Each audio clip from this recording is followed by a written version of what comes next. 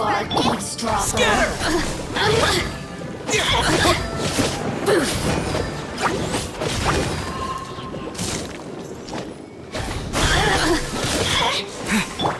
Booba, get them! Blink! Let me amuse myself a little. Leave it up to me. Shower me with prey! Propagate! You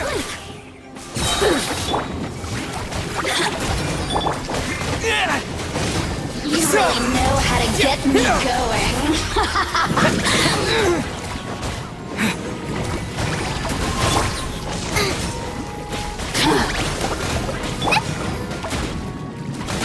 Scatter! The more look at me. Just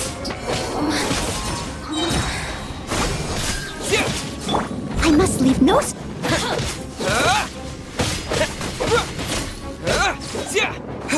I'm the frying pan!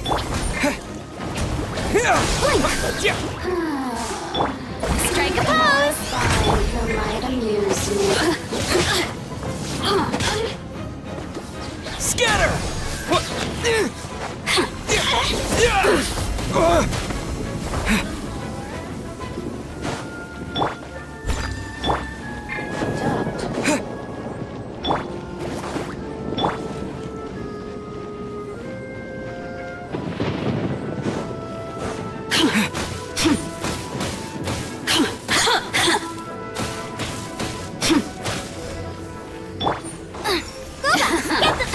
Let me amuse myself.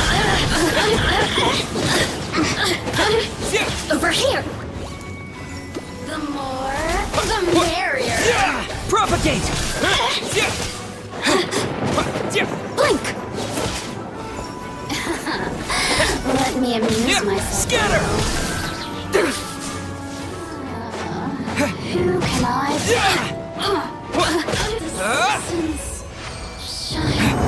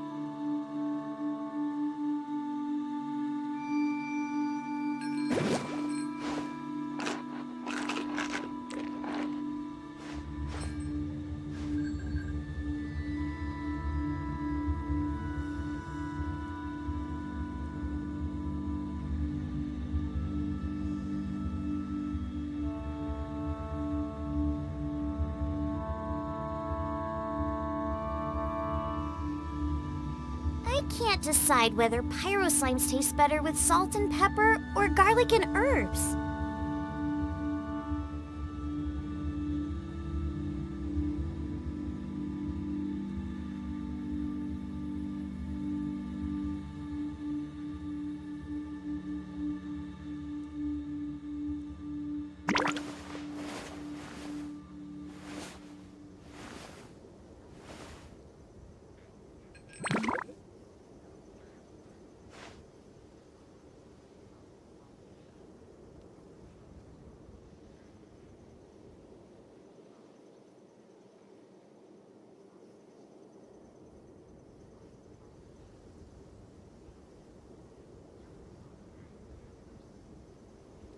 If there's nothing better to do, we could go foraging for ingredients.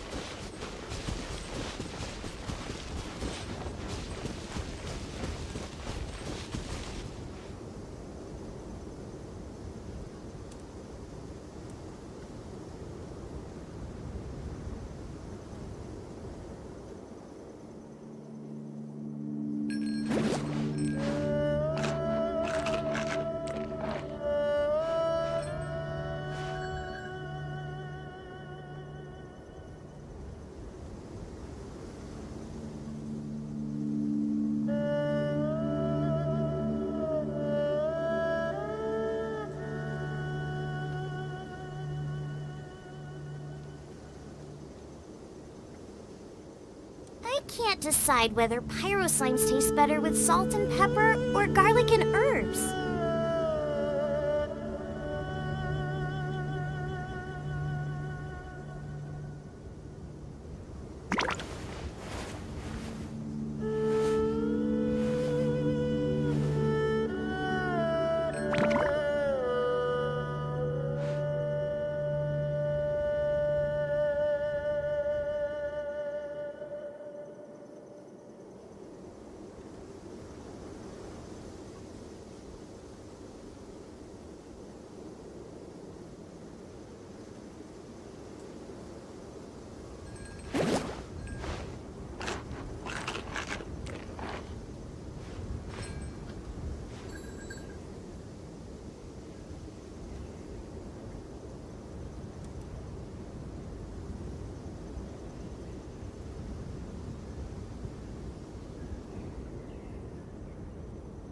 If there's nothing better to do, we could go foraging for ingredients.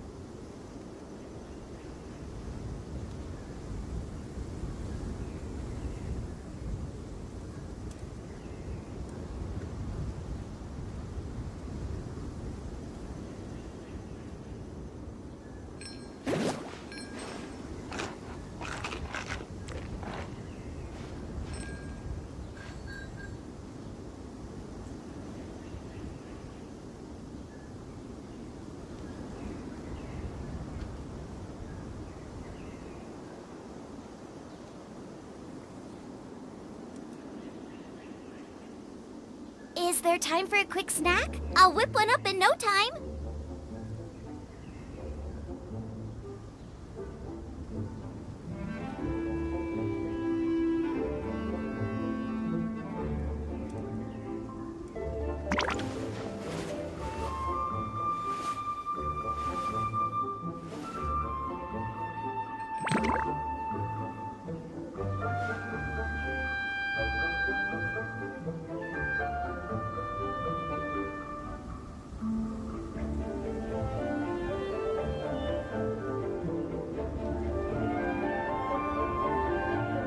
If there's nothing better to do, we could go foraging for ingredients.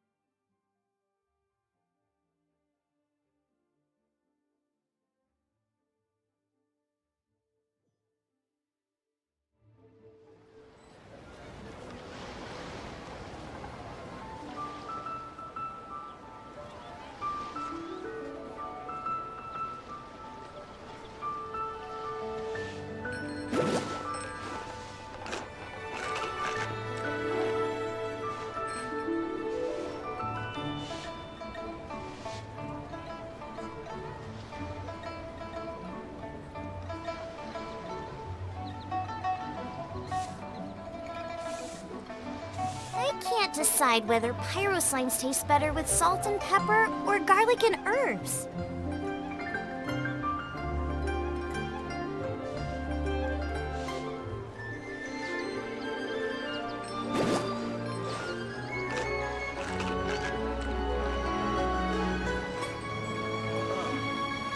What should I try this time?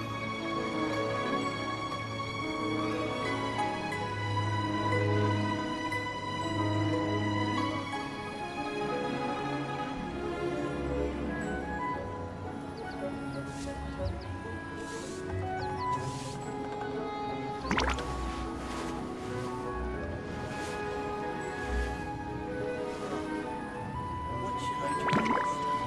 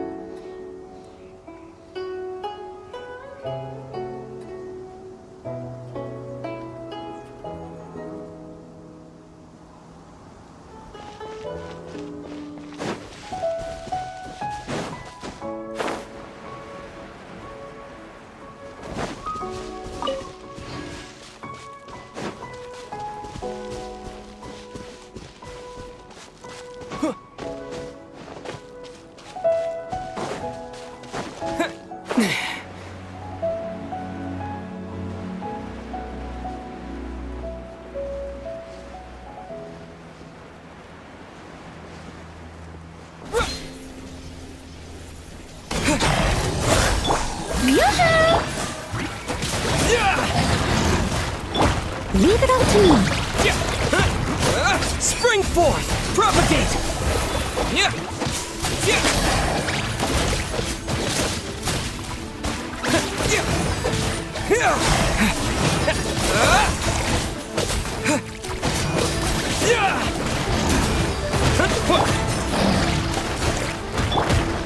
Scatter!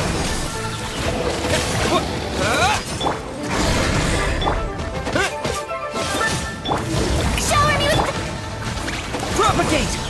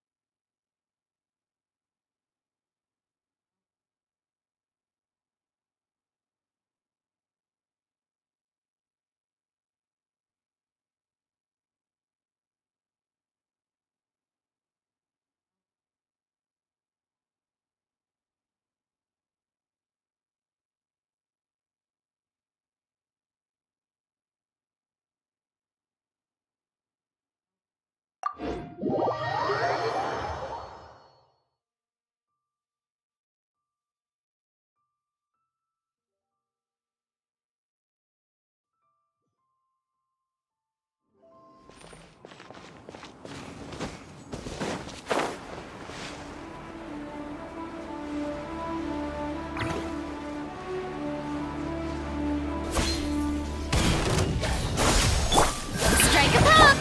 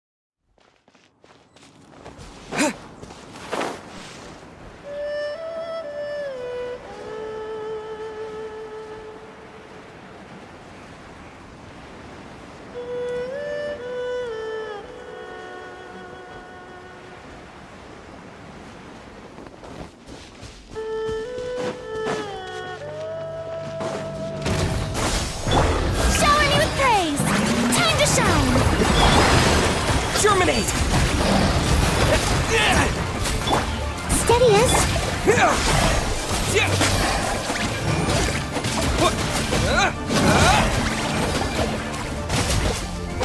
Propagate!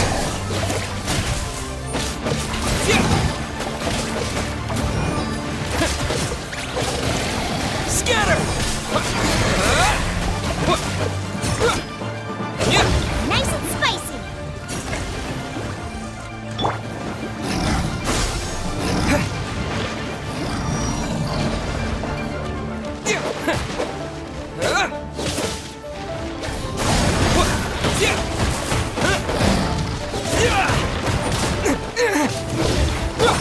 Leave it all to me. Propagate!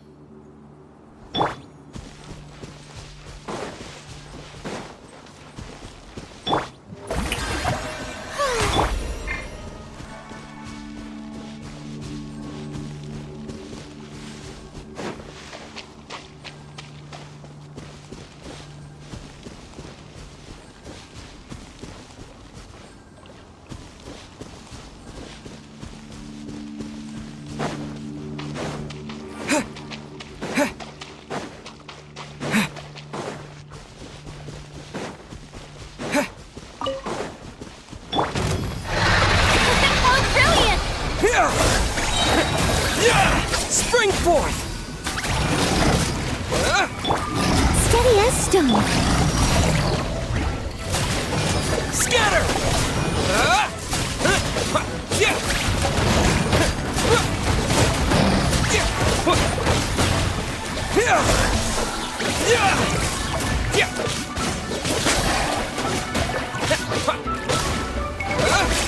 Scatter! I must leave no...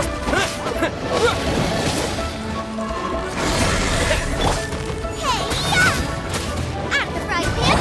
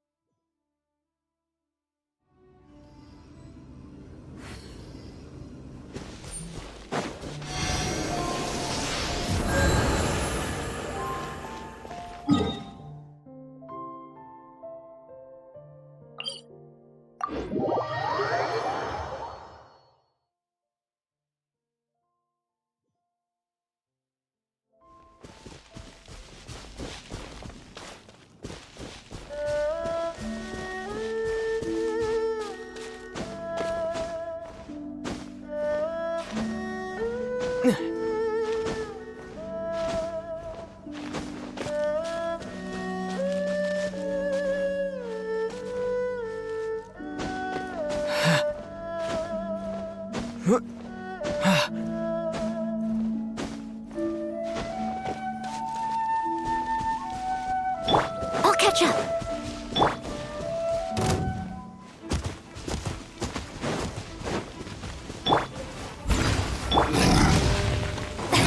Strike a pose. Propagate! Germinate! Boba, get them.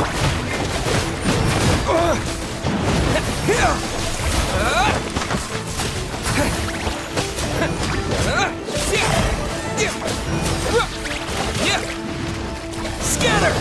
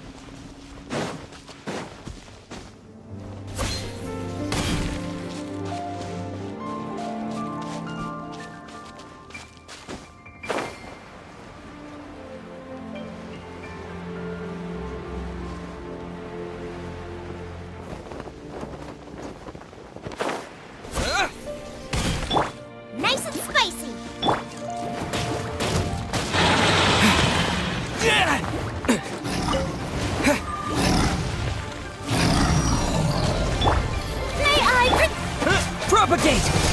Sa!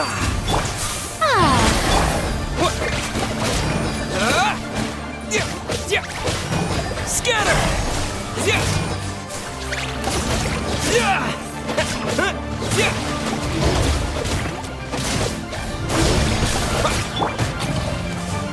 If at first you don't succeed, leave it up. Propagate! Booba, get them!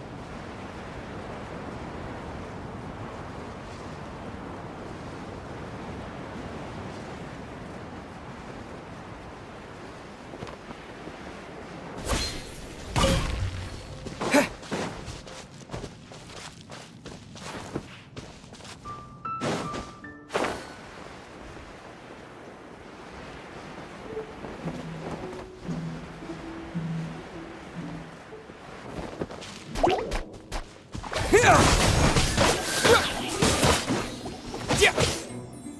Yeah!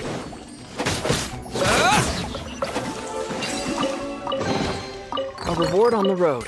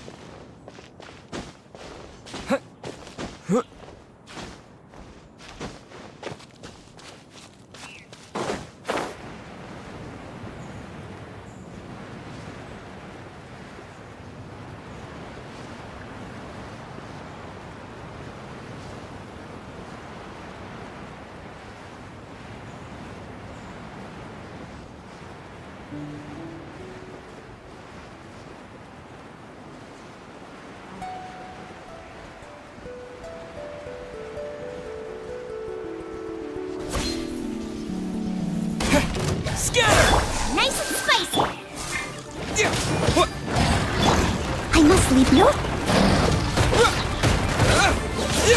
Propagate! Yoo-hoo!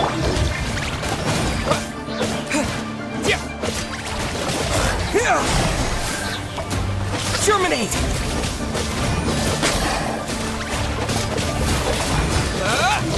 Scatter!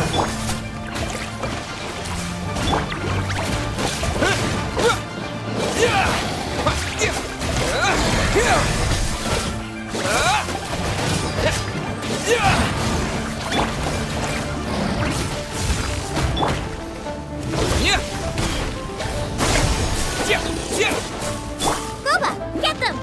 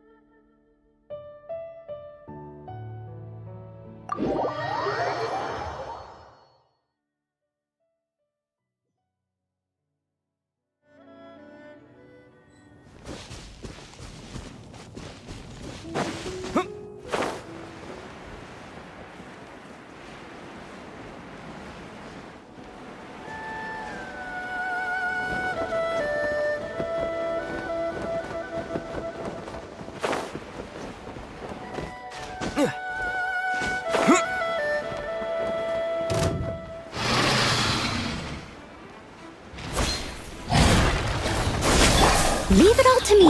Nice and spicy!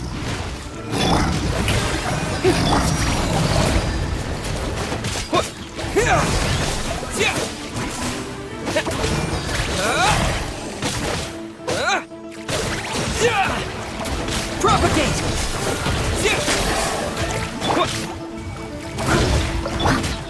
Eat this!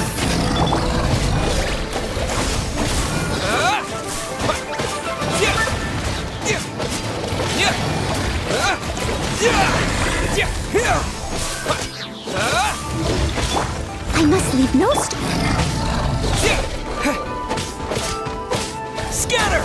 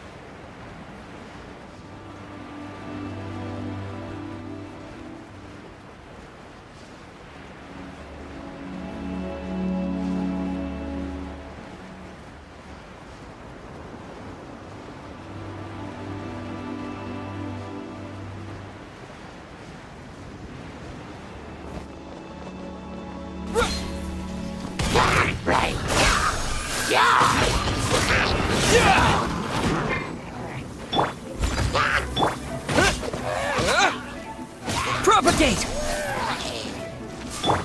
Out of the frying pan, into the fire!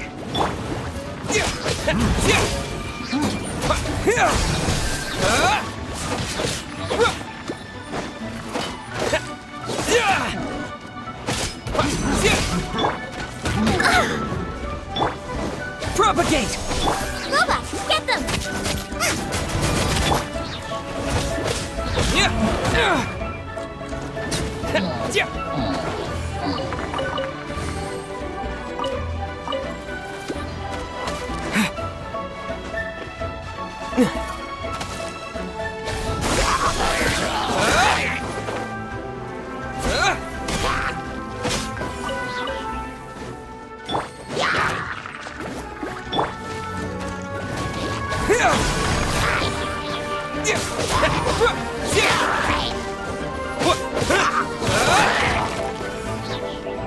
Propagate!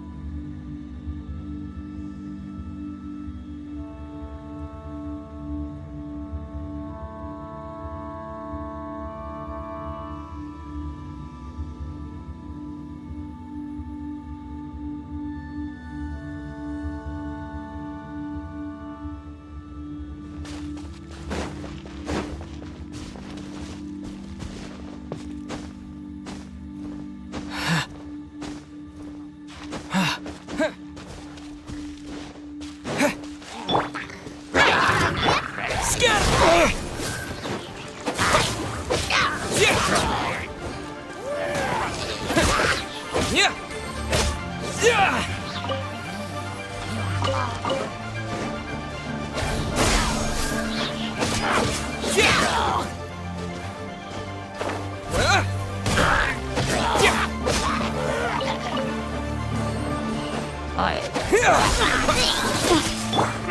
Nice and spicy.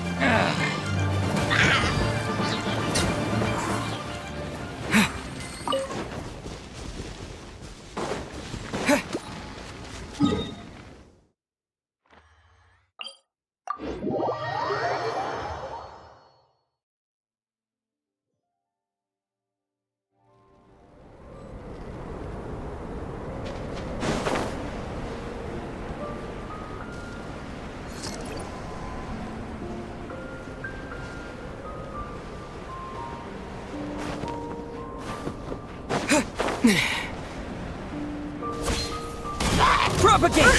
Booba, get them!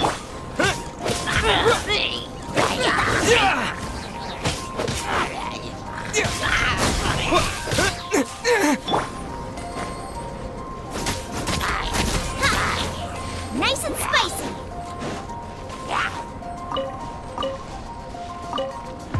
Race you!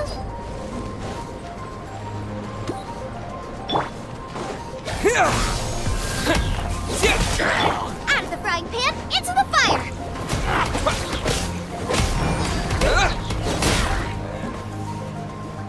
Scatter!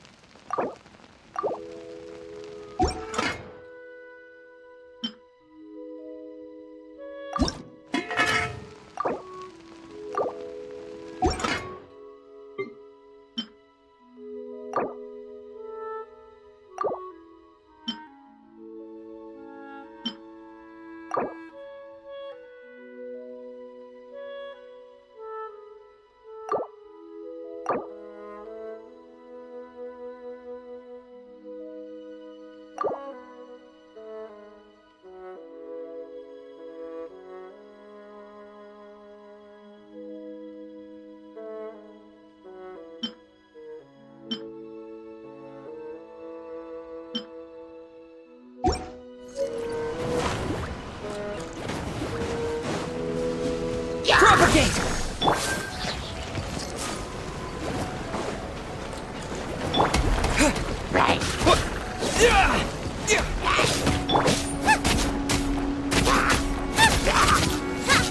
Race you!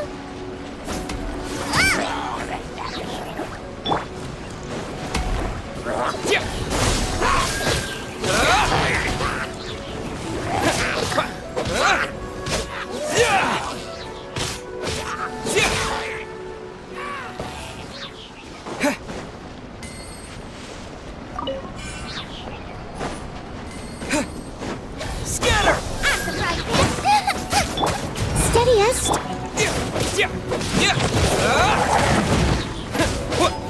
Propagate!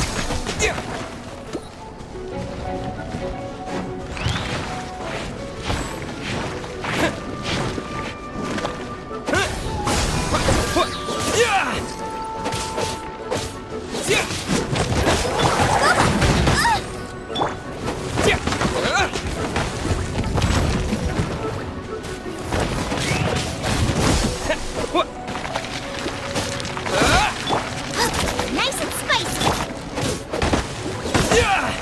Scatter!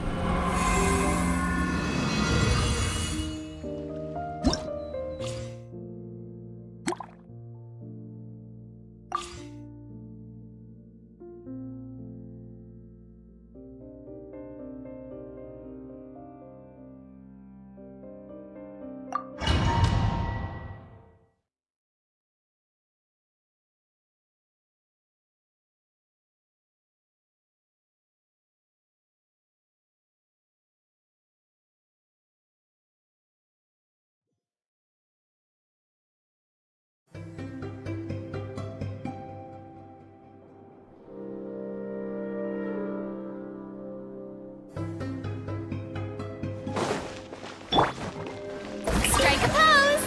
Let the world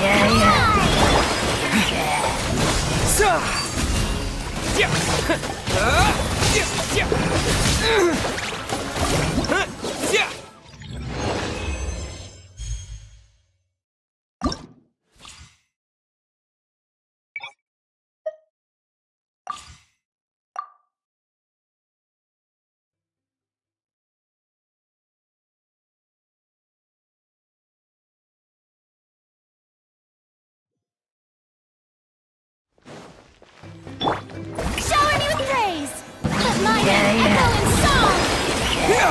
Spring forth!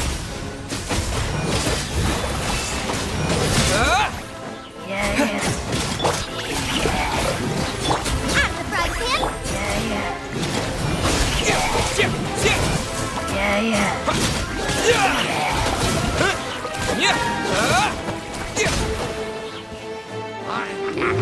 Scatter! Come a little closer. Nice and spicy!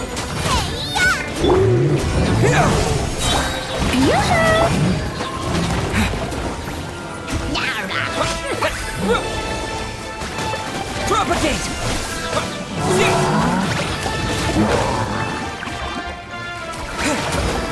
Germinate!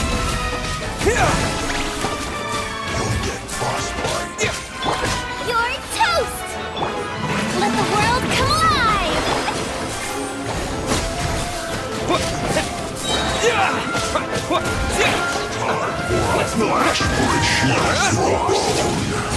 Propagate! Spring forth! This was well done! Booba, get them! You need to hurry up! Scatter! Fry!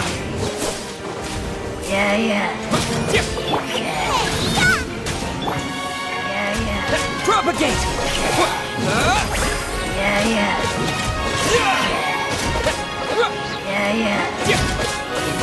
Scatter!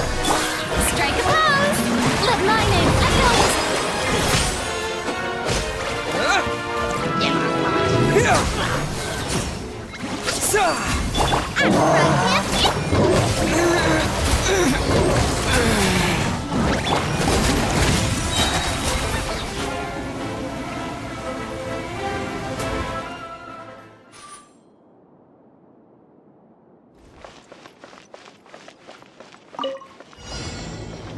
I must leave no stone unturned.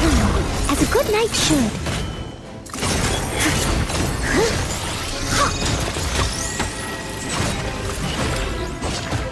Yeah.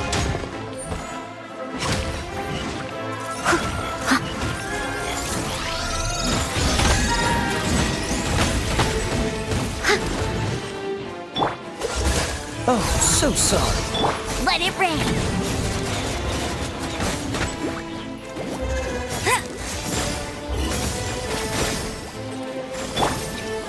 Incinerate!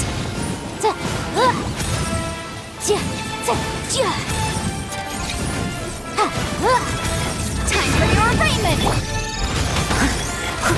Freeze!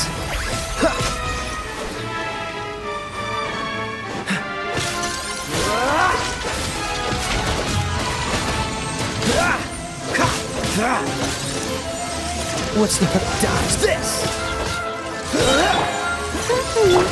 Don't get frostbite.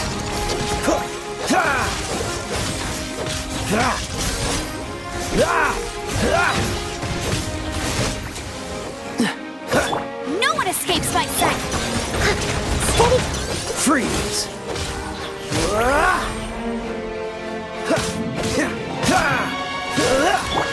Go, Baron! Cool it! This one will be frozen in time. Freeze!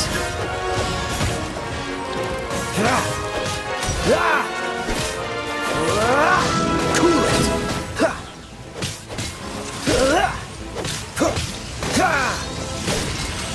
Freeze!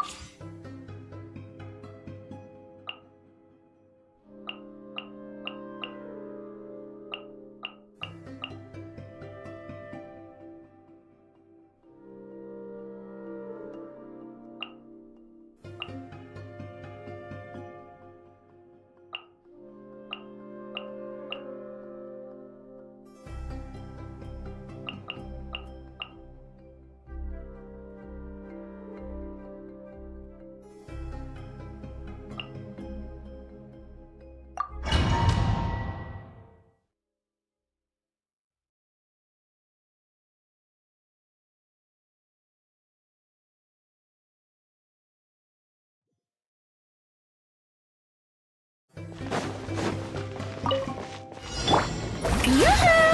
Let the world collide! Surrender and I'll be... Let it rain!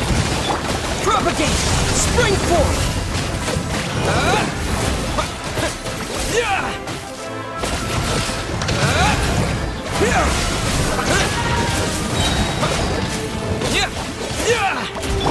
No one escapes my sight! Scatter! Germinate!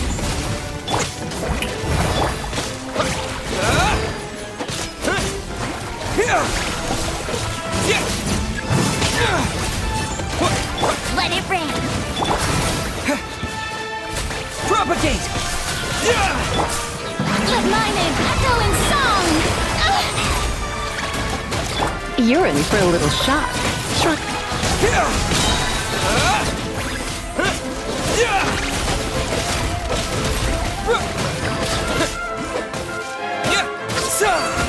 Propagate!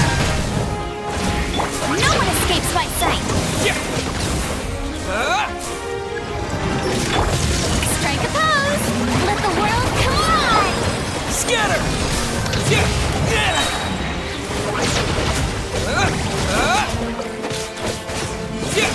Germinate!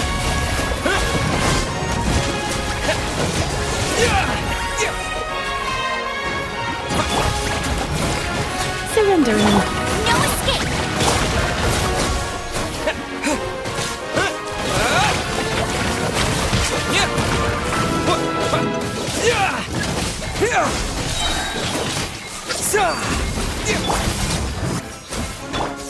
Yoo-hoo! Scatter! Yeah!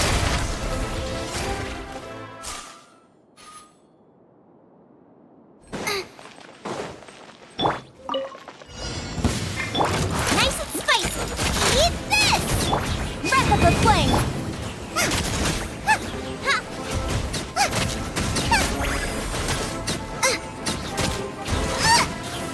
Boba, get them! Leave it all to me. You are Frostbite. You're toast!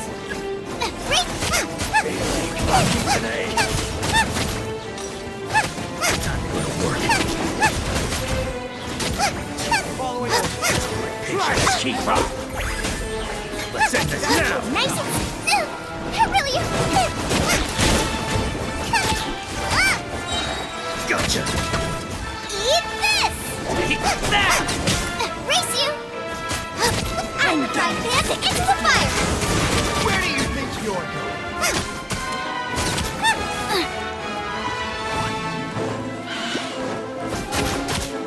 This moment will be frozen in Time for your ring! Nice and spicy!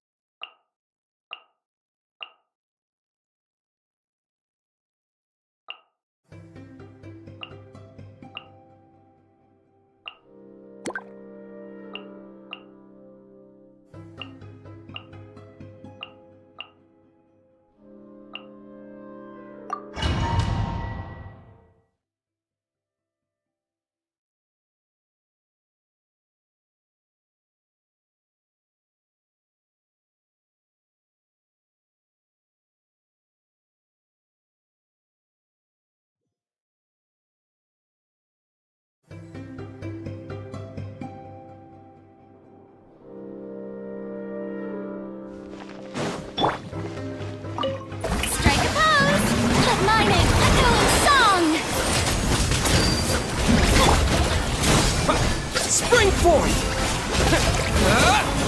Yeah! What? Yeah! Yeah! Here! No one escapes my sight! Yeah! Yeah! Scatter! Let's spark him. Shower me with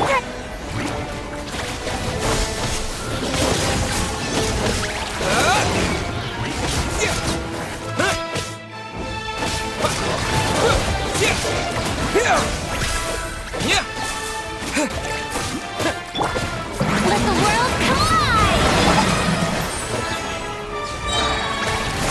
Terminate!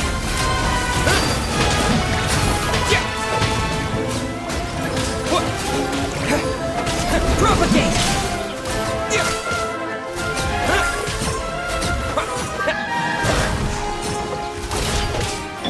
No escape! Scatter! Come a little closer. You're in for a little... Get him! Propagate! This is not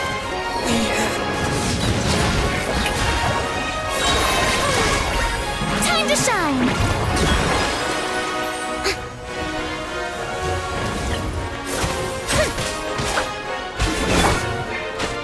Go, go, Baron Bunny!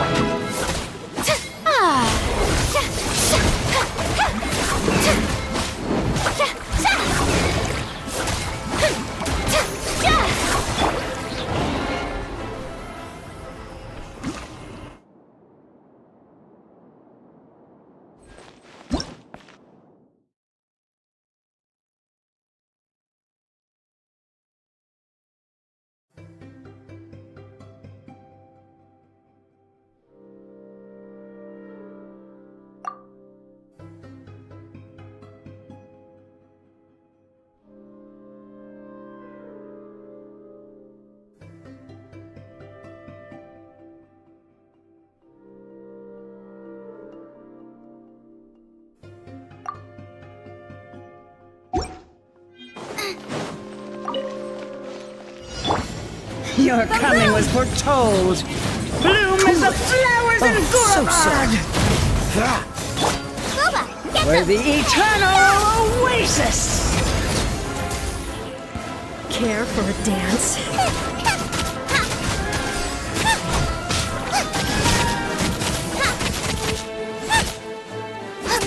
Dance! Finally, some target practice. Fire! Inadmissible evidence!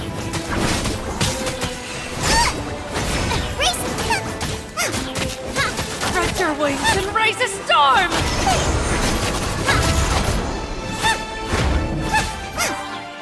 Your journey ends here.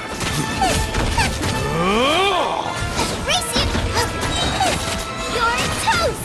Lord of Sand, your sacrifices. Nice and spicy!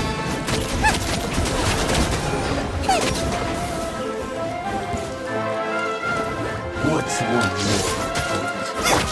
I must leave no... I'm ready.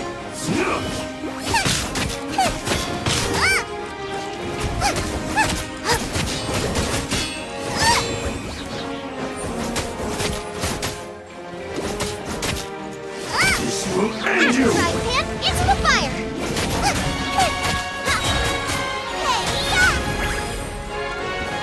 Your coming was foretold. Bloom as the flowers in Gurabad. Care for a dance? Boba, get them!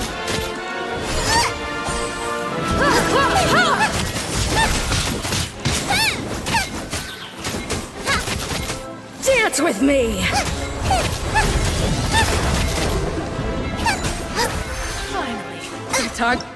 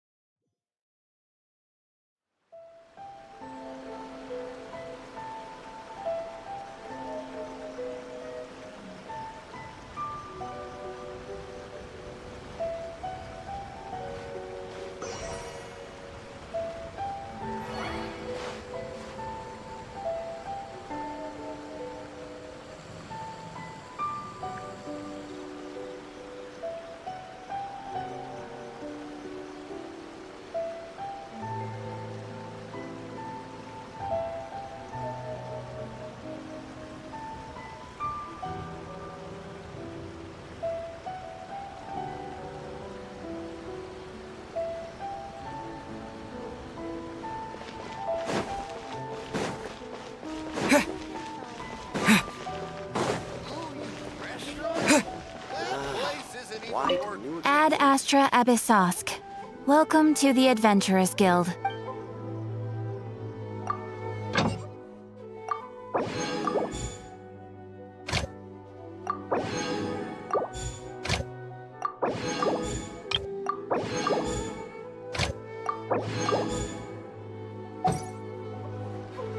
Ad Astra. Thank you for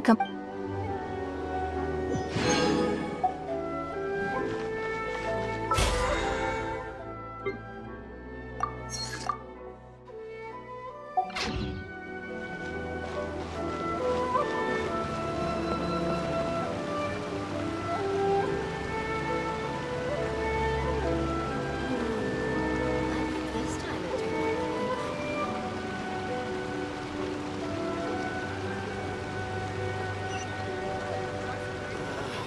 why do these poor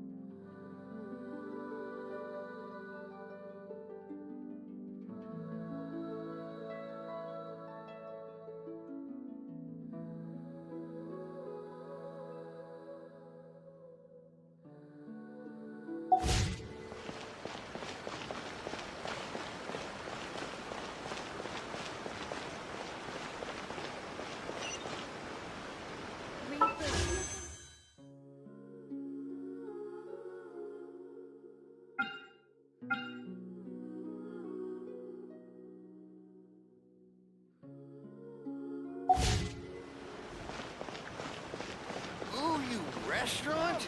That place isn't even worth mentioning.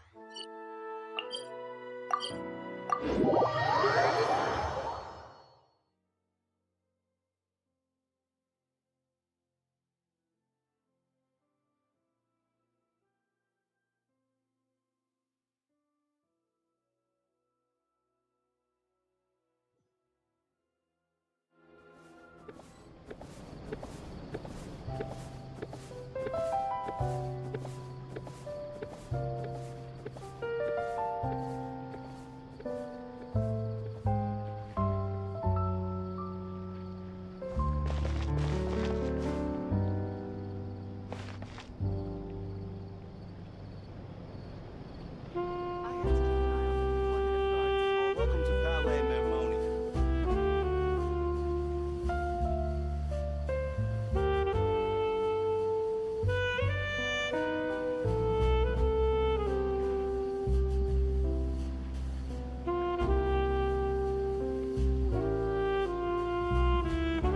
I hope the weather's nice like this tomorrow as well.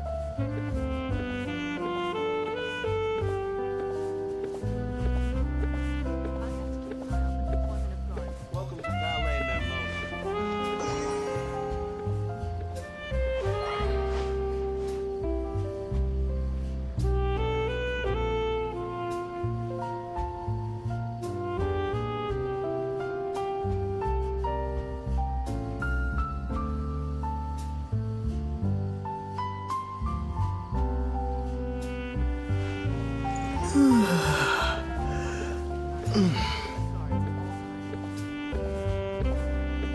Welcome to Palais Mermonia.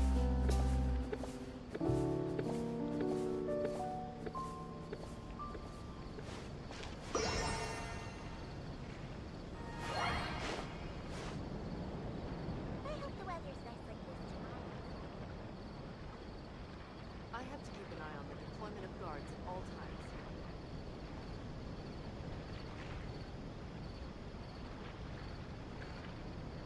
Welcome to Palais Mermonia.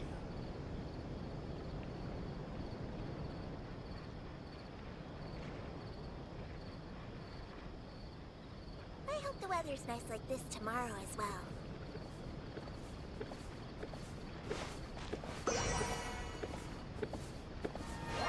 Keep an eye on the deployment of guards at all times. Welcome to Palais Mermonia.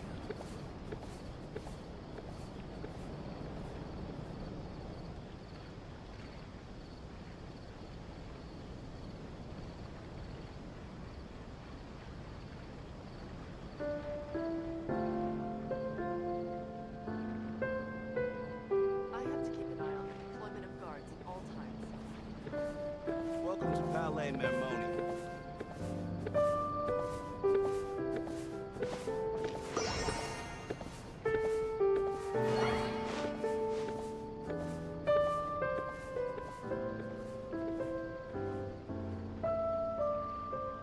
I hope the weather's nice like this tomorrow as well.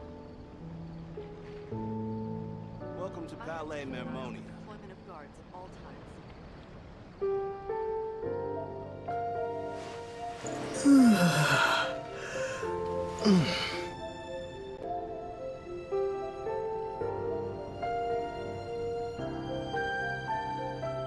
I hope the weather's nice like this tomorrow as well.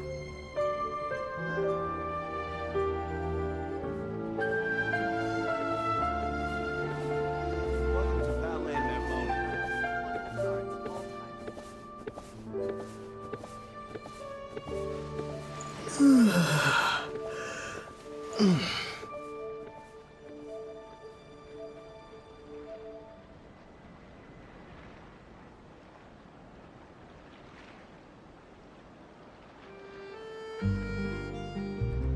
Welcome to Palais Mermonia.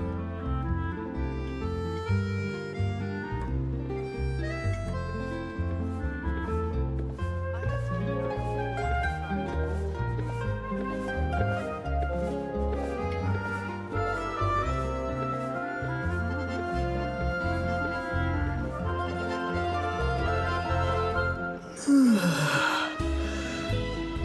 Welcome to Palais Mermonia.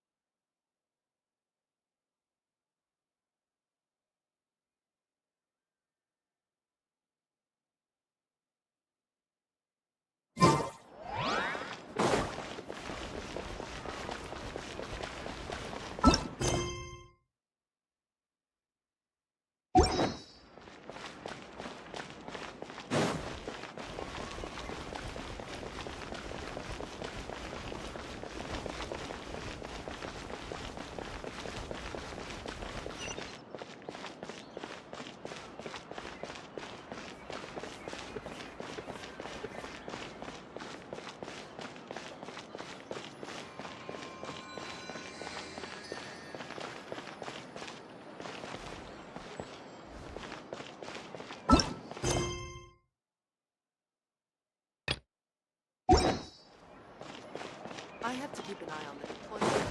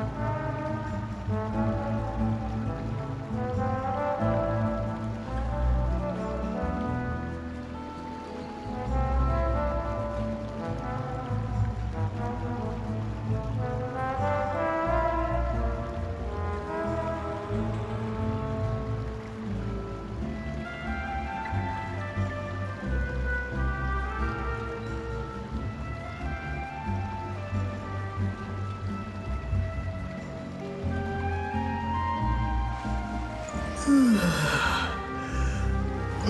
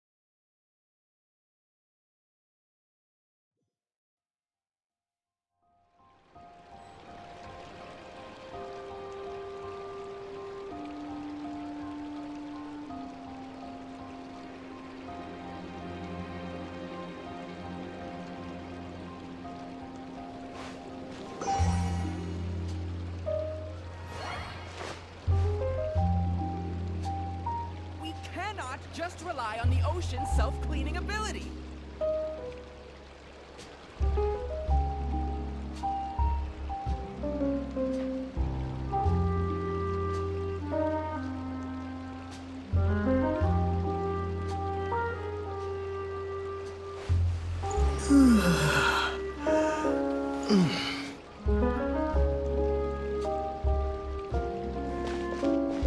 Cannot just rely on the ocean's self-cleaning ability.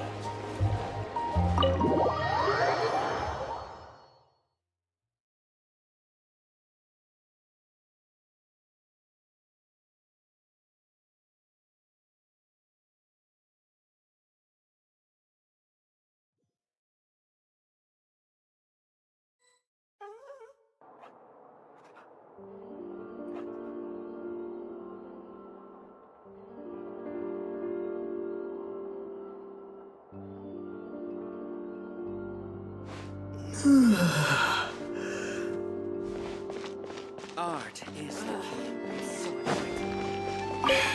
If you want to.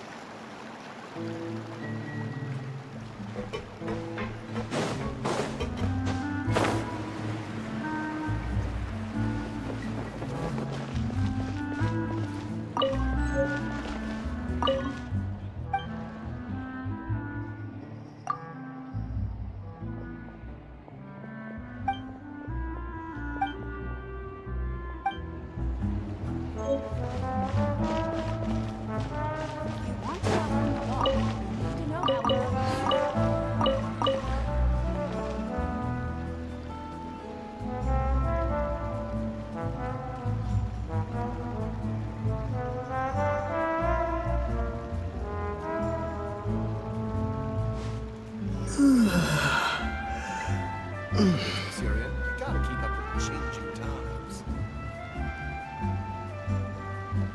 If you want to outrun the law, you need to know how it works.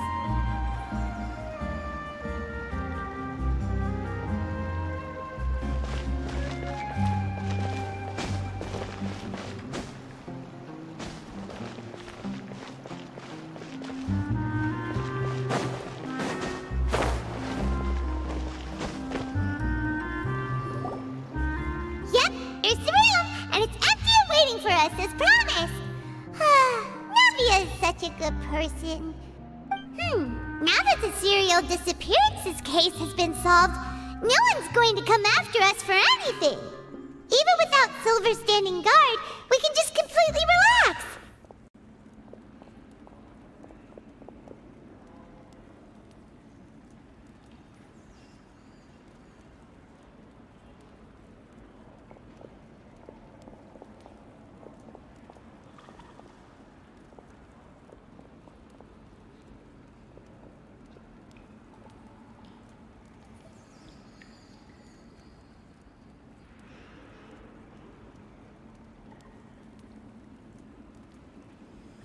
Why don't we stay and rest up here for a while? Even machines in Fontaine need to stop and recharge now and then. Oh, come on! This place isn't that bad. Besides, how often do we get to stay in an actual base? Oh, fine. Remember that detective story Paimon read before? Well, the author is about to release a new book, so Paimon wanted to buy it as soon as it came out and have a quiet place to read it.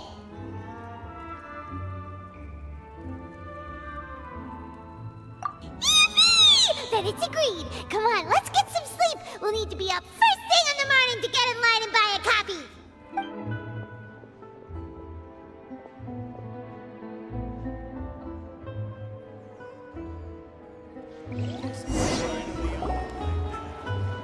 Paimon didn't expect that style at all. Even though it's a detective novel, it's also like a social documentary. Whew. It's actually pretty good. No! Paimon just spends a bit more time sleeping than you, that's all. Excuse me, but do you know if the Traveler and Paimon are lodging here? Huh? Who are you? Paimon doesn't recall seeing you before. Wait, you're not here to give us trouble, are you? A blonde traveler and a chatty little fairy. Whew, looks like I found the place. Good thing I asked the Spina di Rosula. Seems they sent me the right way. Hey, what do you mean by chatty? Paimon's always careful not to talk too much. Most of the time, anyway. It's an honor to meet you both. I was sent from the Palais Mermonia. Monsieur Nourilette wishes to see you. It seems he has something important to discuss in person.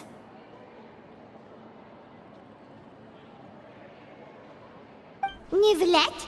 He wants to see us again already? Huh. We talked so much the last time we met. Has something happened since then? I am not privy to the details. It would be best if you came to the Palais Mermonia and asked Monsieur Nourilette in person. If you say so, but Paimon has a bad feeling about this. Now that I've delivered the message, I'll take my leave. Thanks!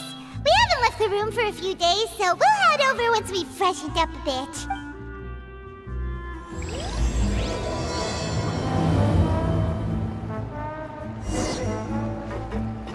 If you want to outrun the law, you need to know how it works.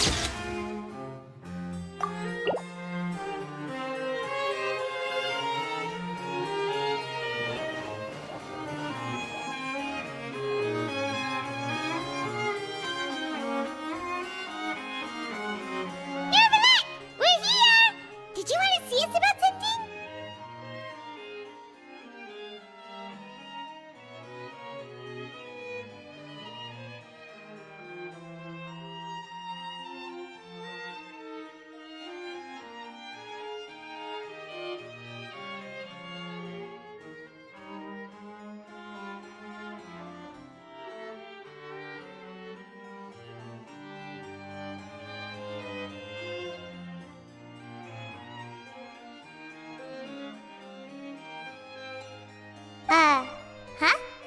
Why were you just standing there? You daydreaming or thinking something over? Yes, I did send someone to fetch you. But as for what I'd like to discuss next, well, I still have some reservations. Given that we've already made the trip here, you should just tell us. Bet you need us to help you with something, right? I do indeed have something I'd like to ask you to do. However, you should wait until after I tell you the details, then decide for yourselves whether you'd like to help or not. The situation is this. If I'm understanding you correctly, the Snezhnayan harbinger known as the Knave has essentially requested a diplomatic meeting with you, correct?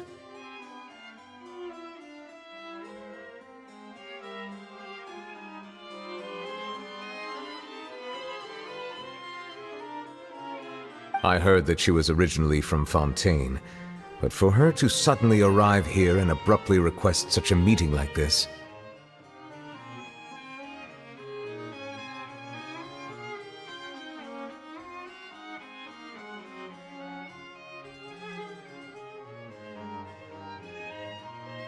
I sincerely advise you to refuse her invitation outright.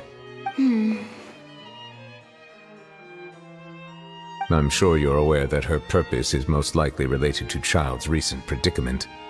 We convicted one of the Snezhnayan harbingers in a court of law, but we have yet to provide any form of detailed report on the matter.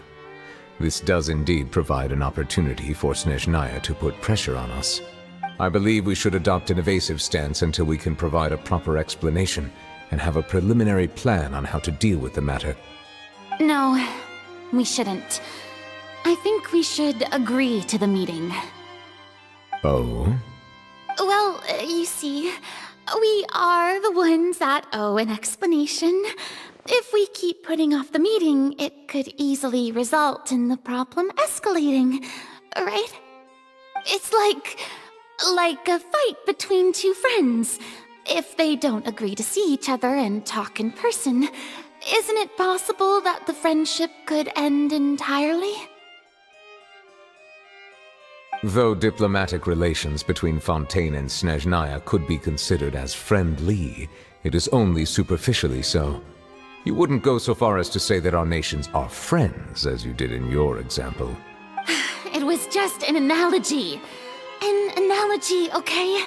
Moreover, even if we were to talk in person, if we don't have sufficient information prepared, it is quite possible the result wouldn't be restored relations, but a complete falling out.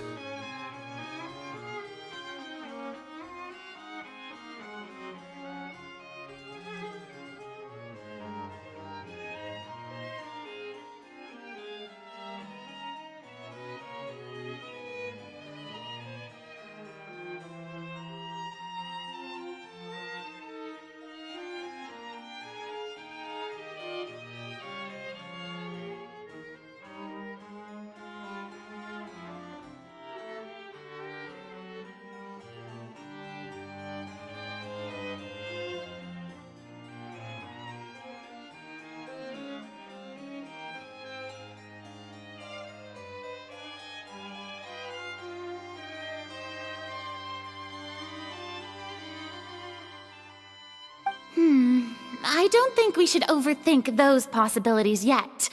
Ahem. Even if the logic of the divine is not immediately apparent, its wisdom will only be revealed with time. Besides, you'll be at the meeting. If any problems do pop up, you'll have no problem navigating them. I must clarify that interacting and communicating with people outside of court is not my cup of tea. It seems you think too much of me. But more importantly, when did I agree to join the meeting with you? You mean you won't come? No, that won't do. I can't go to the meeting alone. You have to accompany me. I must take you with me.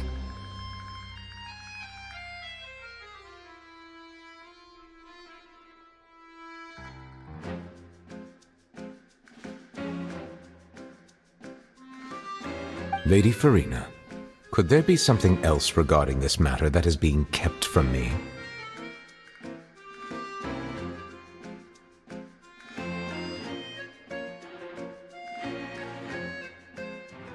No, not at all. Look, I am the Hydro-Archon of Fontaine, Focalor, the god of justice who is loved and adored by many.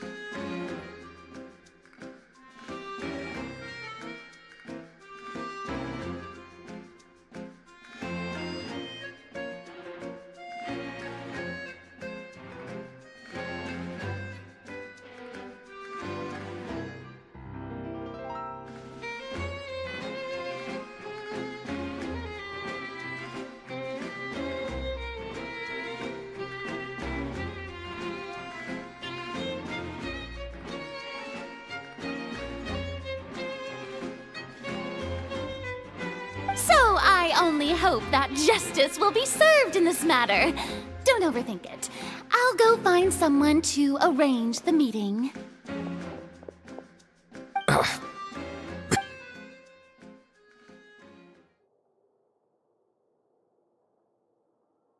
Though it could officially be considered a diplomatic conference, I prefer to see our meeting today as an ordinary tea party. I assume you see it the same way, Miss Farina?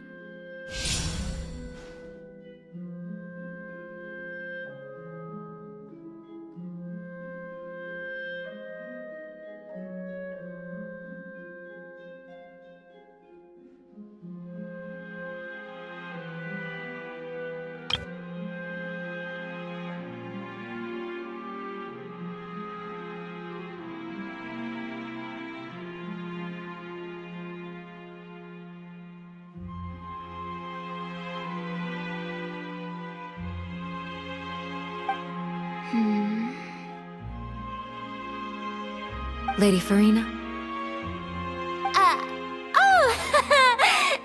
Yes, that's right. Just like you said, a tea party. I should thank you for providing the pastries. They look delectable. To make this tea party even more lively, I've invited someone else to join us today. It's a pleasure to meet you, Monsieur Neuvillette. I was born in Fontaine, so naturally, there's no need to introduce the nation's revered Eudex to me. Hello. The pleasure is also mine. First, I would like to thank the two of you.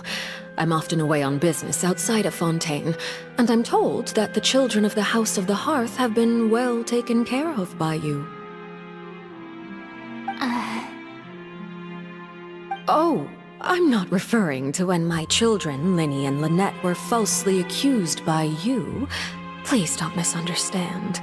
The children of the House of the Hearth are often misunderstood, perhaps due to the reputation of the Fatui.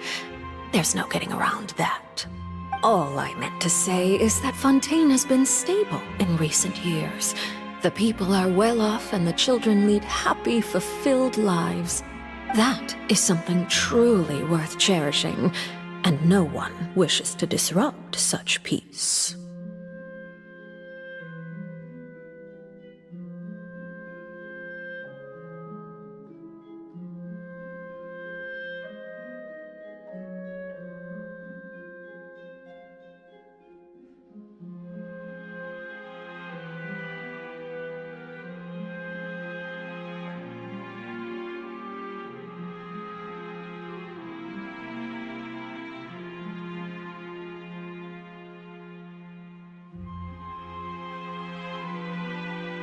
Now then, you have come regarding the matter of child, correct? Well, yes. It appears the ever-busy Eudex Neuvillette doesn't wish to waste time with diplomatic pleasantries, and hopes that we can get straight to the point of our talk. Yes, as you surmised, understanding child's situation is indeed one of the goals of this trip. As we are both diplomats from Snezhnaya, as well as Fatui harbingers, Child and I have always been colleagues. Were anything to happen in Fontaine, each of us would serve as the other's attorney to resolve the issue. So now, in my capacity as his attorney, I request that Child be turned over to Snezhnaya. We have a responsibility to cooperate with Fontaine and resolve what has happened to him together. The rules governing attorneys only apply before a trial has concluded. Since a verdict has already been rendered, we see the case as settled. I apologize for being unable to grant your request. An outright refusal. Very well.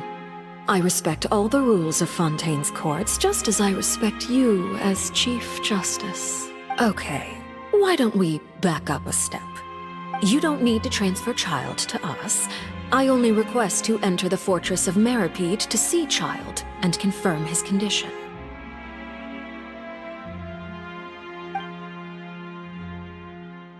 It's not like you couldn't even manage to fulfill a simple request like that. Right, Miss Farina?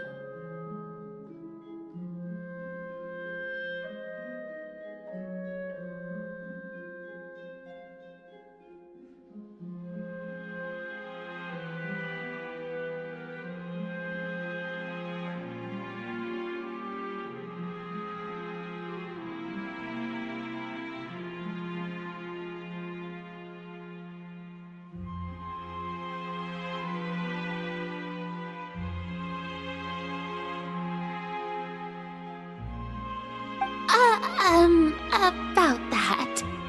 The Fortress of Meripede has always been completely autonomous. Even we have no authority to interfere there, and diplomatic issues do not suffice as an excuse.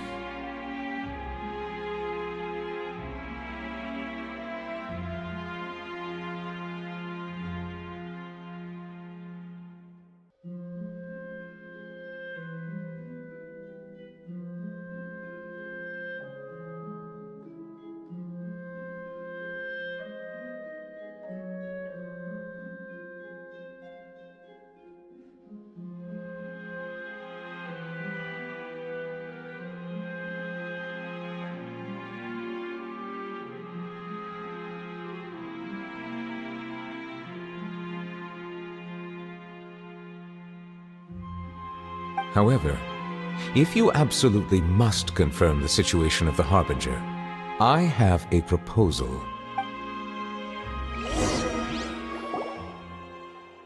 The knave showed up already? Well, Linny did say that father will be returning soon. We didn't even know that Lenny was from the House of the Hearth at the time, so we kinda overlooked that information. Yes, thank you for your kind advice. I'm well aware of the situation. I also noticed that Lady Farina acts a little odd and unnatural whenever I bring up matters related to the Knave. Could the Knave be threatening Lady Farina or something? If that were the case, then why wouldn't Lady Farina inform me? And what means could the Knave possibly have to twist the arm of an archon? So maybe that's not very likely. Even though Farina can act a little weird at times, she's still an archon. In reality, this problem is even more thorny than it appears. According to reports from the fortress of Meropide, Child recently disappeared under mysterious circumstances. The details are still unclear. We cannot rule out an escape, but there have also been no reports of him outside of the fortress of Meropide. Special guards oversee the fortress, and its internal systems are extensive. Combined with the special characteristics of the surrounding terrain, an escape should not be possible. I suspect that there's something else behind Child's disappearance.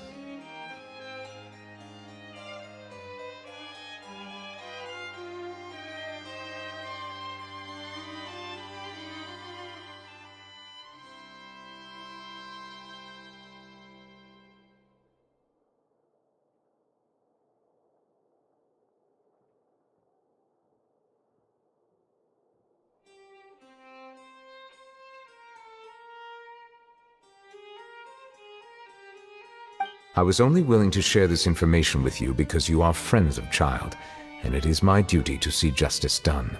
So this is what you wanted to see us about before? Yes. I would like you to go to the fortress of Meropide and investigate Child's disappearance. This was my proposal during our meeting with the Knave. Rather than allowing her to intervene, I offered to send someone to find out about Child's situation and report back to her in detail.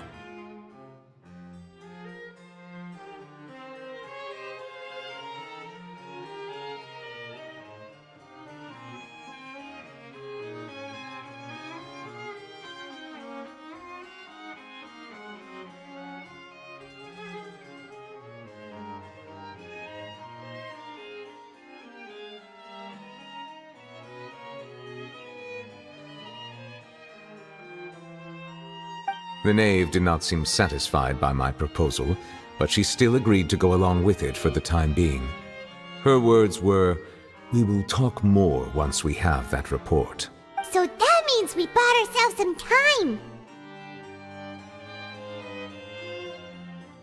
Firstly, you're already acquainted with Child. Your eyes may discern relevant details there that others would miss. And secondly, is the consideration of the unique nature of the fortress of Meropide. Isn't it just Fontaine's prison? I would not define it so crudely. The fortress of Meropide is not affiliated with the court system of Fontaine on paper. It has always existed as an autonomous entity. Early in Fontaine's history, criminals were punished with exile, not imprisonment. Even today, sentences against convicted criminals still include exile, just as before. The fortress of Meropide may seem like a prison, but it should in fact be regarded as a gathering place for exiles. All we do is dispatch guards to keep watch and help maintain security, but we have no right to get involved with any other matters. Although I do have a personal relationship with the administrator there, neither myself nor the courts have the right to be directly involved with the investigation, no matter how serious the grounds. Oh, Paimon gets it now! That's why you need us to conduct our own investigation as a third party, right? Correct. I will arrange false charges against you so that you may secretly investigate inside the fortress during your detention. This will save us a lot of unnecessary trouble. So, are you two willing to accept my proposal?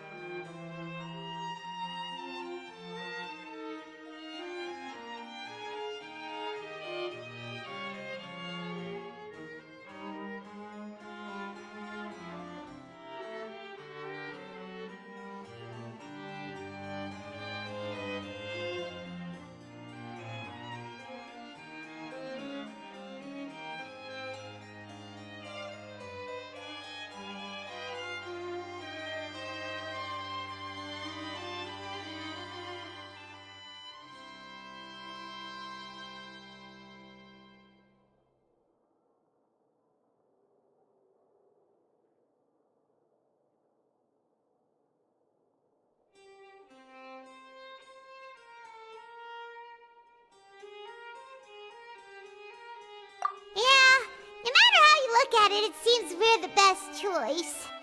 Alright, we hereby accept this difficult task. Reluctantly.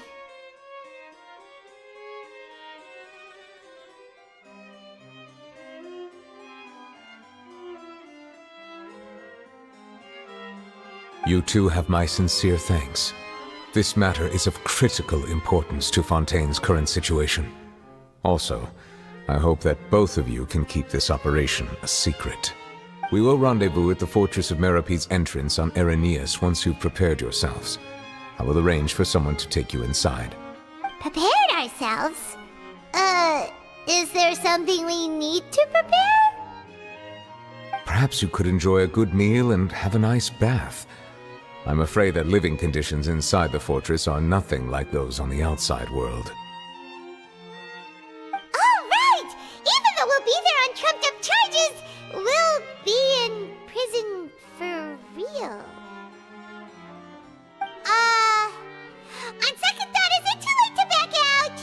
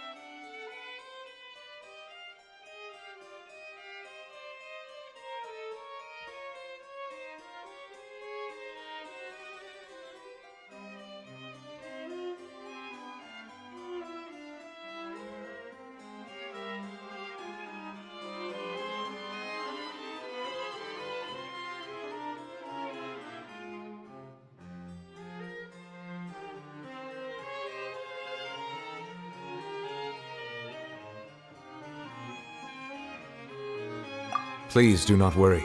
Since you are sacrificing both your time and quality of life for the sake of delivering this report, you will be compensated according to the highest standards permitted to legal staff, regardless of the outcome.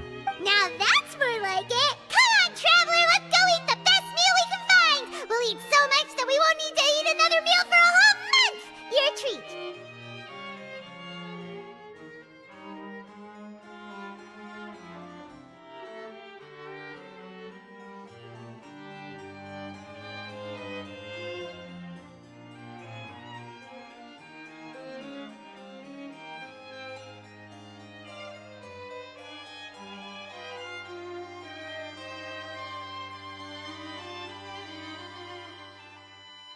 Are you leaving now? In that case, please take this cake as a token of my personal gratitude.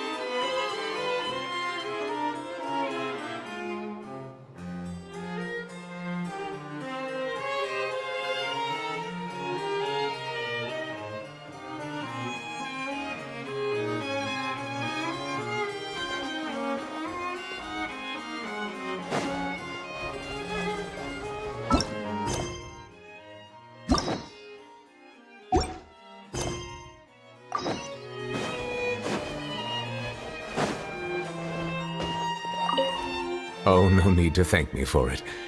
Just be sure to enjoy it.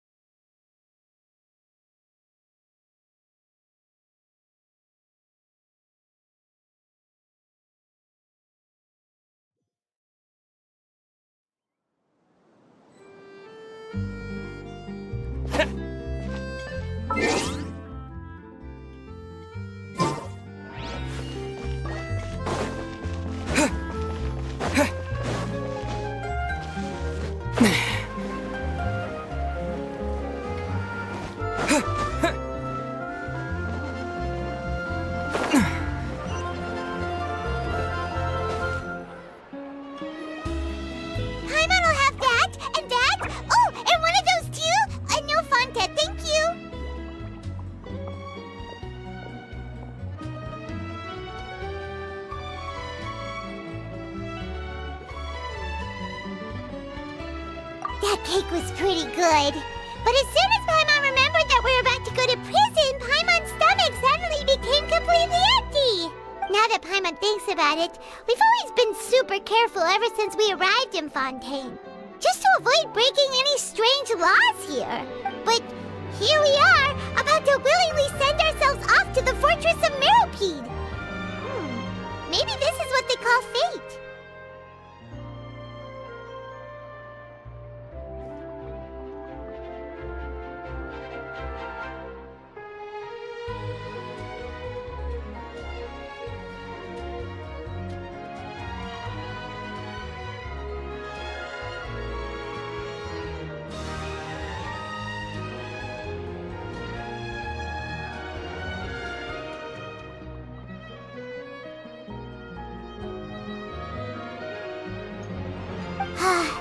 Let's just try our best to investigate everything quickly once we get there.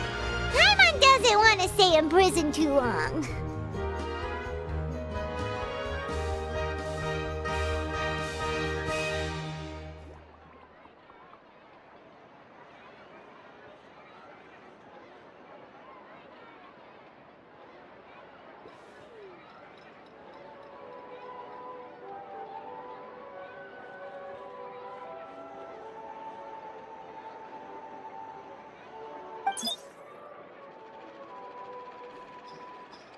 Oh, what is that I hear? Is it the taste of a breaking story?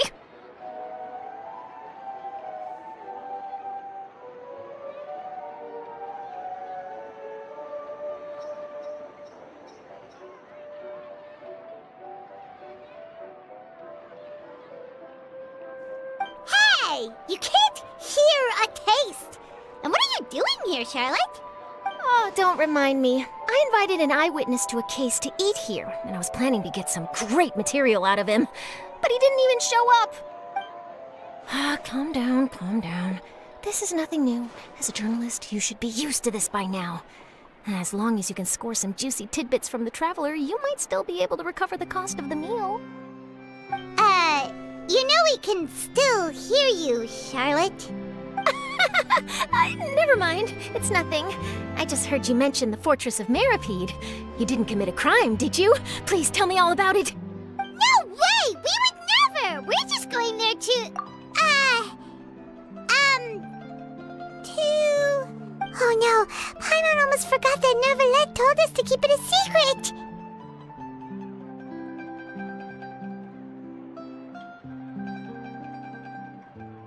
Huh? You're being arrested for that?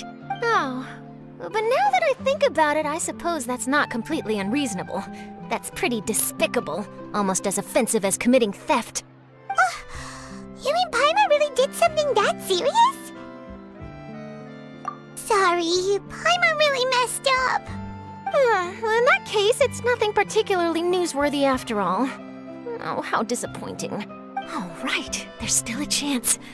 Since you're going to be at the Fortress of Meropide, would you be willing to help me gather some material for a story? About that, Paimon doesn't think we'll have any time. Oh, it's nothing difficult. All you have to do is think of a way to get some time face-to-face with the warden of the fortress.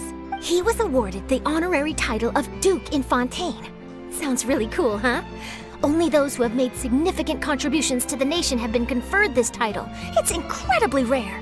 On top of that, the Fortress of Meropide has never been under the jurisdiction of the courts. Practically nobody, including journalists like me, knows anything about the person in charge there. Oh, if I could write an exclusive article about him, I bet it would sell a boatload of papers. You make it sound easy, but it really depends. Of course, I wouldn't ask you to do it for free, so this meal is on me. All right, you got a deal. We'll do anything you want. Then it's settled. The food should be here any second, right? Huh? Wait, just how much did you order?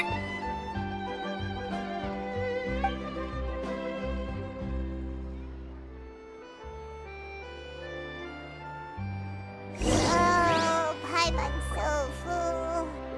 Well, guess we have nothing to regret now, so let's get going. I had no idea you could eat so much. That didn't go according to plan. Please, please, don't forget about the material for my news article.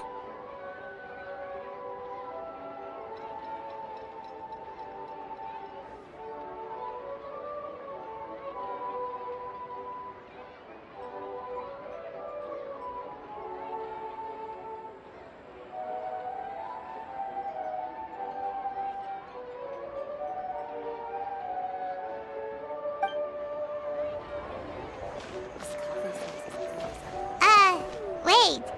Paimon just said something really ominous, didn't she?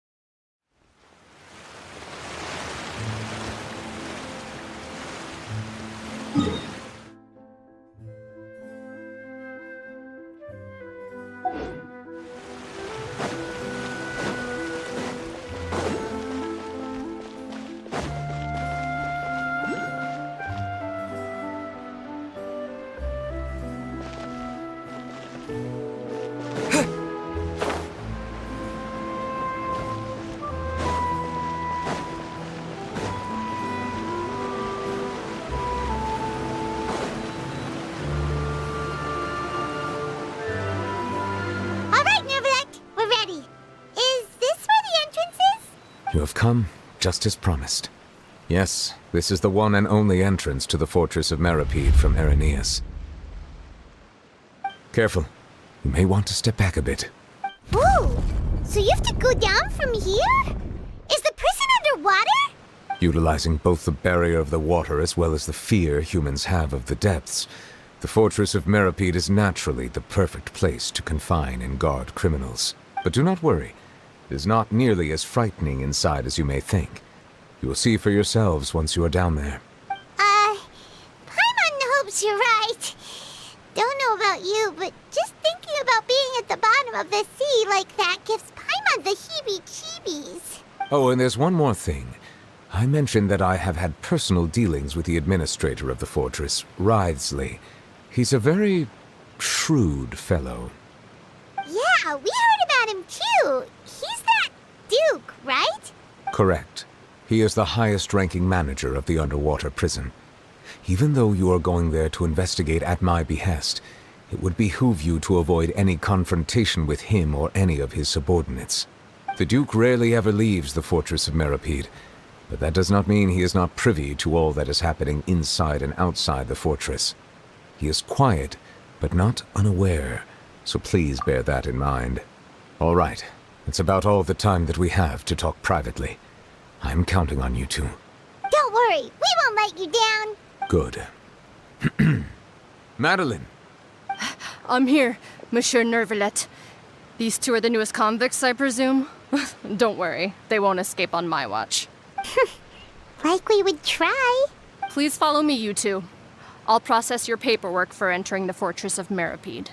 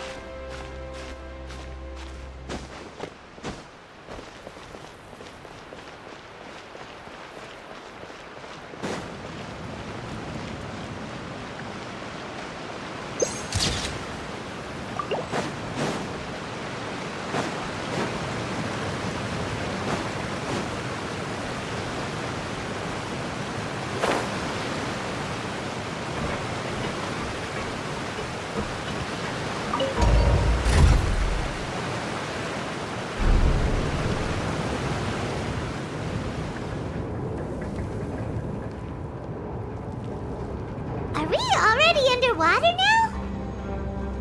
Huh. So this is what it feels like to be a criminal in Fontaine.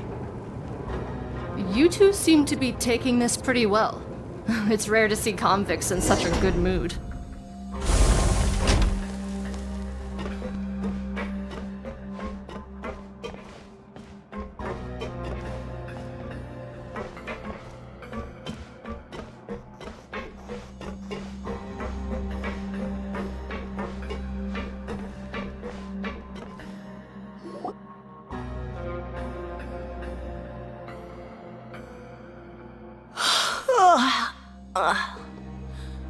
Oh, it's you, Madeline.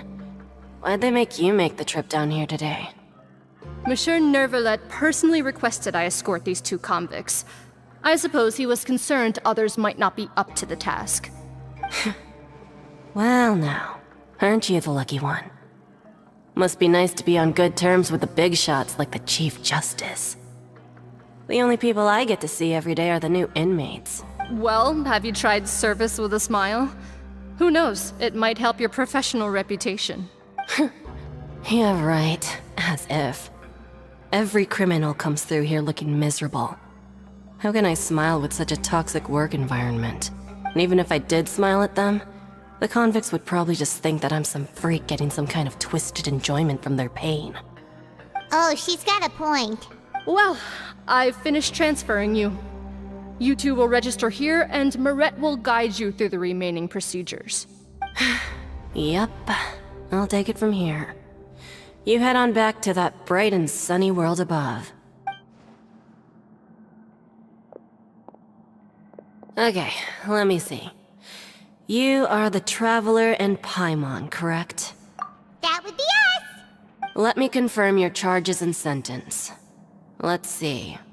You two are charged with Eating a cake specially prepared for the Archon by a Snezhnayan envoy without the Archon's permission, thereby incapacitating the political center of Fontaine for a brief period. Sentence: 45 days?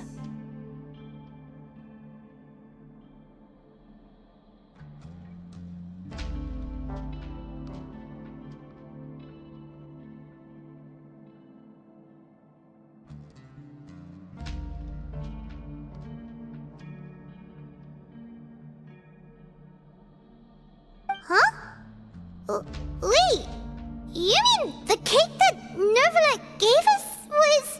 Just looking at the charges, it seems you two are capable of causing some serious trouble. And considering how fond Lady Furina is of sweets, this crime is tantamount to trying to assassinate the Hydro Archon herself. Now I've seen everything. Anyway, we still need to finish processing you before you can enter the Fortress of Meripede. Please stand in front of the board over there. I'll take your mugshots with my camera. Oh, all right. But be sure to catch Paimon's good side.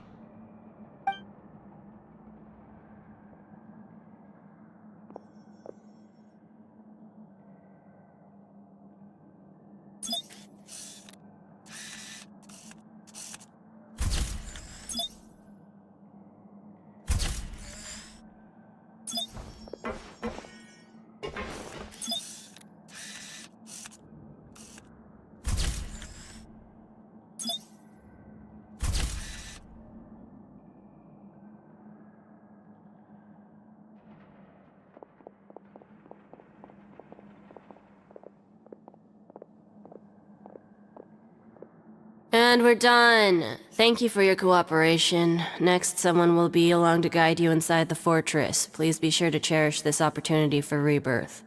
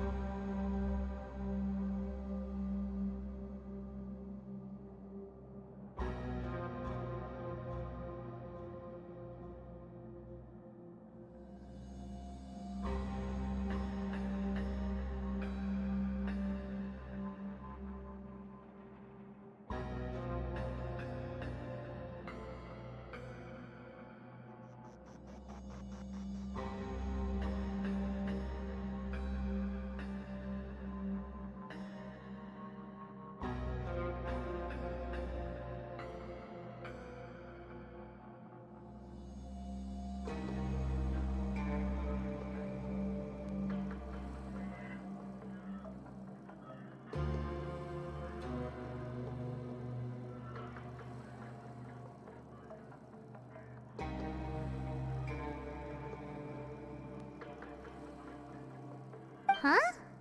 Rebirth? Isn't that a little much? We're only gonna be here for 45 days! You two are the new inmates, right? Follow me. Oh, okay! Paimon is Paimon and this is the Traveler! Save it. Not like I'll remember your names. Move it.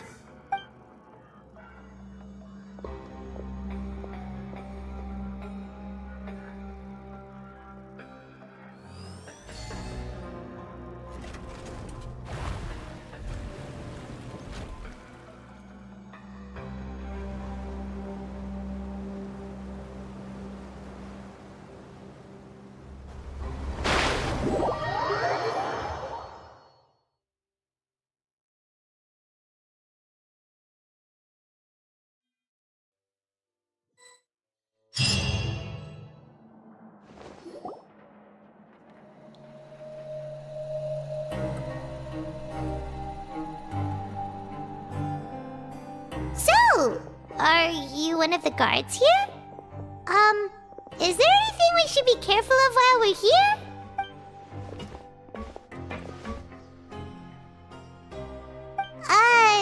Did Paimon already ask something she wasn't supposed to? Why should I tell you anything? What's in it for me?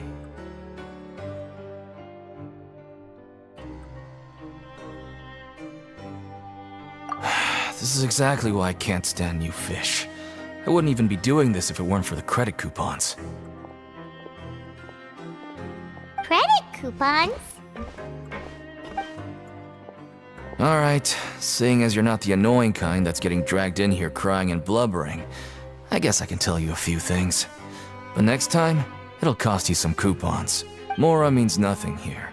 Here, we use credit coupons. Coupons can get you almost anything in the Fortress of Meripede. Desires? Fulfilled. You want power? No problem.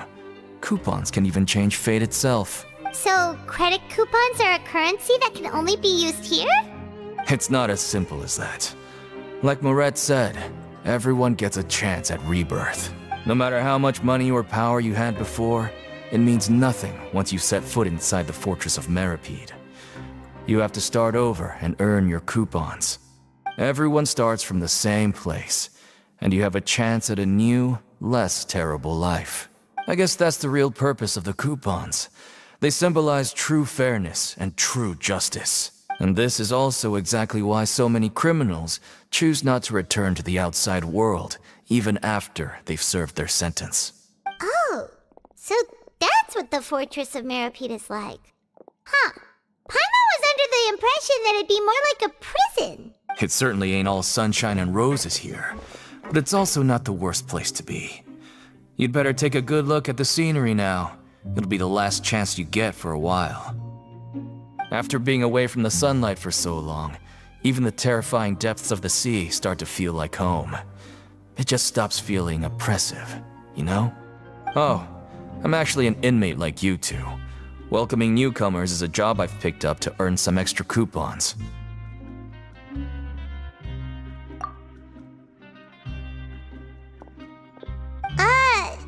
Why aren't you answering us again? I've told you enough for free. Any more info is gonna cost you. So all you care about is Mora! Wait, no. Coupons? Almost there. It's down through here. Your turn to give it a try.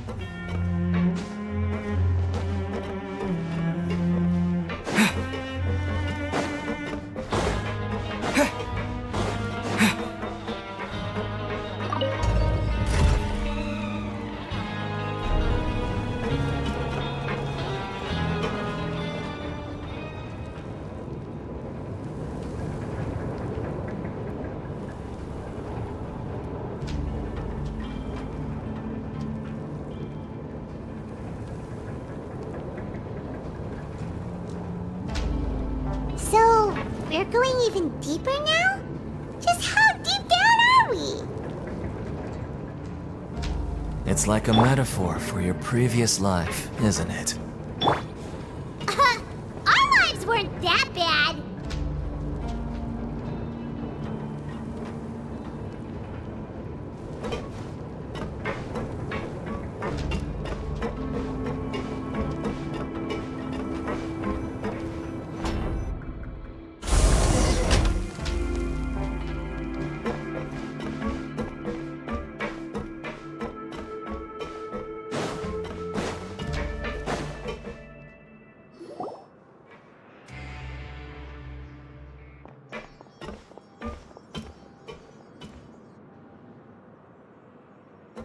So this is the actual entrance to the Fortress of Meripede? Huh. It looks like there are other new arrivals, too. Oh, they sure don't look happy. Maybe we look too relaxed for fresh convicts. Oh, right. We're on someone else's territory now. We need to think of a good way to act like criminals to get by. If we're discovered, even Neuvillette might not be able to rescue us. Hey! Don't scare Paimon! Oh, Paimon's not ready for all this! Look, I don't really know you, and I have no idea what kind of crime you committed, but... You wouldn't have happened to anger someone important, did you? Someone important? Paimon doesn't think so. Wait! Wait, why are you suddenly trying to talk to us now? Now's not the time to worry about that. Anyway, it's over there, so you just go on over there by yourselves. I've done my job, so good luck. What was that all about? Wait a second. Are there usually so many garter mechs around here? They're already onto us? Prisoners numbers 7459 and 7560. Welcome. Oh, no need to be anxious. These Gardamex aren't here to attack you. In fact, they're here as your honor guard. When I heard that you were friends of Monsieur Neuvillette, I had the Gardamex come and wait in formation. Wait, you know about our connection with Neuvillette? The seafloor isn't as cut off from the world as you might imagine. However, I'm afraid that I know nothing more than that you are friends of the Udex. And as you can see, committing a crime means being sentenced here, even if you're friends with the Chief Justice. Quite fair. The Duke! Greetings, Your Grace. Lovely weather today, isn't it? Oh, greetings, my good fellow. Well, I'm willing to imagine that the weather is as good outside the sea as you say it is. How great it would have been if only the Fortress of Meripede had been built on the coast, huh? It would have been so convenient to enjoy a nice chat in the sunshine. My profuse apologies. I just got so nervous when I saw you, So this is the Duke. He sure looks a lot younger than Paimon imagined. The Traveler and Paimon, correct? Mr. Deacon here was responsible for your welcome. I trust you were satisfied with his guidance?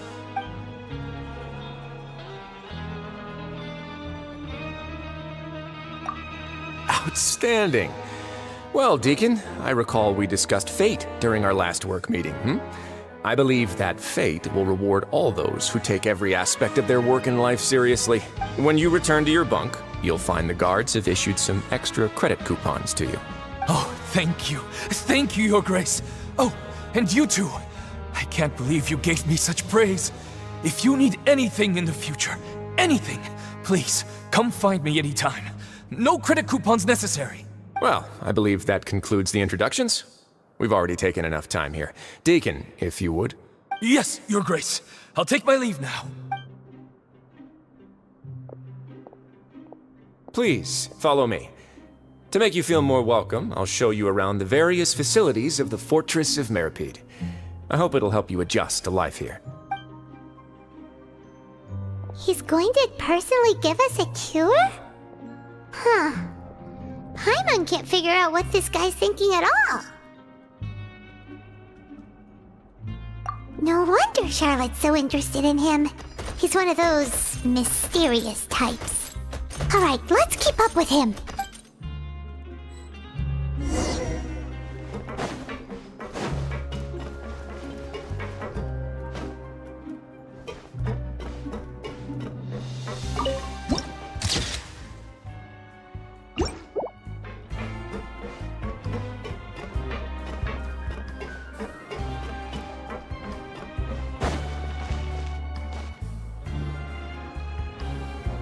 There's no need to be so reserved. The label of criminal is nothing but one of many identities, and being criminally inclined here at the fortress is just one of many ways to survive.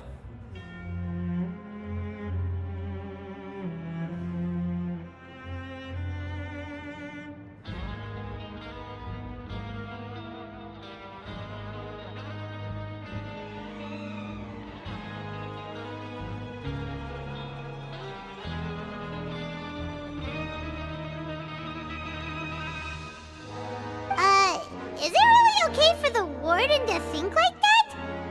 We're real criminals, you know. What if we're too difficult to handle? Well, then maybe you'll be able to carve out a name and a place for yourselves in this underwater world, But before you go in swinging, please remember that in the Fortress of Meripede, it's better to not cause trouble for yourself or for the guards. Now, we've arrived at a very important place, the Coupon Cafeteria. You can come here and claim one welfare meal each day. Welfare meal? You mean it doesn't cost anything? That's right. Criminals are essential to fortress operations, so we must guarantee that they at least have the basic means to survive. But that's not how it was. Back in the day, it cost you credit coupons just to get a cup of water here. For fish like you who just arrived with nothing, you'd have to go to work hungry until you earned enough coupons to eat. It was only after His Grace became the administrator that we got the free meal rule. Now everyone gets a square meal every day, even no-good slackers who've never picked up a wrench in their whole lives. Nobody starves to death here. In the Fortress of Meripede, credit coupons are the only currency, and everything must be purchased. In some sense, you could say using the coupons is a form of trade. But trade is always conducted by people.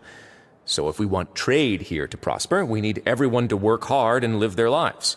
If nobody could even afford a meal, then the whole fortress would be up in arms. And that would only make things more difficult for me. So, rather than saying that we're giving everyone a free meal here, you should say that everyone's hard work has improved the living conditions in the Fortress of Meripede. Your Grace's reasoning is correct, but what I said is also true. Whatever the case, hard work is rewarded here. You'd be hard-pressed to find anywhere else as fair and reasonable. Right! Paimon sees your point. By that logic, this place doesn't seem so bad after all. Oh, wait, no. We shouldn't drop our guard so quickly. But it seems the inmates really respect the Duke because of his attitude, right? We should still try to verify the truth with our own eyes. Let's continue this way.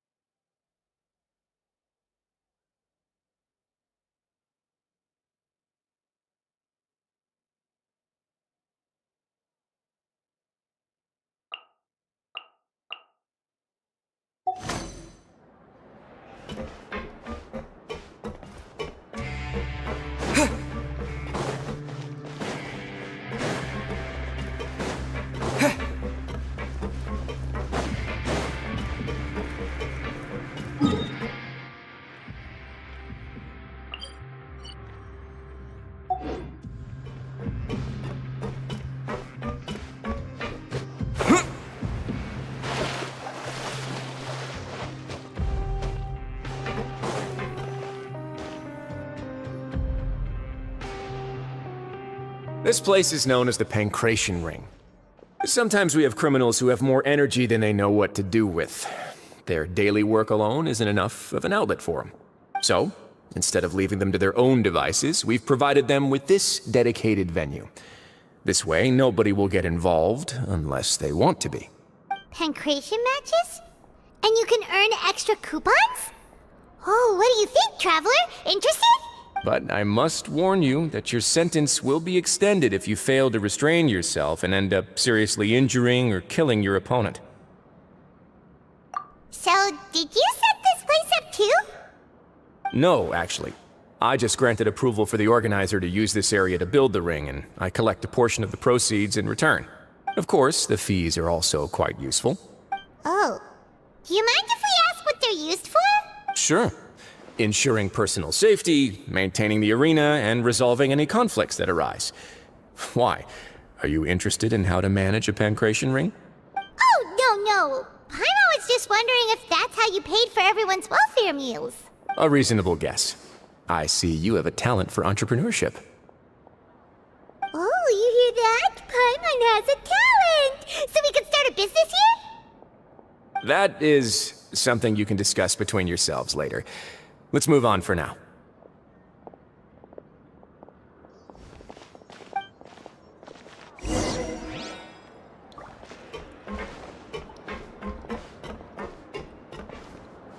Let's come up with some fun activities.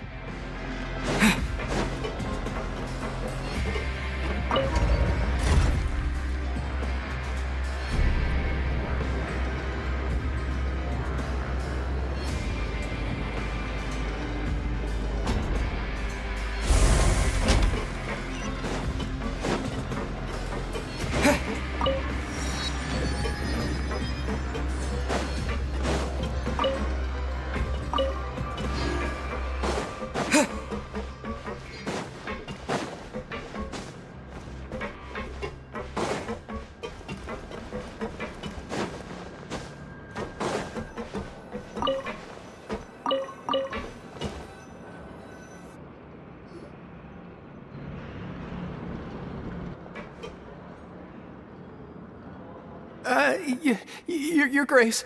Good morning. I mean, good afternoon. No, wait, what time is it again? What time indeed? Time waits for no one, so it's best to keep an eye on it. My apologies, Your Grace. Jeez, that guy's so nervous he almost forgot to breathe. Sorry, forgive my manners. These are the dormitories, which is where inmates sleep. The guards will inform you where your bunk is later. In the Fortress of Meripede, criminals usually spend most of their time in either the production zone or the sleeping areas. The production zone? What does it produce? Is that where we'll be working? Not necessarily. Though working in the production zone is the most reliable way to earn credit coupons. If you have other skills, you can skip your shifts to earn them in other ways. Wow. Wait, you're the manager of this place, and you're just telling us to our faces that it's okay to skip work? The fact that the Fortress of Meripede has continued operating completely autonomously is proof enough that most people are willing to work honestly and earn a stable income. As for what we produce, many of the clockwork machines seen all over Fontaine originate from our workshop. Therefore, the Fortress of Meripede is not only a place where criminals serve their sentences, but also a giant machine factory. There's no need for me to get into specifics about the production process now. You'll experience it all firsthand when you report for work tomorrow. Let's move on. The tour continues over this way.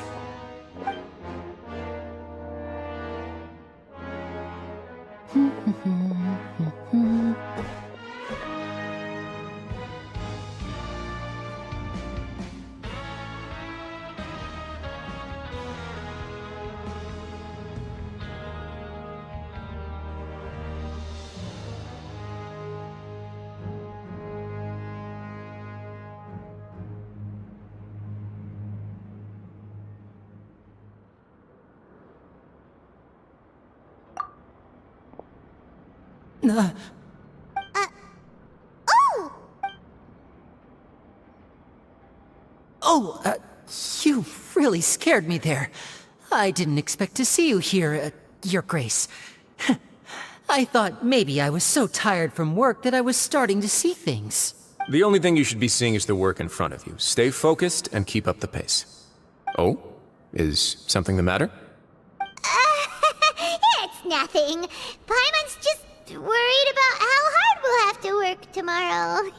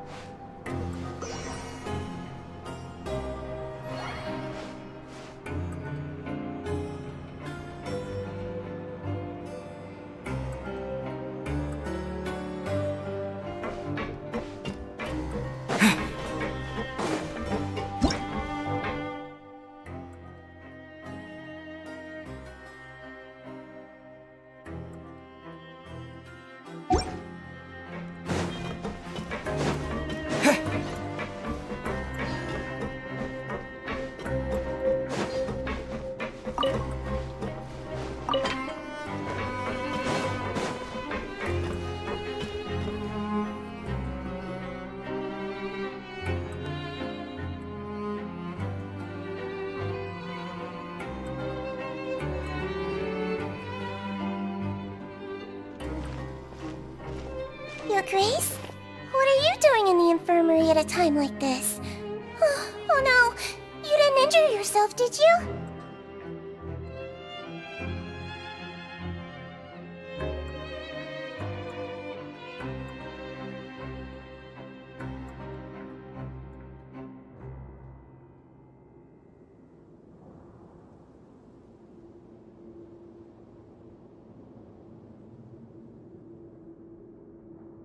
Not yet, unfortunately for you. But thank you for your concern, Sigewin. Oh, then you must be here for those two. Allow me to introduce you. This is the infirmary, and Sigewin here is the Fortress of Meripede's head nurse. Hello, They call me the head nurse, but I actually handle all the nurse-related work all by myself down here. Since you seem to have some rare downtime with no patients, perhaps you could find the time to join us for dinner? Oh, then these two must be some important convicts. Sure, I'll join the welcome party. Thank you. Your presence will be the pièce de résistance for today's tour. Oh, so the tour part is over now? I believe I've already covered the primary aspects of life here in the fortress. As for your work, there'll be someone else to guide you through the details. Is there anything else? I seldom conduct tours, so why don't you just ask if you have any questions? Well, this is our first time here. Paimon's not sure what to ask. Then let's head back to the coupon cafeteria. Maybe a meal will help you think up some questions. You should at least try to be excited. Our free meals are actually pretty good here.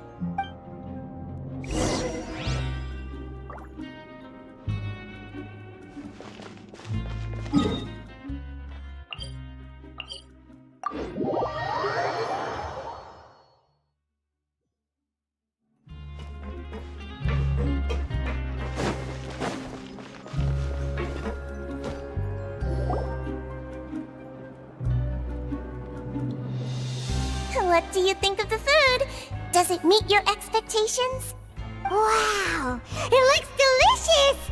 Neverlet made it sound like living conditions in the Fortress of Meripede wasn't very good. Who would have guessed that criminals get to eat tasty food like this every day?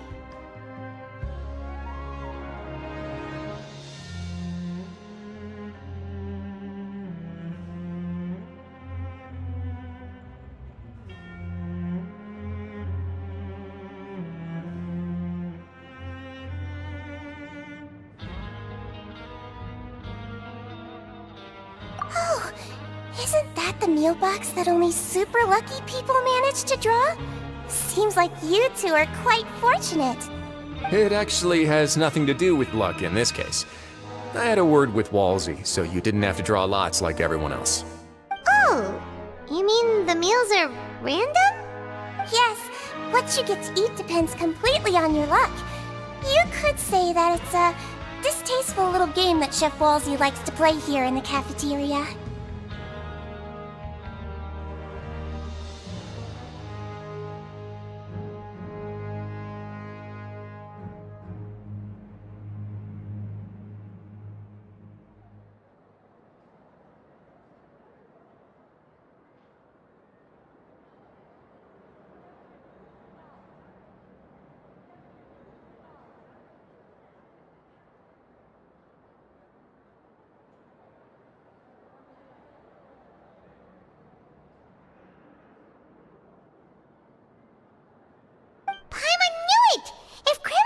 Eat tasty food like this every meal, the crime rate in Fontaine would skyrocket for sure.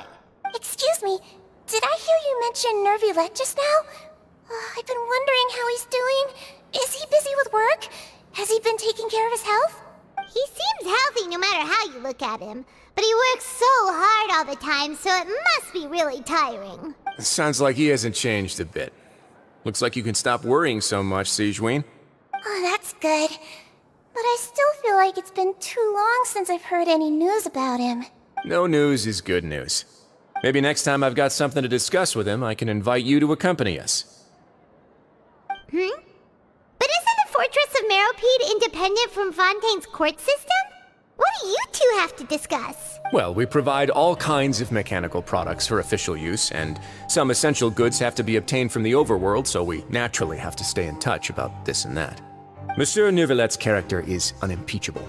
No matter the question, you can discuss it openly and freely with him. Talking with him feels quite effortless.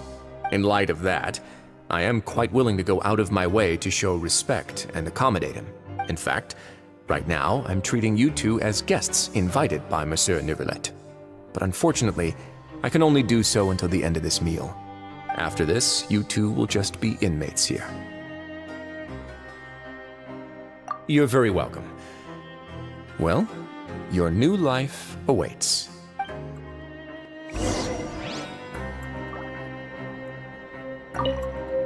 Are you finished eating? Then I recommend that you return to the dormitories and rest. You have work to do tomorrow.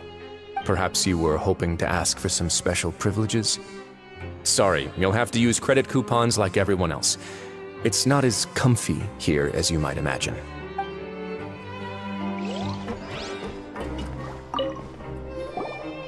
Now that I've gotten a good look at you two, I think you're very cute. After all, heavy is the head that wears the cutesy crown. I guess I just want to say, just take care of yourself and don't get hurt.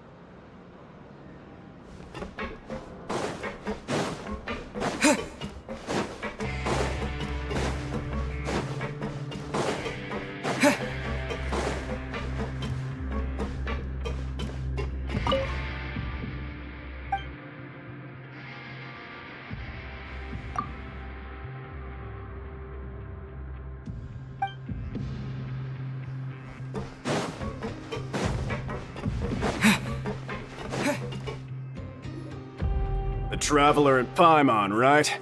Listen up. As new inmates, the only thing you need to worry about is what to do and when to do it. Don't make any extra trouble for yourself. Your bunks are right over there. Follow me.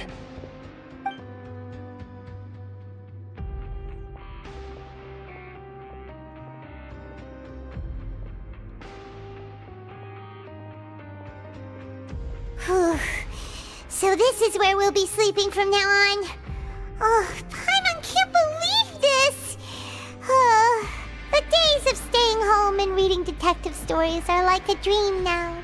By the way, Traveler, we saw a lot of things worth investigating just now. Even though the Duke didn't say it too directly, judging from what he said at the end, it seems that he was only welcoming because we know Neuvillette. We are criminals, and Paimon did eat that cake, but we're actually here to help Neuvillette. Is it possible that he knows we're here on a mission? Or is Paimon overthinking things? Yeah, Paimon thinks so too. He probably knew why we came here from the very beginning and intentionally wanted to send us a message. Maybe something like, "Hey, I have my eyes on you, so don't try anything funny." Yeah, you're right.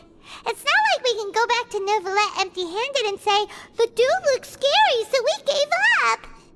And besides, the Duke said that he was willing to go out of his way to show respect for Neuvillette, right? So, we at least need to try. But Paimon hasn't gotten a clue where we should start our investigation. You mean... Yeah, that's what Paimon was thinking too. Paimon almost spilled the beans when we ran into him. Fortunately, based on his attitude, it looks like the Duke sees Linny as just another inmate. We worked so hard to help clear Linny and Lynette's names, and yet we turn around and bam! He's in prison anyway! Oh, right! Linny and Lynette are from the House of the Hearth. They work for the Knave, so they could be here to investigate too! Huh? Oh, it's a card! Paimon didn't notice it earlier. It looks like a magician's prop. Lenny must have left it here. He's in prison and still doing his little tricks, huh? Let Paimon have a look. It was nice to bump into you again. Let's catch up in the production zone tomorrow. What in the world? It's written like he's greeting a buddy on the street. Paimon thought he'd write something important. If you say so. We can ask him what's going on tomorrow. Let's get some rest now.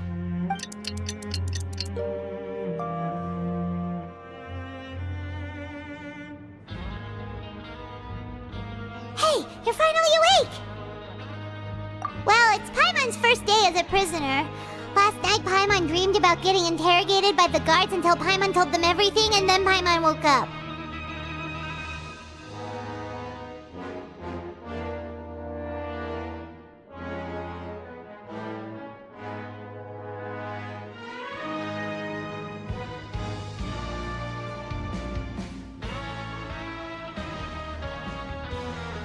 Hey, come on! It's just a dream, okay? Paimon wouldn't really squeal. Maybe.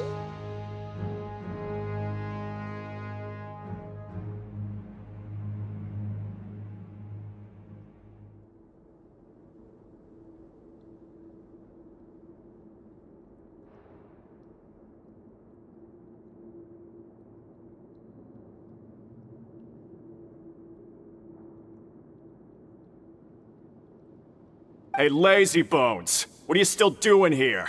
If you don't want to starve, then get yourselves over to the production zone. Sorry! We're going right away!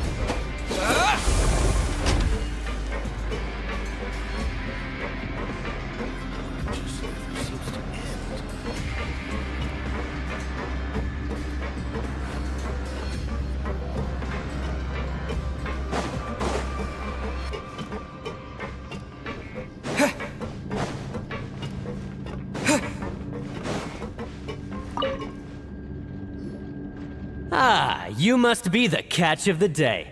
Looks like you've got some luck getting assigned this space. Yep, we just arrived yesterday and... Don't interrupt me when I'm speaking! Yes, sir. Listen carefully to my instructions. I don't want any mishaps. Every machine here is worth more than the both of you. Working around these machines can be very dangerous. Do your job well, and you can eat in the cafeteria after your shift. Get sloppy, and you dine in the infirmary. Anyway, the Fortress of Meropide doesn't want to lose a single one of its machines. And it also doesn't want to waste the production potential of any inmate. You got that? Got it! Your job is to use the machine over there to process widgets. Watch carefully, and make sure you step on the pedal at the right time. If the machine gets jammed, then give it a little maintenance with your fist. Here, take this. Bring me the process widgets, and I'll give you some credit coupons in exchange.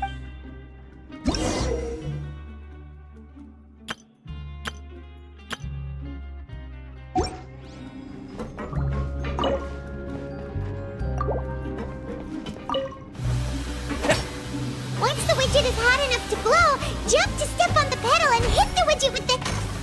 So if the machine gets jammed, you just need to attack it to fix the problem.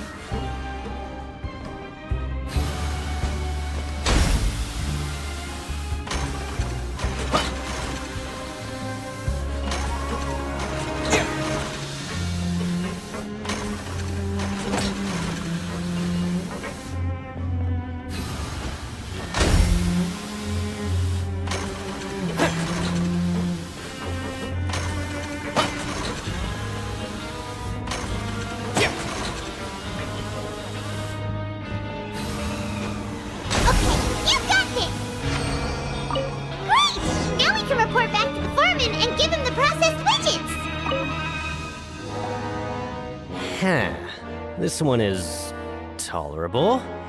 Though since the processing is done by machine, the product is all pretty much the same anyway. Alright, I'll pass you for now. And we'll count up how many credit coupons you've earned.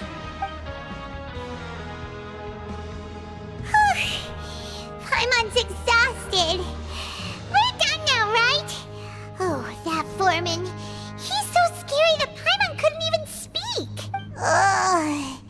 Even though Paimon's starving and wants to head straight to the coupon cafeteria, we still need to meet Lenny first, right? He probably just finished up his work, too.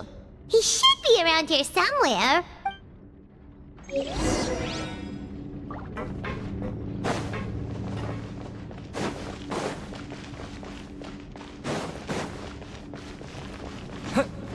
Lenny?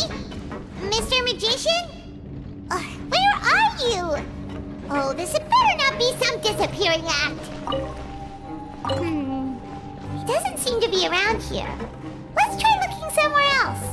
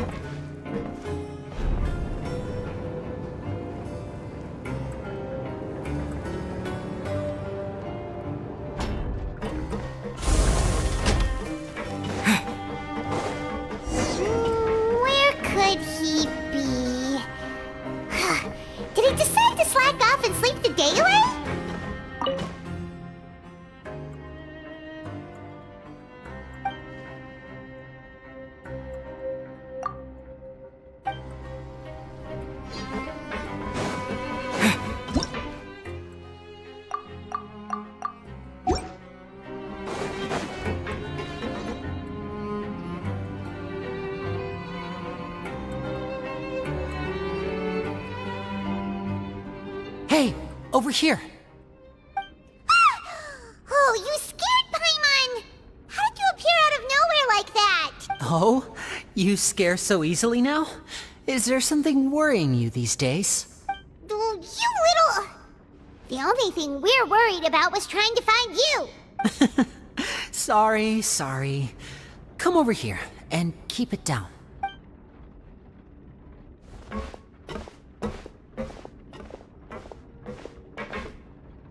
Oh, Lynette! You're here too!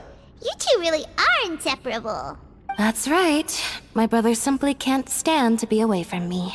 It's not just Lynette. Fremine is also here. Do you still remember him? Oh, you mean that diver from the House of the Hearth, right? Pyro remembers seeing him in the Court of Fontaine before. Now hurry up and tell us, how did you end up as criminals this time? We fought so hard at court to prove you were innocent, but now it looks like our incredible court battle was for nothing! Sadly, even the teeniest of things can land you in prison these days. I put together a street performance and used the popularity we gained from the Opera House incident to attract a big crowd. And then? Next, I invited several audience members to participate in the show. And then, with the entire audience watching, their wallet suddenly disappeared. My brother was charged with theft, and I was charged as his accomplice, having assisted him in his crime.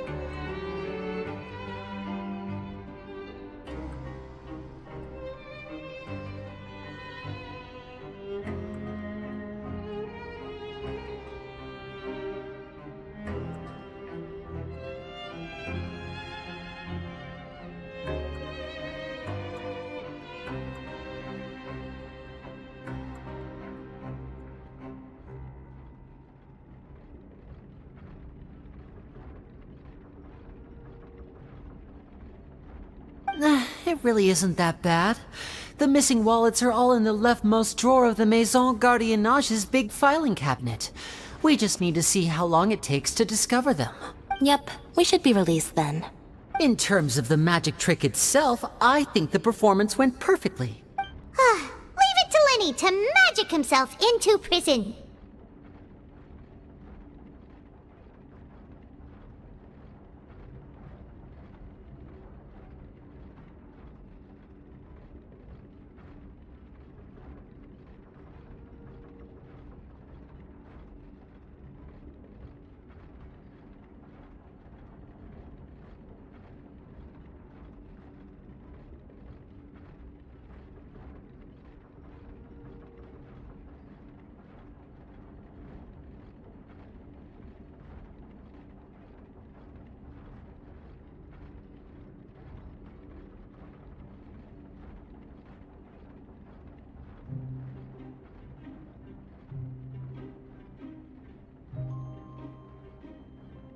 Indeed. Last time I hid my identity from you, I promised that I'd tell you absolutely everything if you were angry about it. No more secrets. So I don't plan on keeping anything from you this time either. At the moment, the House of the Hearth's interests don't conflict with yours at all. We were instructed by the father of our house, the Knave, to come here and conduct an investigation. Told you so! See? Paimon guessed right! As for what we're investigating, perhaps you haven't heard, but the fortress of Meropide hides a secret. Some even say that the entire fortress exists just to protect it. The House of the Hearth has been investigating this for a very long time, trying to uncover its mysteries. But recently, all of our informants, including the ones that had infiltrated the guards, suddenly vanished and have not been heard from since. We believe that this is a direct provocation, and it's the reason why we came here. Father has somehow managed to confirm that Focalors does not have Fontaine's Gnosis. Huh? How did she manage to learn information that important? Father has her ways. Many of them are beyond our imagination, and we've never had the chance to see her at work. But we trust her conclusions. It was this information that led us to suspect that Fontaine's Gnosis might be in the fortress of Meropide and is related to that secret. So it's all about the Gnosis again.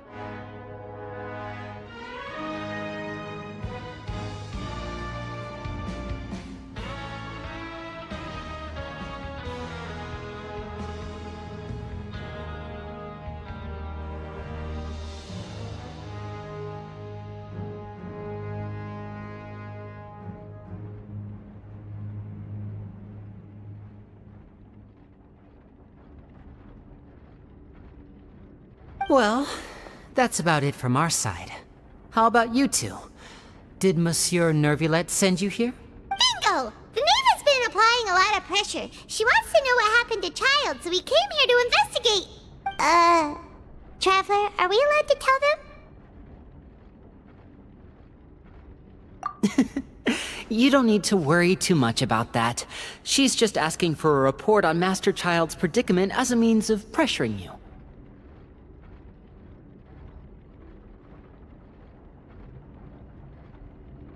Father used this situation as a pretext to negotiate with two high-ranking officials in the court of Fontaine.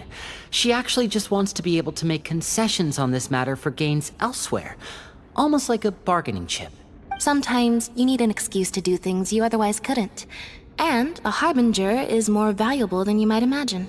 Of course, it's not a complete farce. If we do manage to find out what happened to Master Child too, then diplomatic relations with Fontaine could improve, and Snezhnaya might even be able to adjust its stance a bit. Is it just Paimon, or does it feel like we're the only ones who actually care about Child's situation? The relationship between the Harbingers must be as bad as ever. I wouldn't go that far. Father just has different standards than we do when it comes to what can be sacrificed for an advantage. By the way, I have a suggestion. Why don't we team up?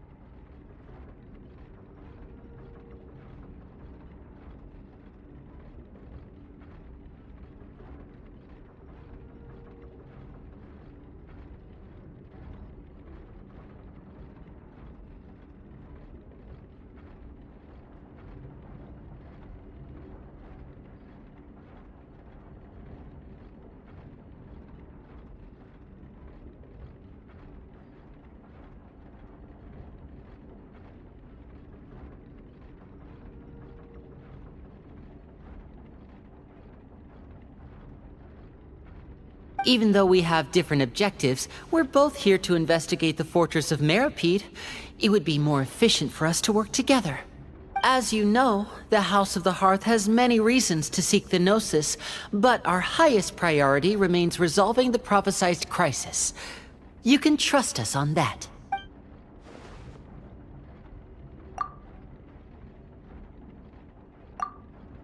See, I told you. Is that so?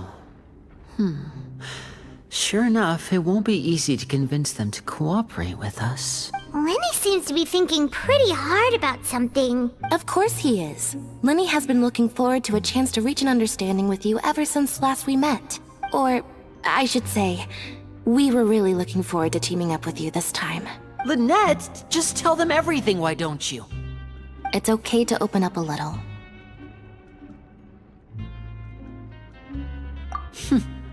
Very prudent of you, and consistent with your behavior since we first met. That's reasonable enough, and I agreed to cooperate on these terms as well. I was prepared for the worst, but you were actually more agreeable than I anticipated. All right then, there's no time to lose. I have some information to share, so listen carefully. Since Lynette and I arrived here, our investigation uncovered the fact that the Fortress of Meropide has a forbidden zone. Most people just clammed up and wouldn't talk, but after asking the right questions, we were able to confirm the existence of the Forbidden Zone from the guards. You should be aware of that while you're investigating. A forbidden zone? Could that be where the child disappeared to? You're right, we'll definitely keep that in mind. Good. That's the most suspicious thing about the fortress that we know of so far. We have a few other unanswered questions, and we'll be investigating those as quickly as we can. Anyway, I hope you find our information useful at least. Oh, look at the time. You two must be hungry. You should go to the coupon cafeteria and get something to eat. I'll use my cards to get in touch with you again in the future. Oh, that's just what Paimon wanted to hear! Paimon's starving after all that work today. We can talk more about the investigation later. Let's go get some grub!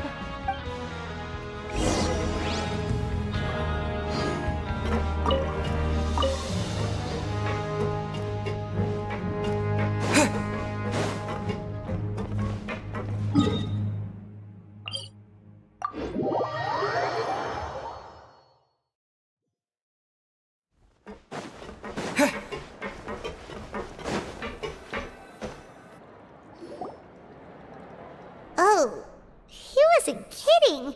Today's meal is nowhere near as good as last time.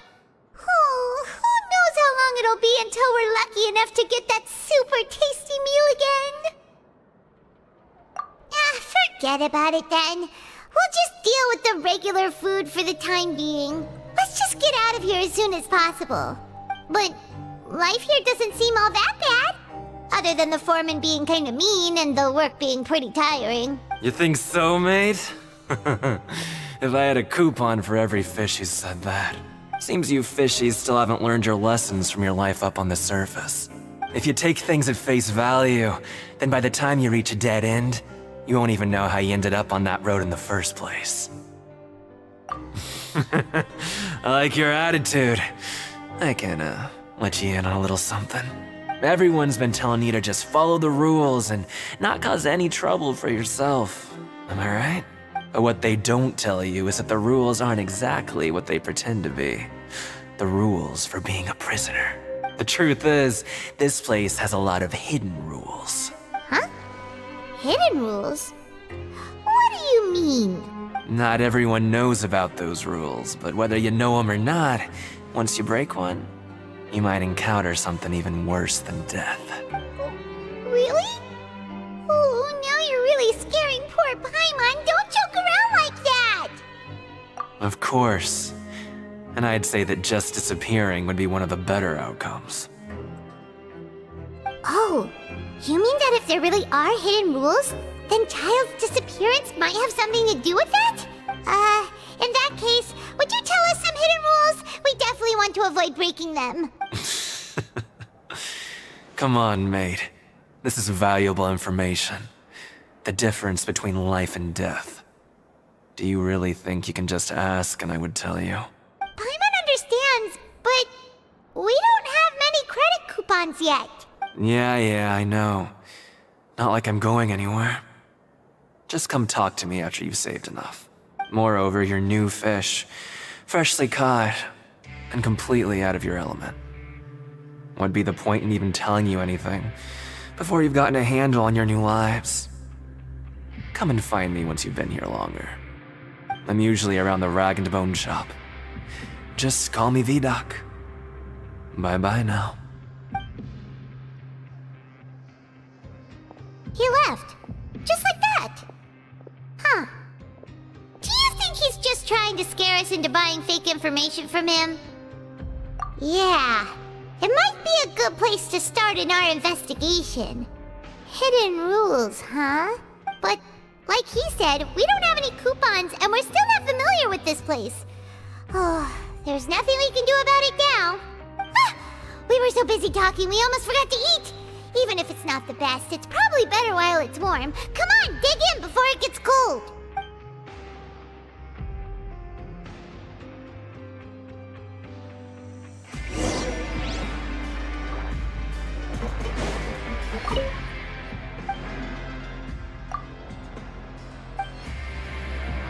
Grab yourself a welfare meal.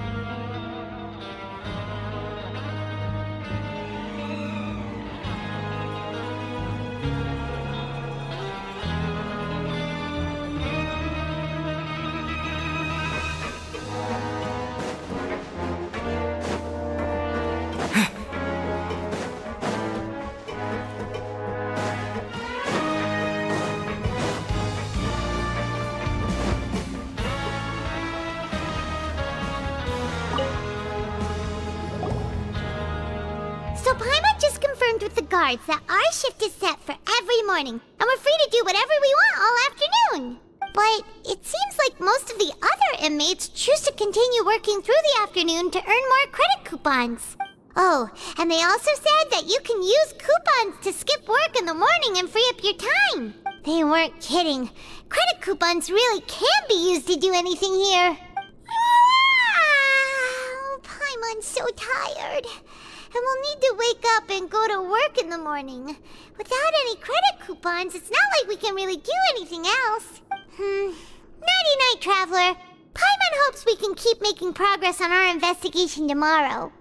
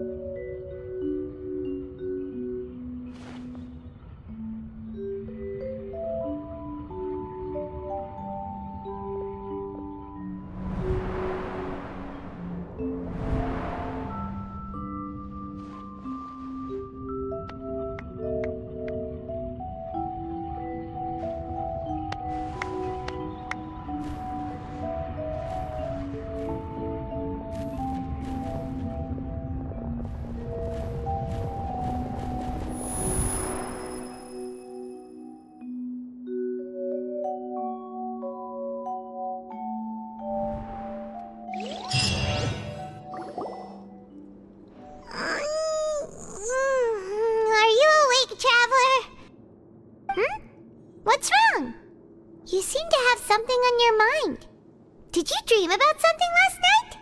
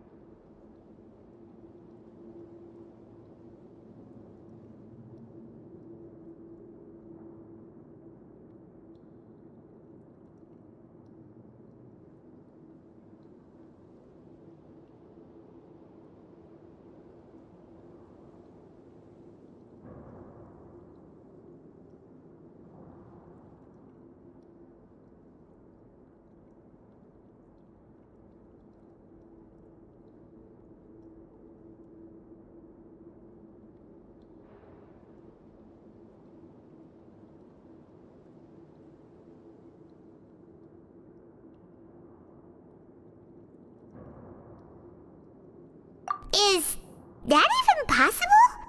Unless it wasn't an ordinary dream? Child's vision! So you had it with you this whole whole time? Maybe the vision connected Child's consciousness to yours!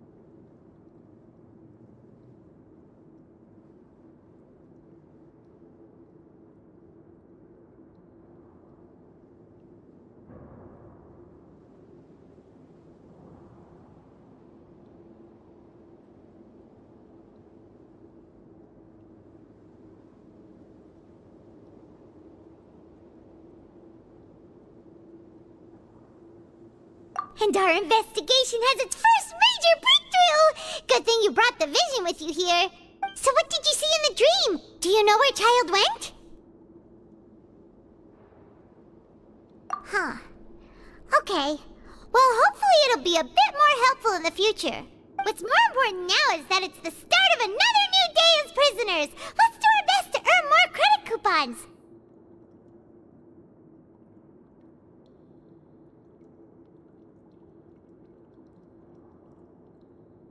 What's the plan for today?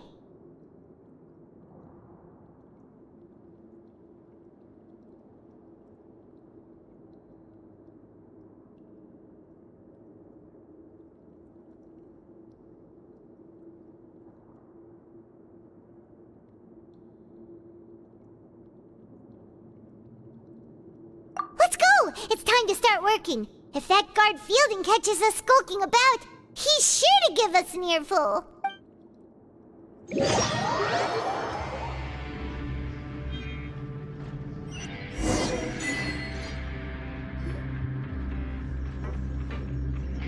Look who decided to show up! Get your butts in gear and get to work. Time's a-wasting. Good, here you go. Remember to give me the widget once you've finished processing it.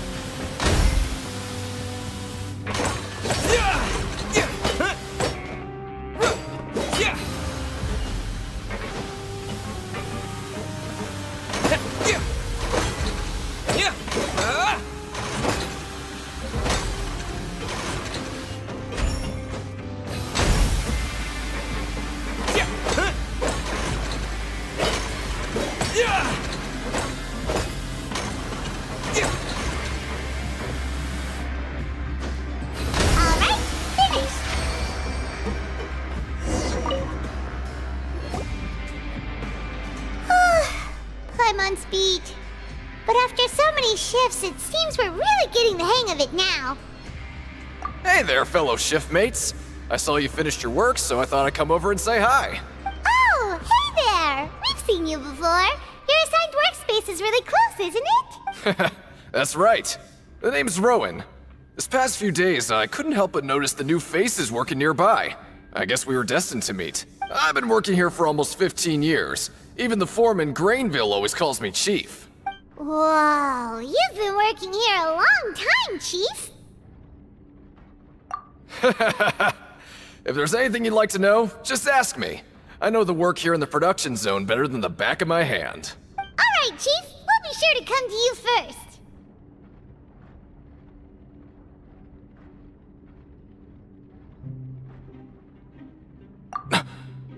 Did you just ask about the rules? Pretty sharp for newcomers. You've already heard about the rules, huh? Who'd you hear it from?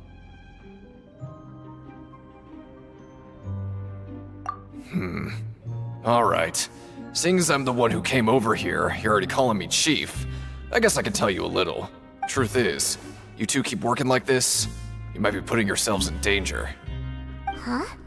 Wait, there's even a rule about that? What would have happened if you never told us about this? Well, it's usually not that easy to break one on accident. The conditions of the hidden rules are usually pretty specific. But once you do break one, bad things happen. If you work continuously in the production zone for 3 days, and if all you do besides eating and sleeping is just work, then something bad will happen during lunch on the 3rd day. Huh? Like what? Oh, don't scare Paimon! If I knew that, then I wouldn't be standing here talking to you, now would I? You mean, even you have never tried working 3 days like that before? There's actually a legend about this rule. They say that there was a worker who worked way harder than me. He was both efficient and eager on the job, and most other workers couldn't hold a candle to him. One time, he tried to test his limits and worked as long as he could. Then during lunch on the 3rd day, he disappeared into thin air, as if he'd evaporated. Later, some people went and asked some of his past friends about him, but they said, never heard of the guy. What the? How could that happen? Unfortunately, we were assigned different production zones. I never saw for myself what he looked like. Wait, are you thinking that it was... Huh? Oh? You... Listen, kid. This ain't the kind of thing you should be curious about. Let me tell you, you're better off forgetting about it and looking after yourself. Now I kinda regret ever telling you.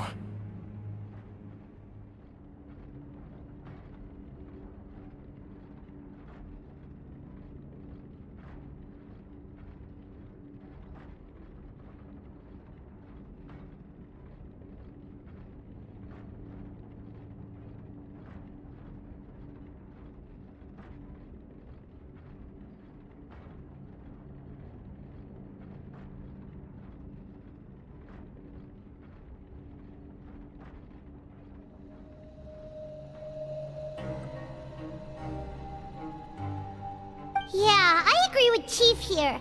Do you really want to try? Alright, if you insist.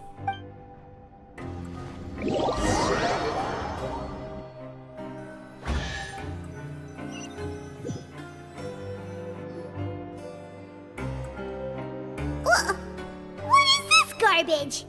Ooh, it looks disgusting! Oh, Paimon misses your cooking now.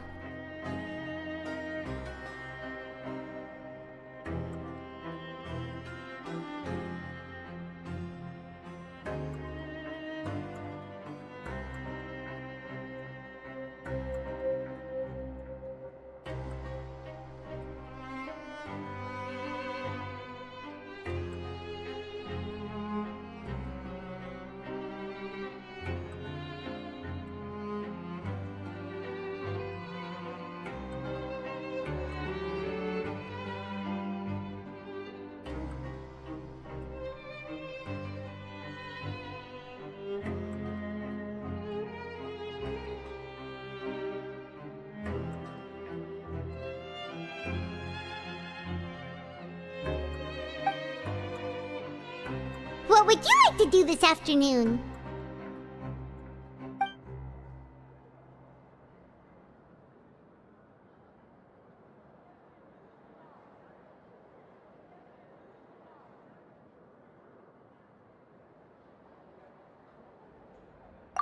Okay, let's see if we can find any new leads!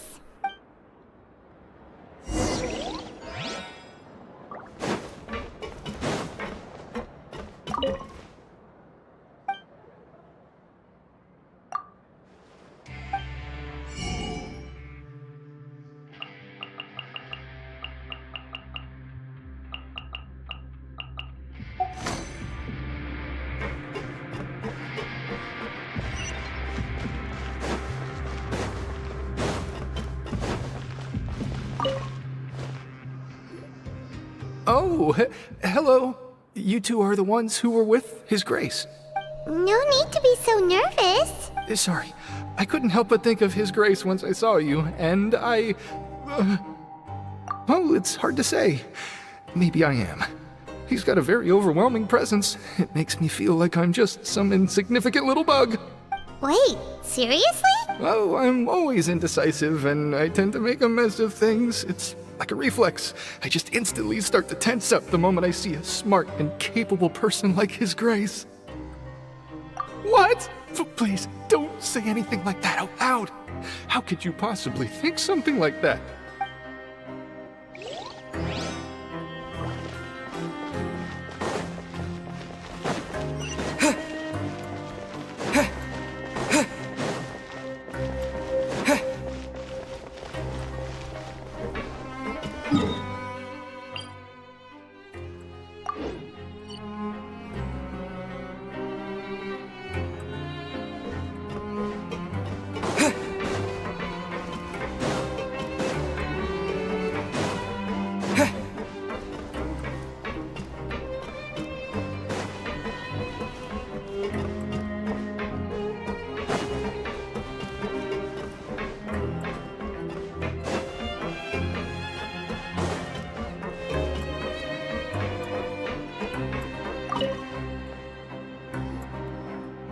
Oh, wonderful.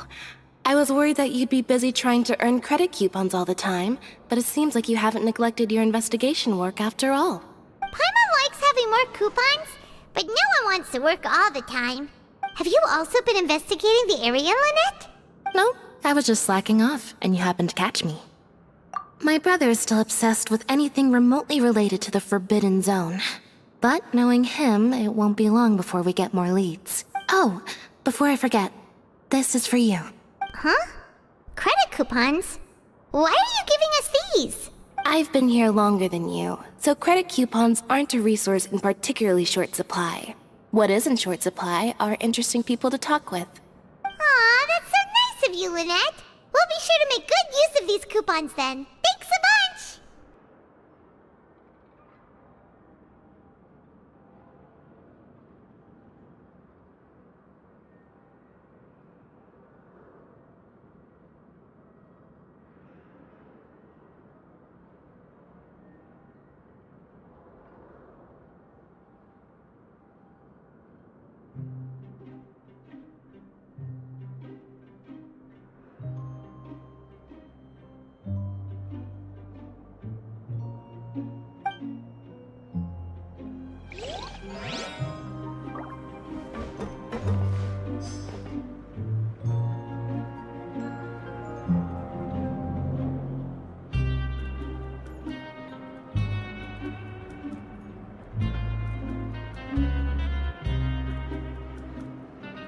Help each other get through it together.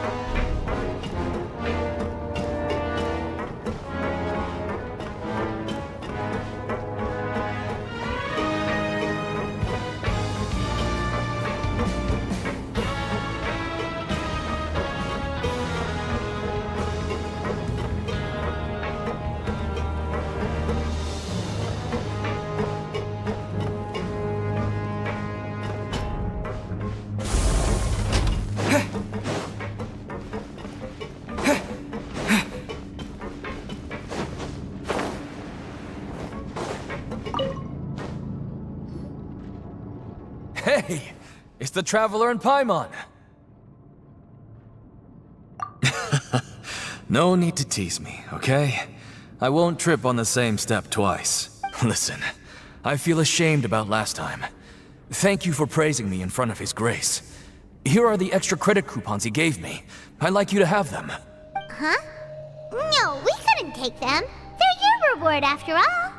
But when I was welcoming you, I didn't do anything but give you the stink eye. Come on, I insist. These coupons are nothing compared to getting the attention of His Grace. I won't take no for an answer.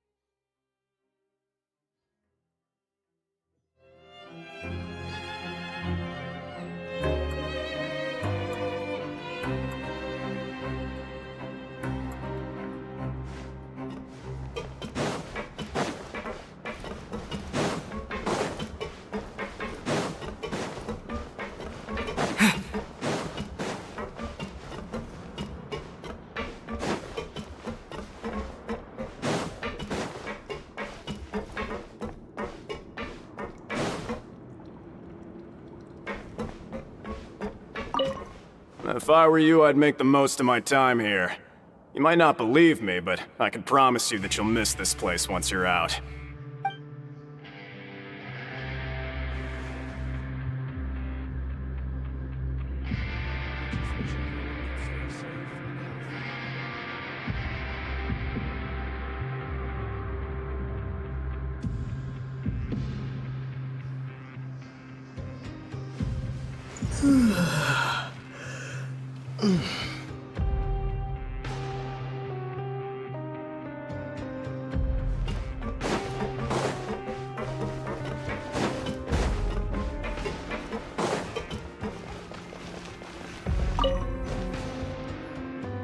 Oh, you want to stop investigating and go rest?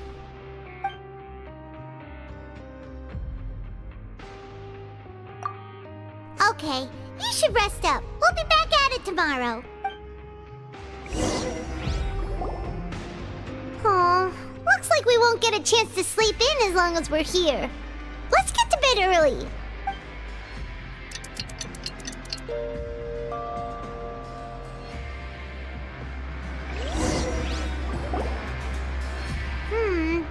Maybe we can make some progress in our investigation today. What do you have planned for us?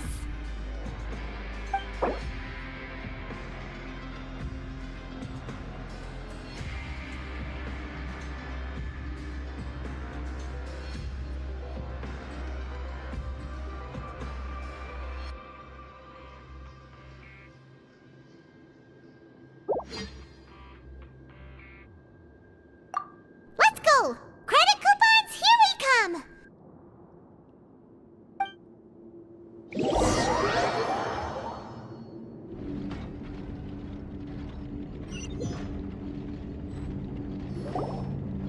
Look who decided to show up! Get your butts in gear and get to work. Time's a-wasting.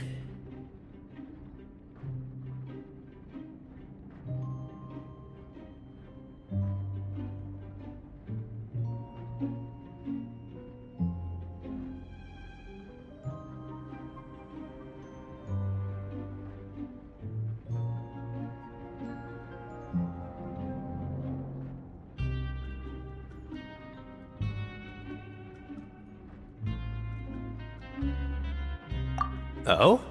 What's with suddenly wanting to work so hard? You need coupons that badly? Sure.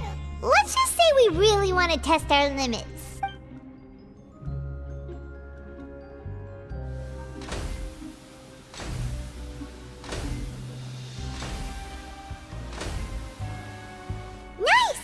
did well today. Let's keep it up!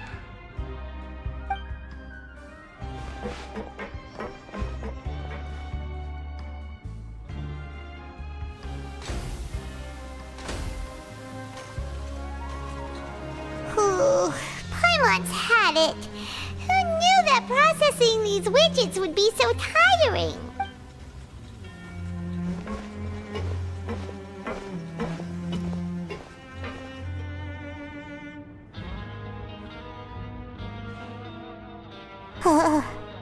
That's it.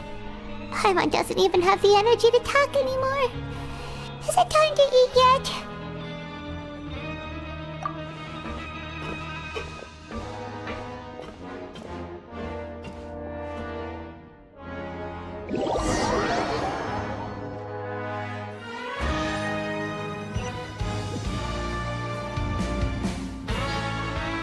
Oh, Paimon's exhausted.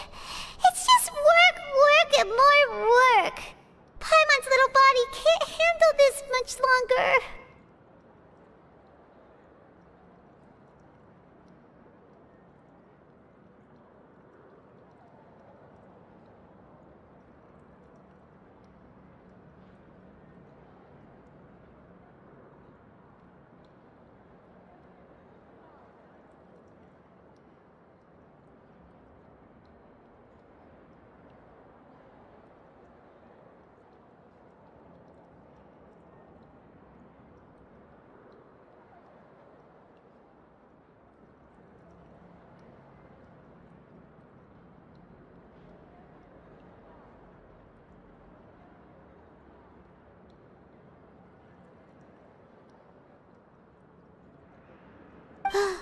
Wait a sec. Now that Paimon thinks about it, haven't we been working non-stop for 3 days now? And now it's lunchtime! Oh, Paimon feels a shiver going down her spine. What's going to happen?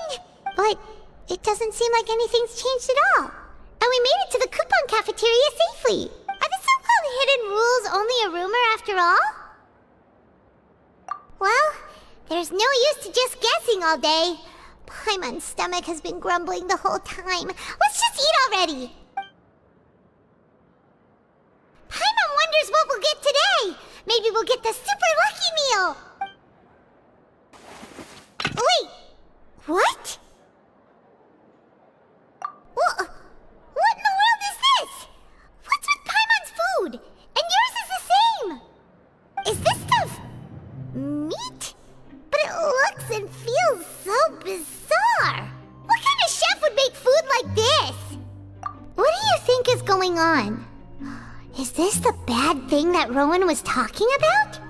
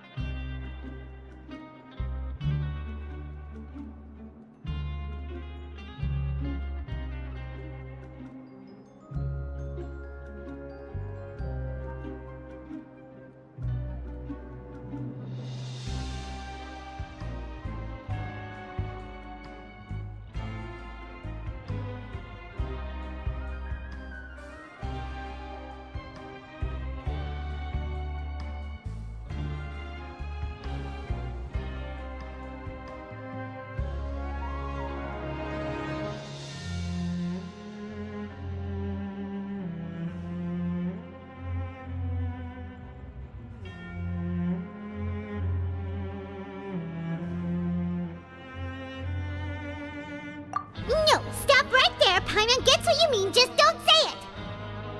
Hey, isn't that Woolsey over there? He must have made the food, right? So let's just ask him about the food and be done with it.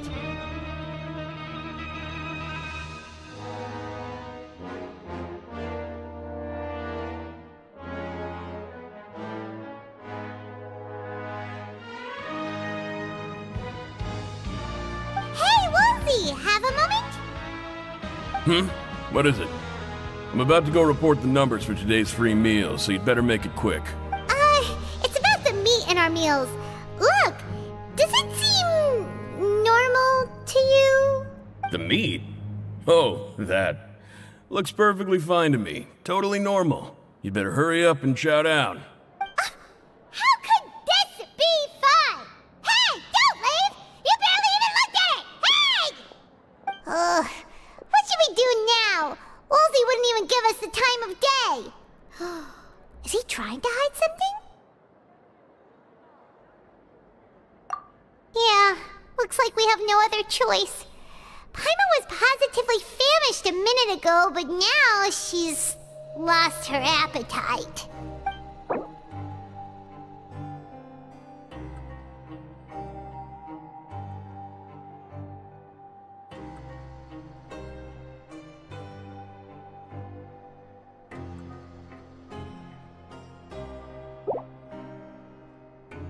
What would you like to do this afternoon? Yeah, Paimon felt like some of the people here were a little strange the moment she saw them.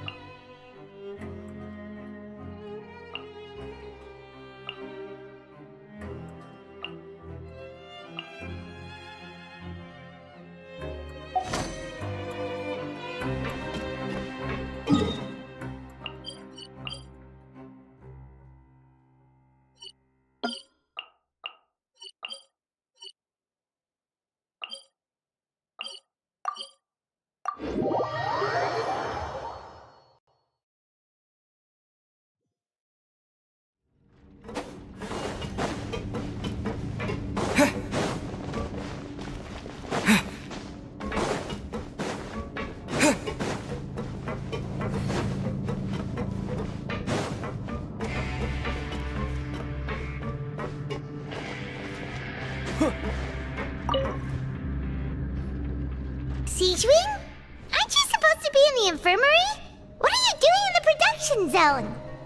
Hello, Traveler. Paimon?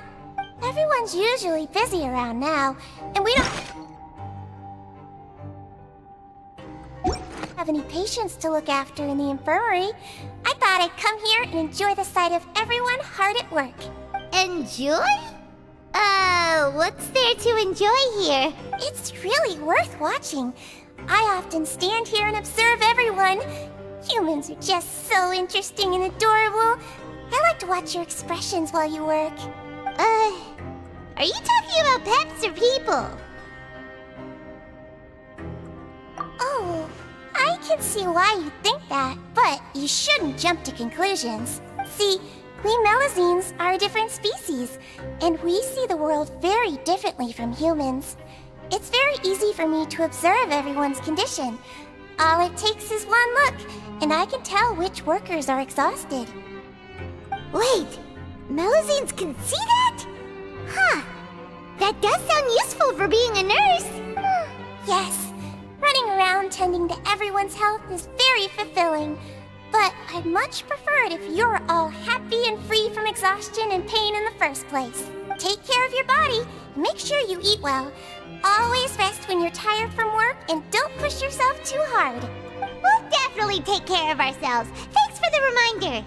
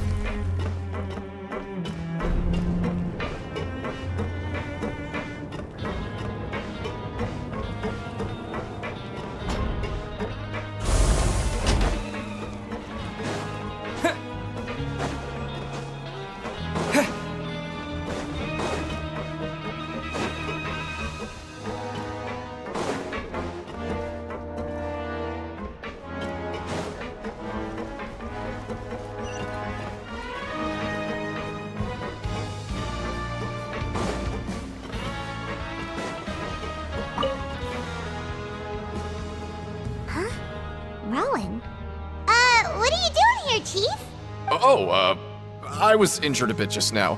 Nothing major, I think I just pulled something. Little mishaps like this are unavoidable at work, you know? Huh. Paimon wouldn't have thought someone as experienced as the Chief would still get hurt on the job. I just knew you would say that. This is pretty embarrassing. Where is Siegeween when you need her anyway? The one time I need to make a quick trip to the infirmary.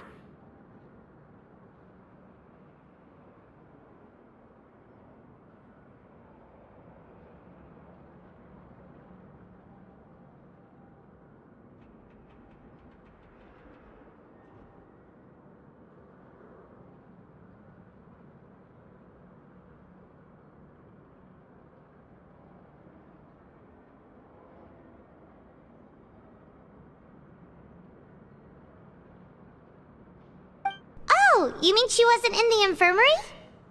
Yeah. The rumors say that there's never anybody in the infirmary in the half hour before lunch, and nobody knows where Siegeween gets off to.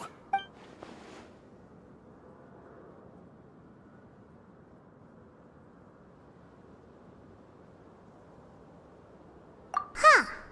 That's actually really strange. Siegeween's always super dedicated to her work. Where else would she possibly go? Forget it. I can take care of a small sprain like this on my own anyway. No need to trouble her.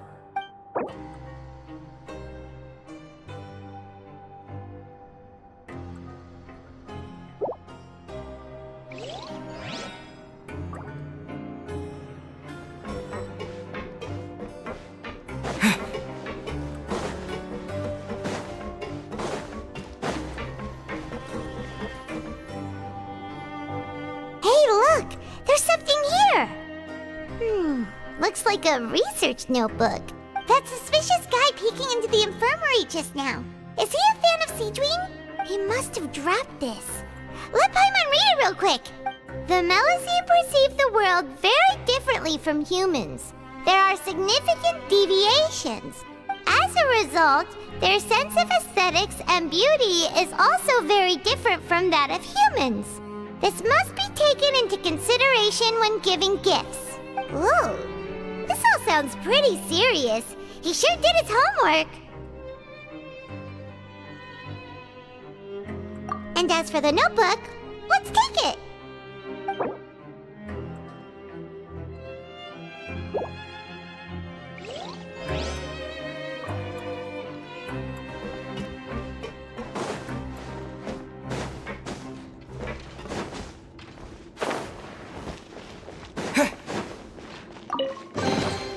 Is this an answer from this world?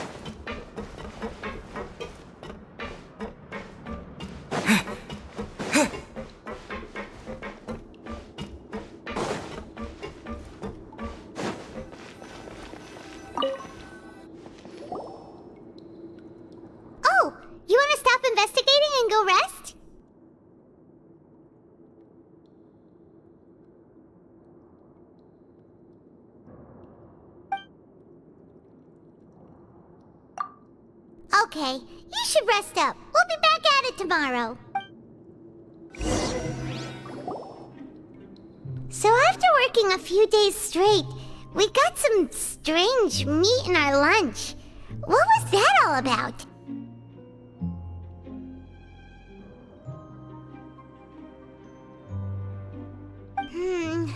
Has our investigation turned up anything useful recently? Really? Then it looks like that part of the investigation has hit a dead end. Well, we'll keep searching for more clues tomorrow. Good night, Traveler.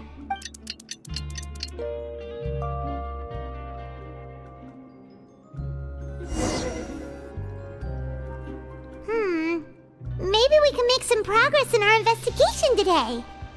What do you have planned for us?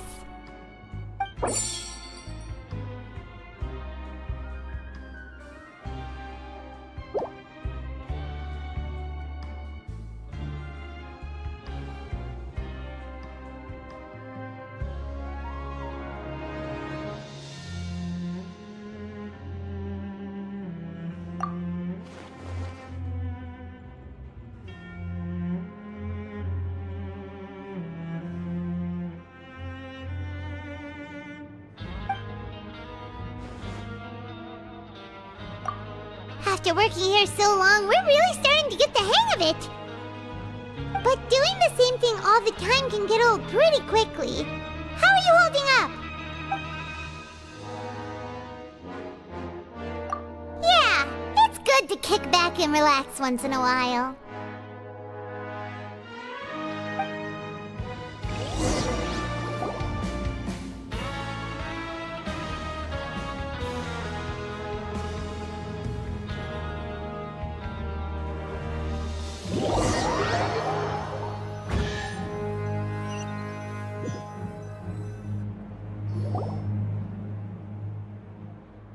Oh, just a regular meal set. Guess Paimon shouldn't get her hopes up. What would you like to do this afternoon?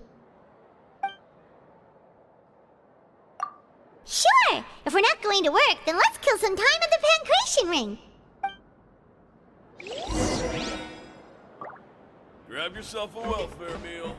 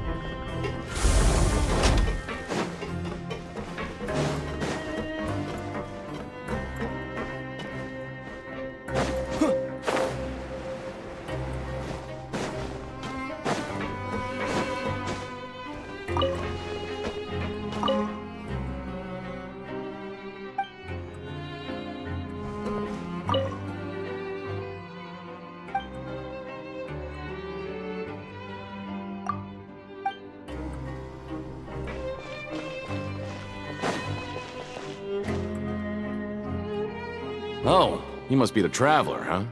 Sorry, mate, but competitors as strong as you are prohibited from participating. I don't make the rules, mind you, but I was given very specific instructions. Even convicts value their lives, don't they? I hope you can understand. But we have a game here that'll let you show off your strength, and you'll even earn some credit coupons in the process. What do you think? And if we lose the game, will it cost us credit coupons? Of course. That's the cruel reality facing every competitor in a place like the Pancration Ring. Okay, great.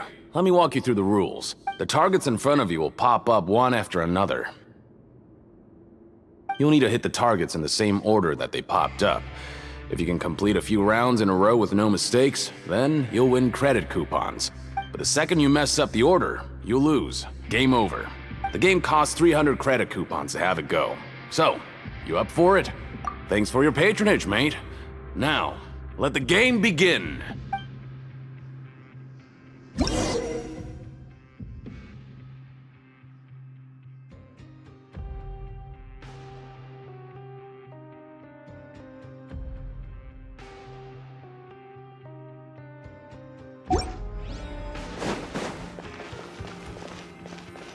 Okay, do your best to hit the targets, just like Colin said!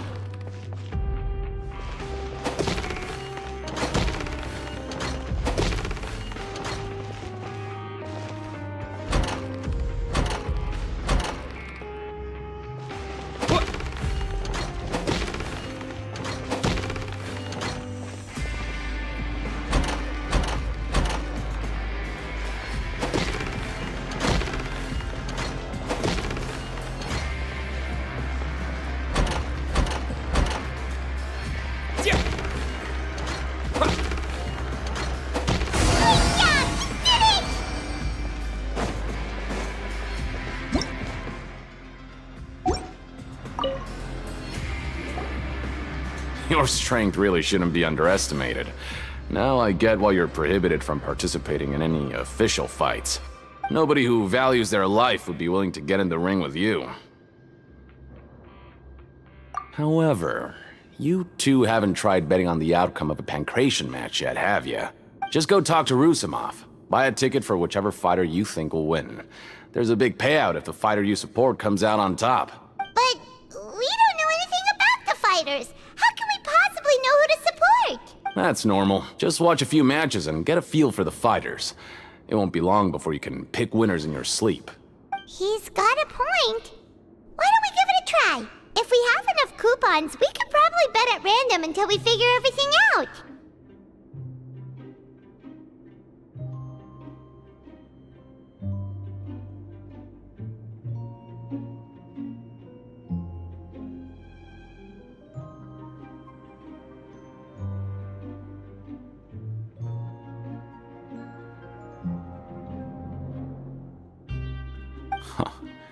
Bet at random, huh?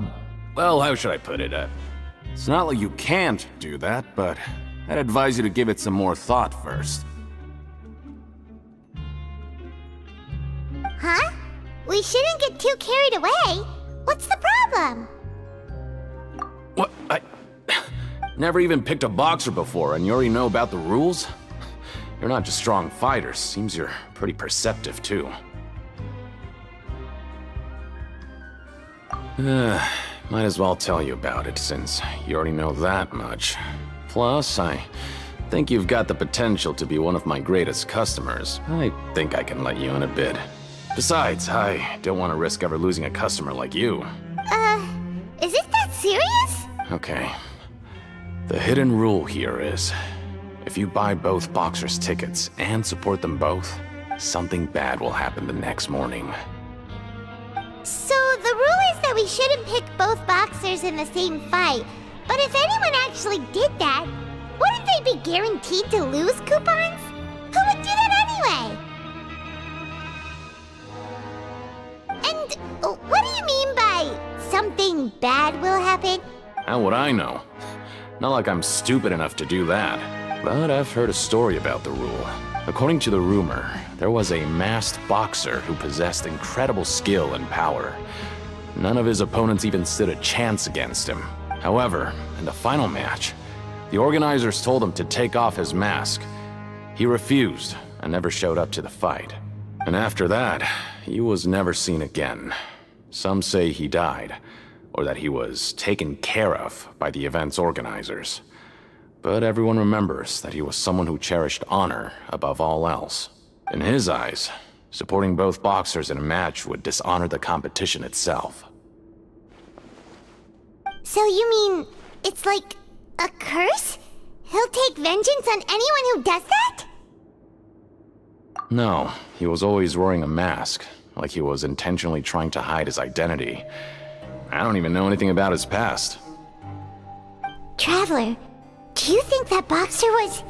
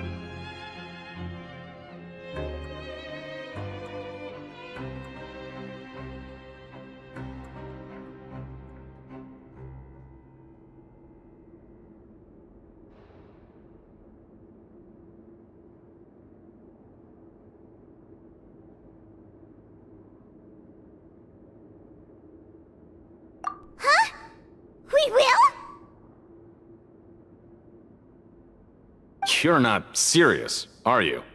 Look, here I was just trying to be nice and warn you, yet here you are trying to break it on purpose? Yeah, it sounds pretty scary to Paimon.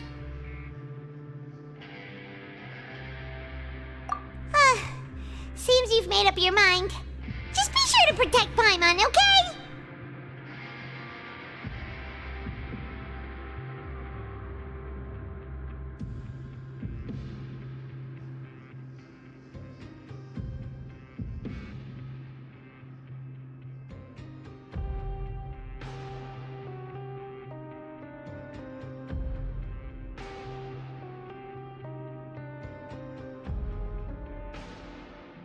Betting on both fighters will set you back about 3,000 credit coupons. If you have enough, then go ahead and give it a try. Just don't come running back to me if something happens.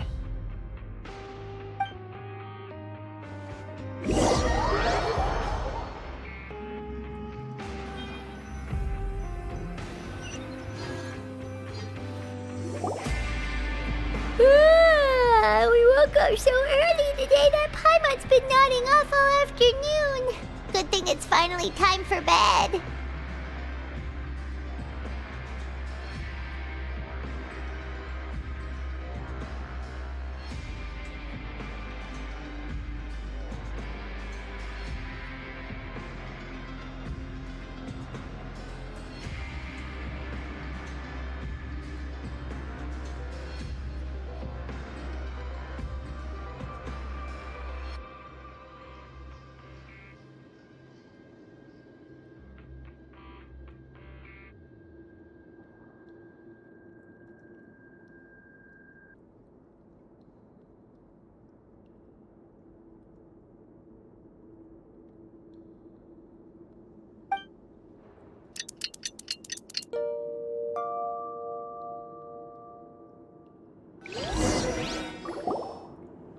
Oh, Paimon doesn't want to get up.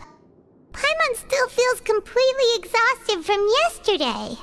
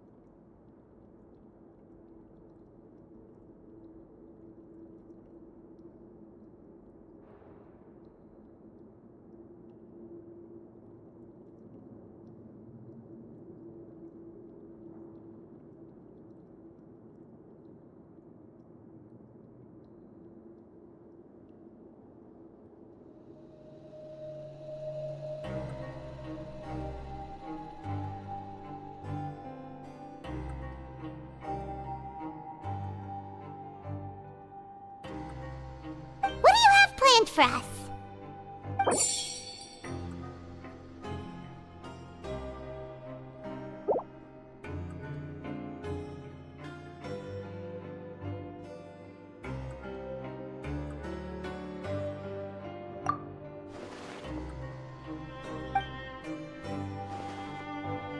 After working here so long, we're really starting to get the hang of it.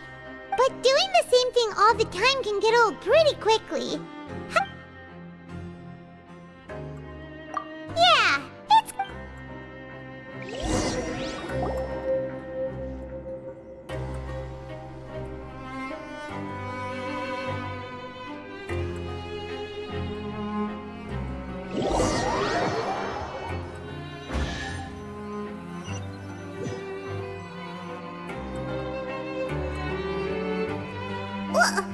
What is this garbage?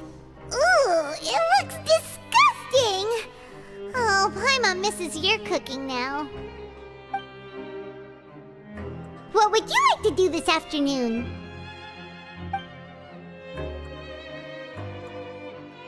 Maybe we'll be able to find some leads there.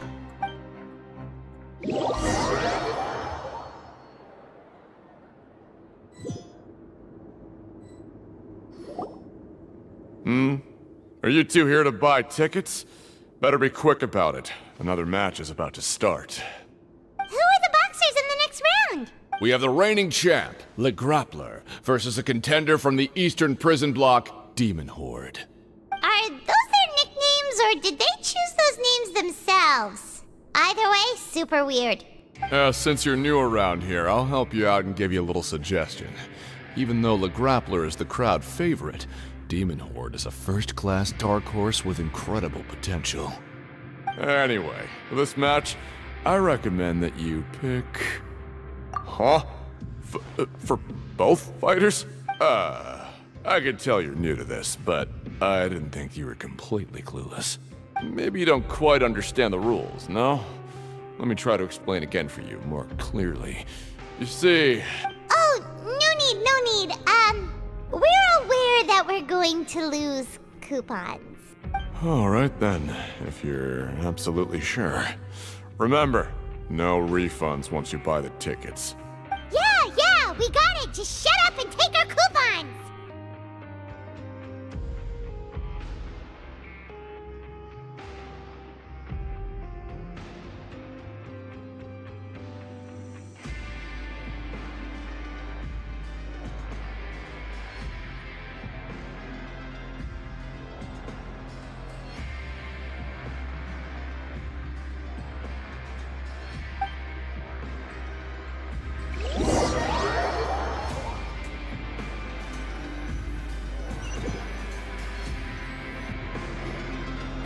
Seems we had a productive day. Hope we can make even more progress tomorrow.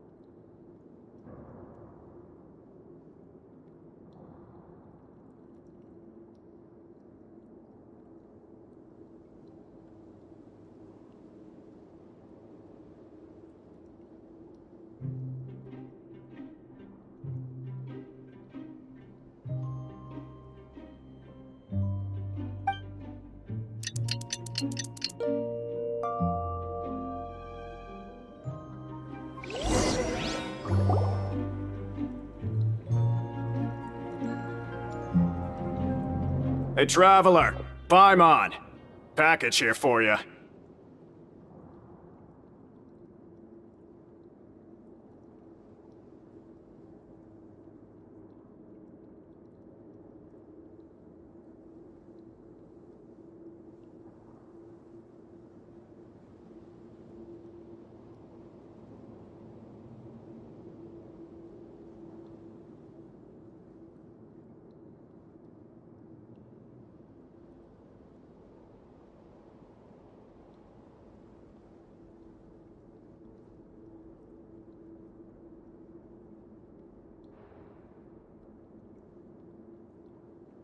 The next time you buy something, go pick it up yourself. I'm not a delivery man, you know. Huh? A package? For us? Did you buy something, Traveler? Paimon's not quite awake yet, so why don't you go take a look? Right! Yesterday we broke the hidden rule and bought tickets for both boxers. Oh, maybe this package is the bad thing that Colin said would happen. Paimon suddenly feels wide awake. Wait, maybe let Paimon go hide somewhere first. Just call Paimon after you opened it.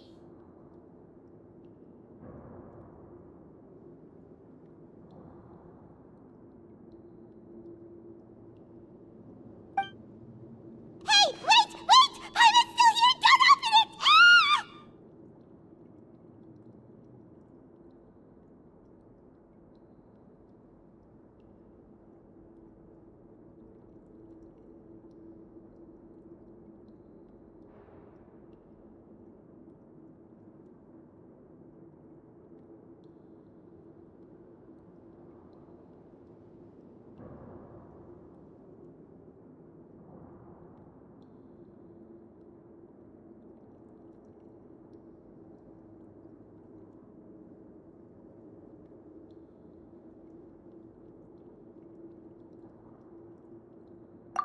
Huh? What is it? Are you okay?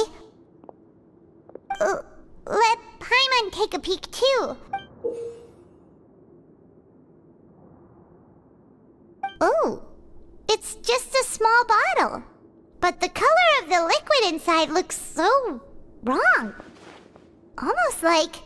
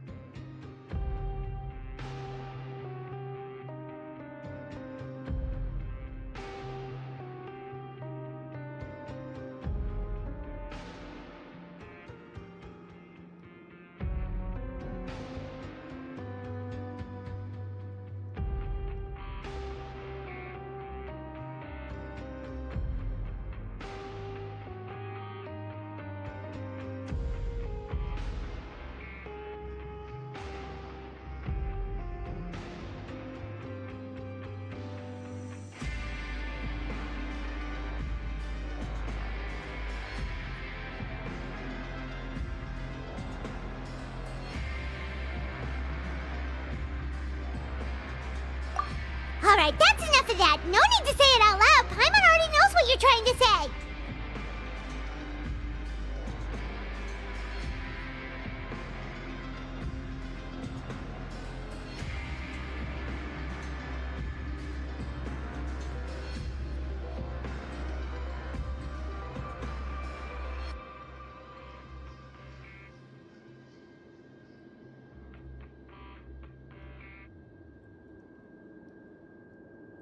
Ugh! No way! Get that stuff away from Paimon!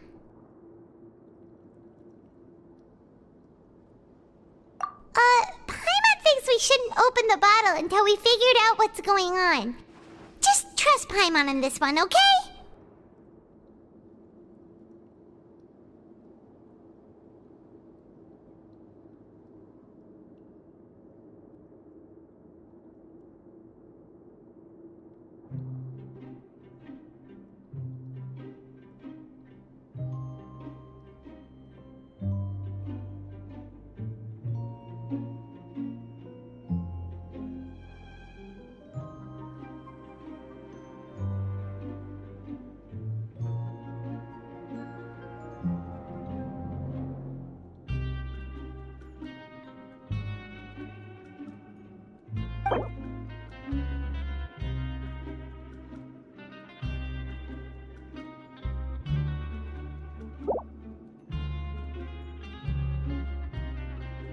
What do you have planned for us?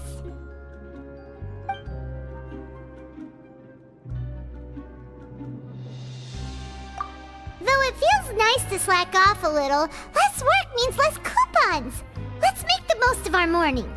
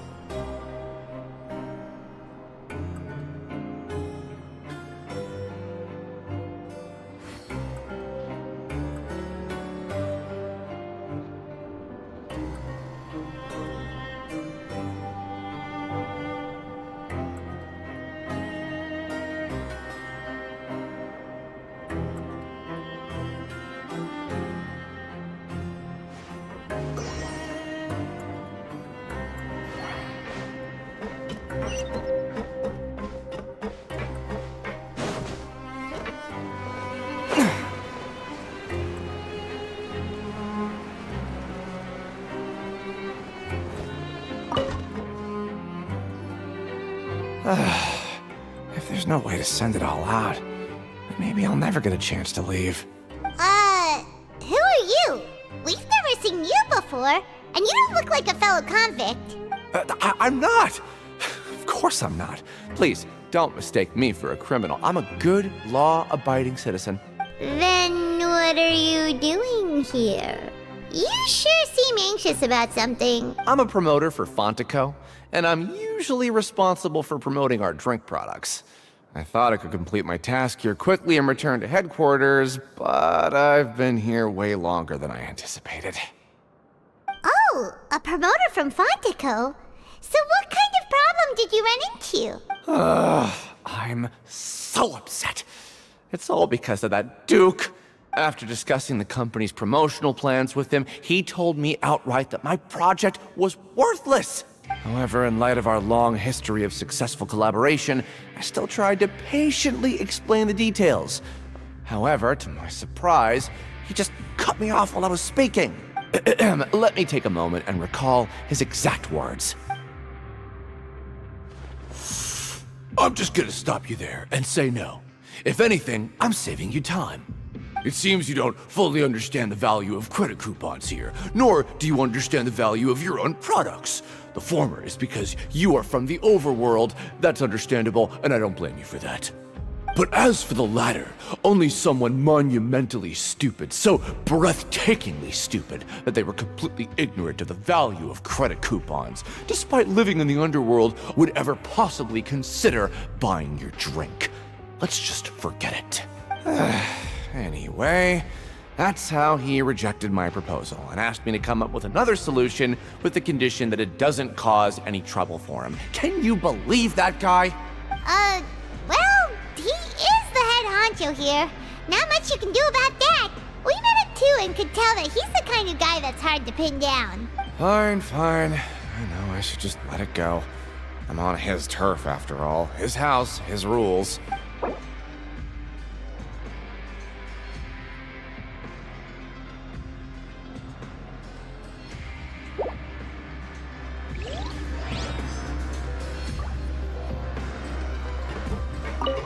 I just don't want to be stuck here forever.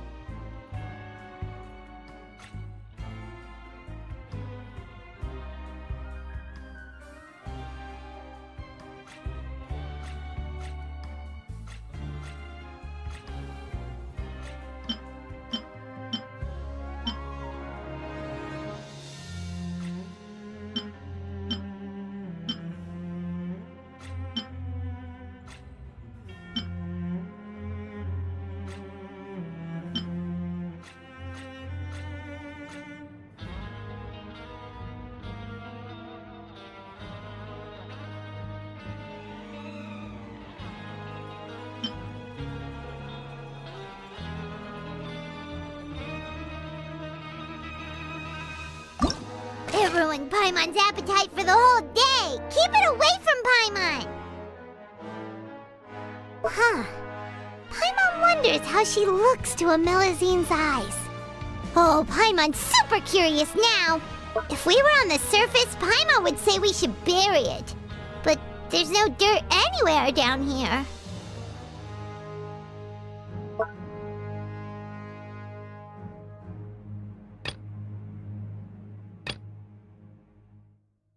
If we could replace that mean old foreman with Siegeween, then productivity in the production zone would skyrocket, don't you think?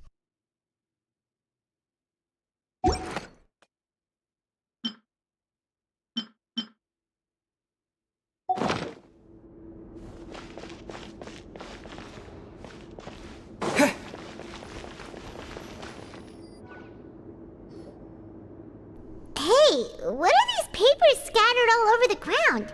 Are they registration forms or something? Maybe not. Every page has the Fontaco symbol on it. Maybe it's some flyers from the company. Okay. But if someone catches us, they could accuse us of trying to steal the company's secrets, couldn't they? Oh, you're right. Guess there's nothing to worry about then. Let Paimon have a look here. Without assistance from the Fontaine Research Institute, development of the new product has been slow, and some researchers on the project have voiced concerns.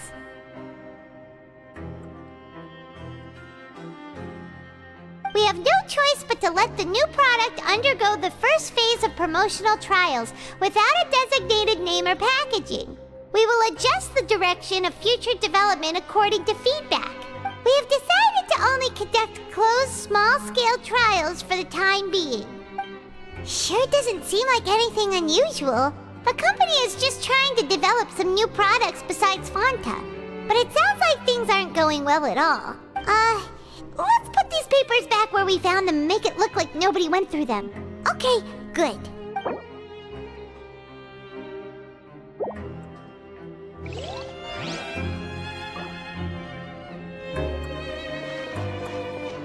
Time to show me what you got.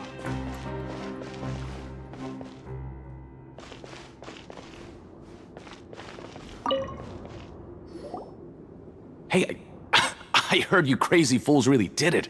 You bought tickets to support both fighters, didn't ya? Well, did anything happen? Well, the next day we received a mysterious package, but we still haven't made any sense of the contents. So it is real. You didn't become cursed or anything like that, did ya? Are you both still okay? Wait, are you sure that it's still you controlling your bodies right now? Paimon's not sure. What do you think, Traveler? Is Paimon still Paimon? Oh, okay. Well, that's good. Yeah, you two don't seem to have changed at all. But I wouldn't let your guard down just yet. Still, I didn't expect you would actually do it.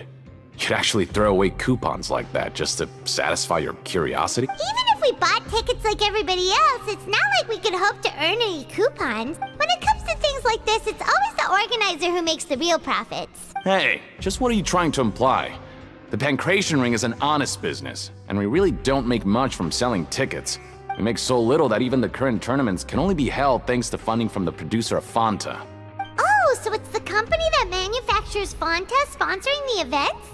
Paimon thought all of this was thanks to the Duke's support. Let's just say it's a mutually beneficial arrangement. They reached out to us first, hoping to promote Fanta products in the Fortress of Meropide. Anyway, you try and take extra good care of yourselves these next few days, you hear?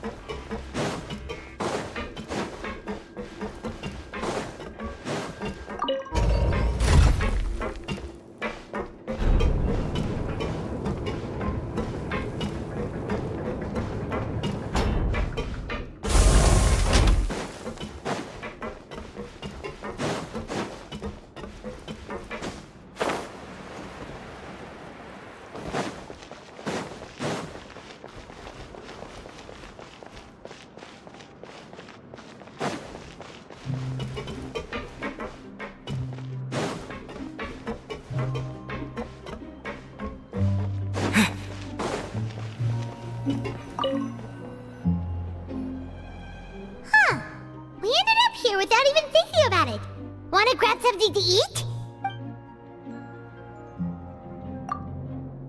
Alright, but remember that we bought this time with coupons, so let's make better use of it next time.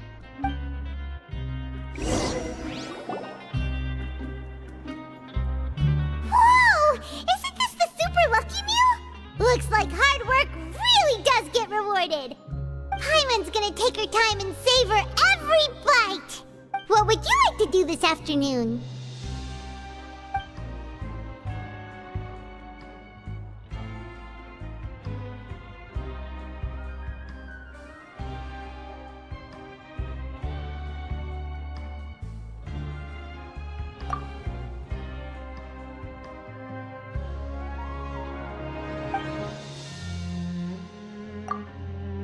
After working here so long, we're really starting to get the hang of it. But doing the same thing all the time can get old pretty quickly. How are you holding up? Yeah, it's good.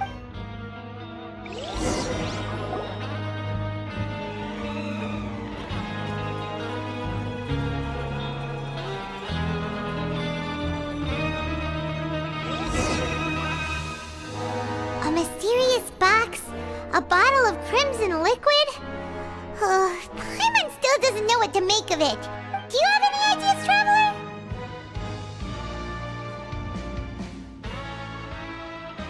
Really? Then it looks like that part of the investigation led us nowhere. Well, maybe we'll have better luck tomorrow. Good night, Traveler.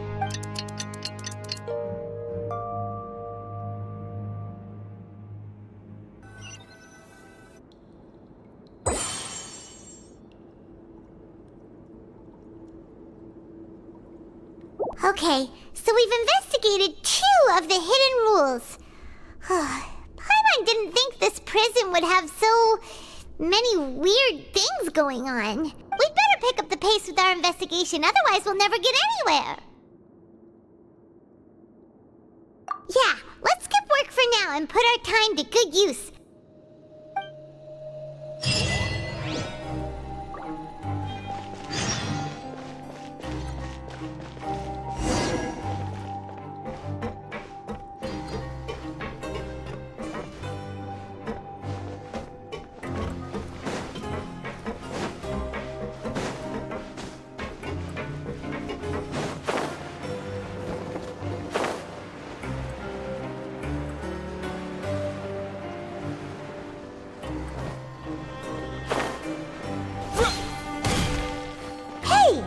Vidoc over there? Huh. Is it just Paimon, or are there fewer people than usual here today? Always at your service.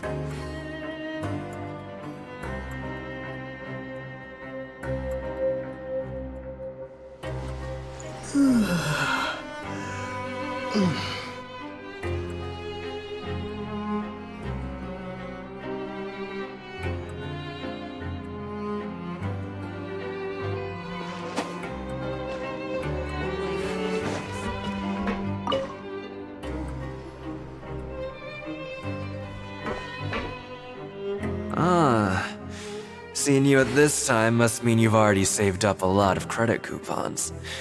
Or at least enough to skip work. Seems you're getting into the swing of things around here.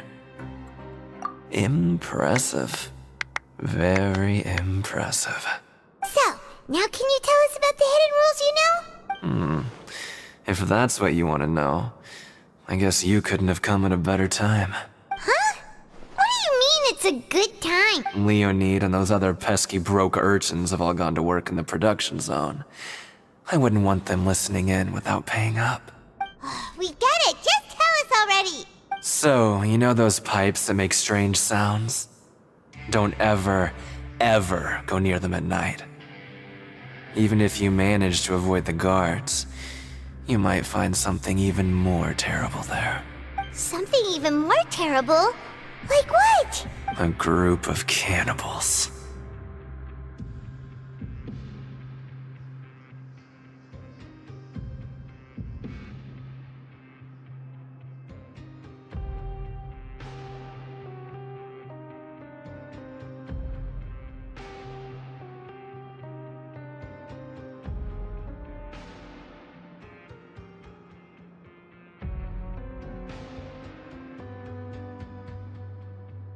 Cannibals? In the Fortress of Meripede? Every month, they meet a few times in the dead of night. Rumor has it they might be connected to the people that have disappeared here. But what's even scarier is that they have a special proclivity.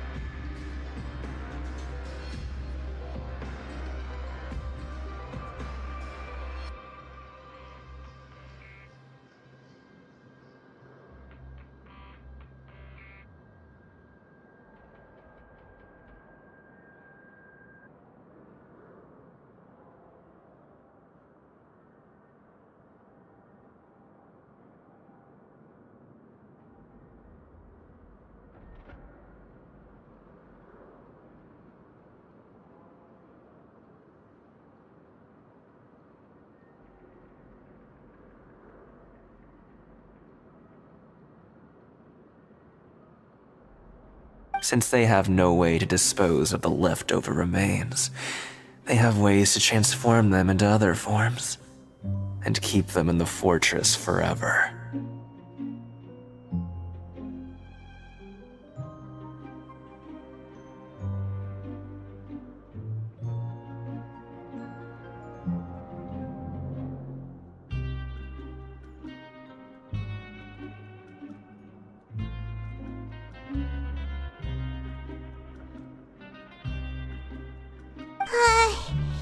Paimon might already know what you mean by other forms. So that's what's going on here. Oh, Paimon's stomach doesn't feel so good.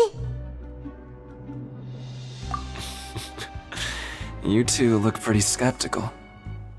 No matter, learning the truth behind dark secrets isn't necessarily a good thing. I've got things to do too. I suggest you just act like I never told you anything.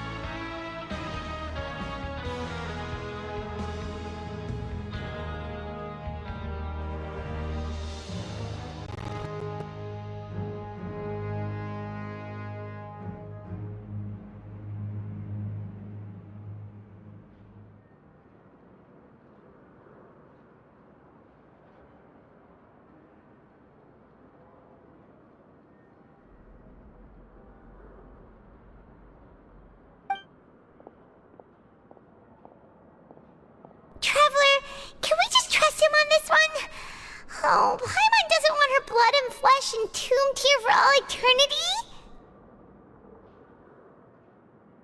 Oh, so that's how you see the situation. Huh. You know, Paimon does feel a little better about it now. When will all the secrets end?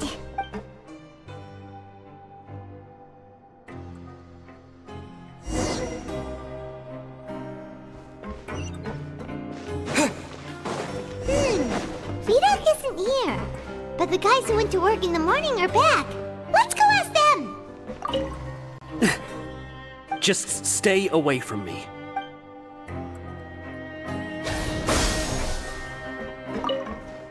What? What are you saying? You shouldn't go around saying stuff like that.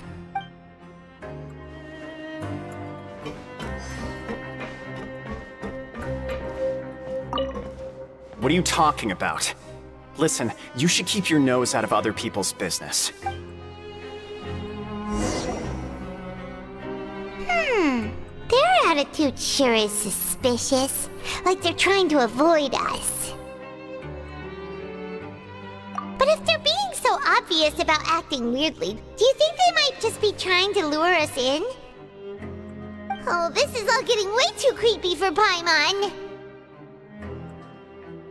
So you mean we still need to investigate some more? Okay, if you say so.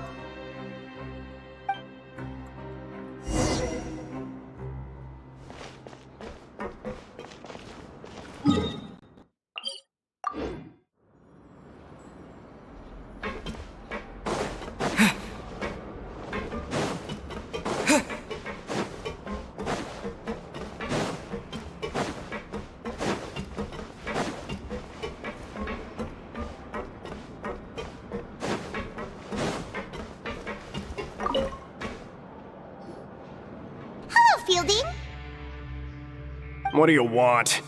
Criminals like you ought to be working right now. Catch my drift. We just want to ask you a simple question. Have you ever discovered anything odd during your nighttime patrols? Why are you asking about something like that? Whatever happens at night isn't your concern. All you need to worry about is getting enough sleep. Well... right! We've heard it happens a few times every month. Paimon has sensitive ears, so it makes it hard to sleep.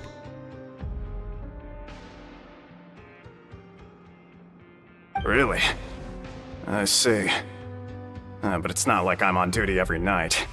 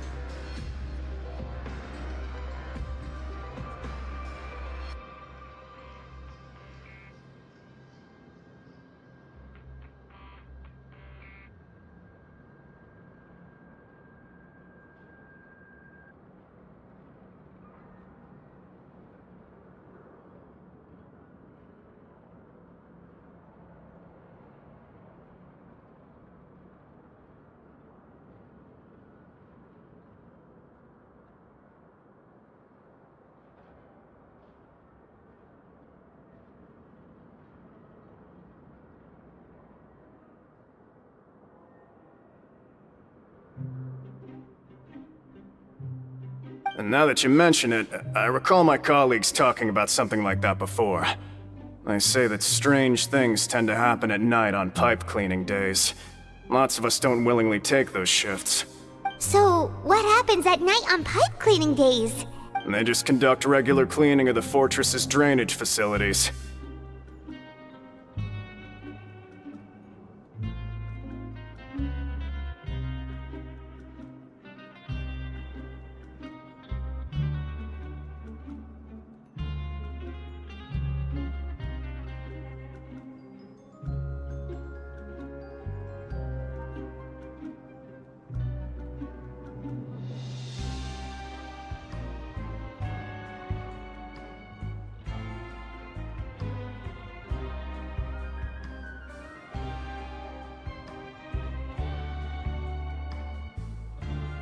There are 3 pipe cleaning days per month, and it just so happens that today is one of the scheduled days.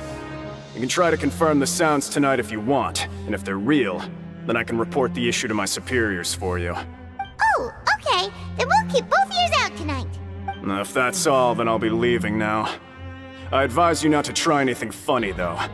Even if I'm not on duty tonight, someone will still be watching you. Don't worry, we don't want any time added to our sentences. Oh, he left. So what do you think about the pipe cleaning days he mentioned?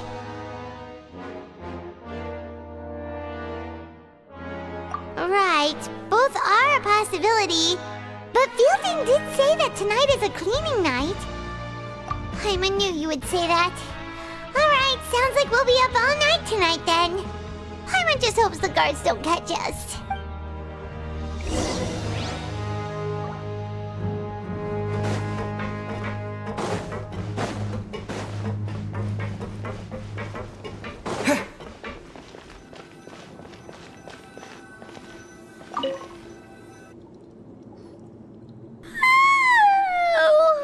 I'm so tired.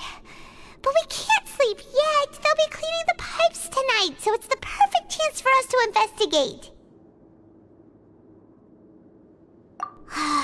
Whatever. Just be sure to wake Paimon if she dozes off. Paimon's worried something might happen if you go alone. Huh? Traveler? Did you fall asleep already?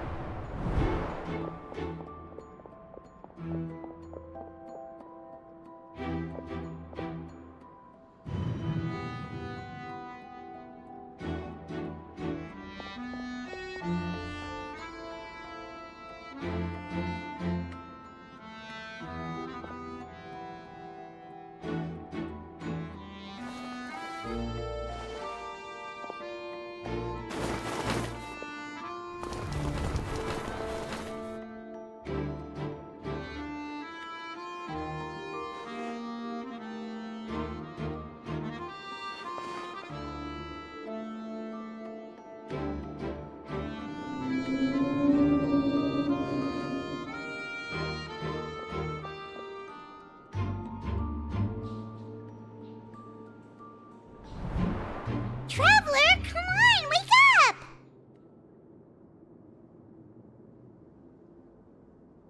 Oh, it looks like you were just peacefully sleeping to Paimon. Well, what did you see this time? Really? So we're finally starting to figure out what actually happened! But what about the cannibals? How do you explain them? Okay, well it's about time for us to get moving. Just be careful to avoid the patrolling guards.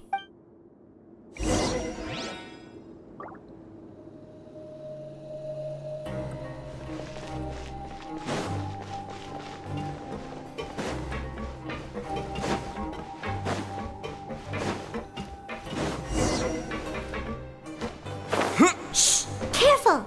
We'll get in trouble if the guards catch us.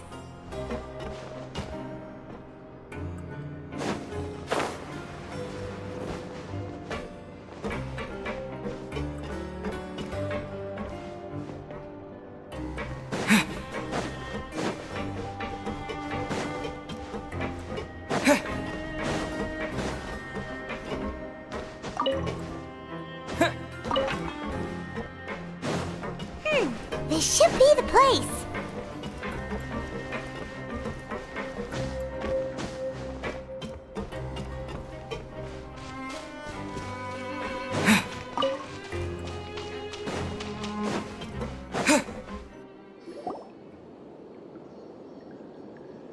What? I know you. You were the ones we saw. Huh. You've got guts showing up here. You know who we are, right? You'd better leave now. Ain't nobody coming here to save you. What'd you say? Yeah, so what if they were? If you push us, we can make those rumors a reality at any time. Hey, what's the point of all those rumors anyway? What exactly are you trying to do? I don't have to tell you anything. If you turn around, go back to the dormitories and act like you never saw anything, then I'll pretend that you never showed up here. Yeah, scram. Nothing worth seeing here.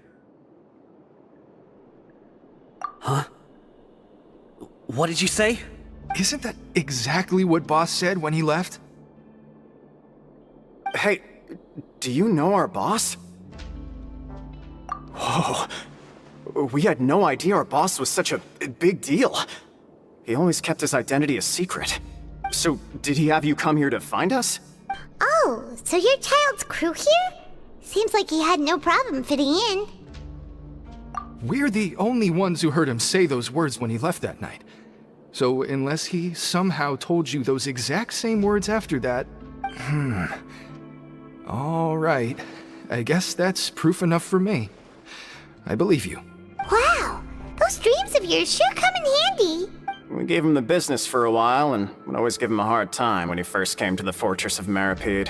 But here in the fortress, the strong will always earn respect. He was working the longest hours and racking up wins in the Pancration Ring. You could always see how amazing he was, even when he was teaching us a lesson. So eventually, we all decided to follow him. But one day, he suddenly told us that he had to find a way to escape this place, no matter the cost. He said it was because he heard that call again. And as his crew, if the boss wants something, then it's our job to get it done. So, we got to work, and used the hidden rules that were here to make up and spread the rumor about the cannibal rule. We just wanted to give him a better chance of escaping on a night after the pipes had been cleaned. Oh, thanks to your rumor, nobody would want to come anywhere near here, prisoner or guard. Wow, it sure is easy to exploit people's fear of the unknown. But hasn't Child already escaped? Why are you all still coming here after pipe cleaning day? Because as far as we know, the pipe he went into isn't actually an exit. It should be a dead end. It leads to an abandoned factory area, and even if there were a way to escape from there into the sea, we're still way too deep. No one could ever reach the surface alive. But Boss still insisted on going in. It's like he was obsessed about it. So we told him that we'd pretend as if he never existed while he was gone, and that if he wanted to come back, he should wait for nighttime on a pipe cleaning day. That way, we could meet him here and help cover the whole thing up. So you come and wait here through the night a few times a month just because of that promise?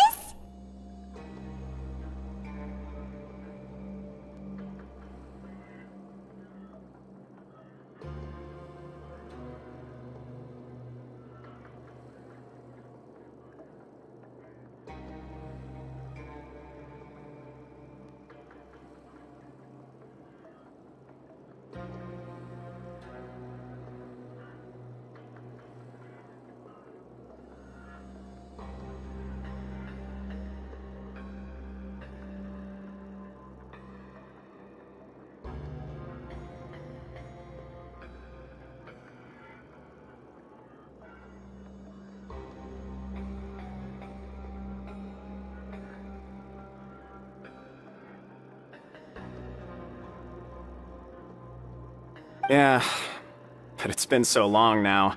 We already know in our hearts that he must have managed to escape somehow. Is it also possible that something unfortunate happened to him? Nothing could ever defeat Boss or slow him down. It's one thing we know for sure. Okay. Paimon was just brainstorming possibilities. All right. Keep quiet and follow us.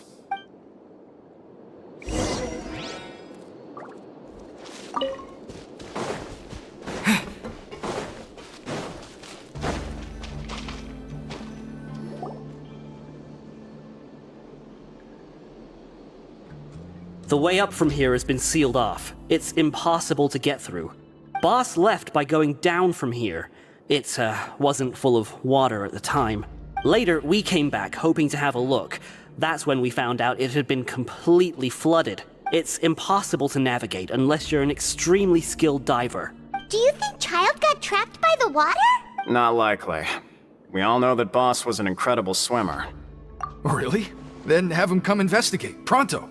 Just be sure to tell us if you get any news about Boss. It's getting late. We should leave before the guards come this way. Yeah, we learned a lot about what happened to Child here. Let's get going!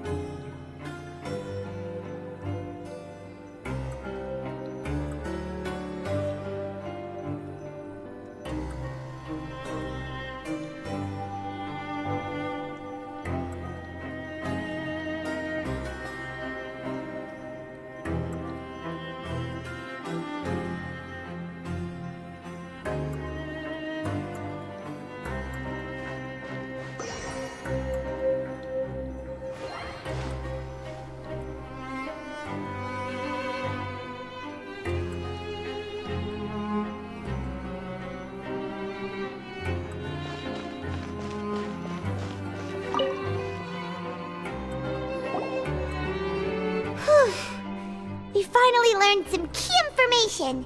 Seems all of our investigative work has finally started to pay off. When you said you knew a diver, you were talking about Fremine, right? If we ask Linny, he'll definitely have Fremine help us. Ugh. Why is Child like this? What was he doing going into the pipes? Not making our jobs easier, that's for sure. Fortunately, though, it seems like it's only a matter of time now before we find out what really happened. Now that we can finally relax, I'm starting to feel super sleepy. Let's try to get some rest while we still can. Nighty-night, Traveler!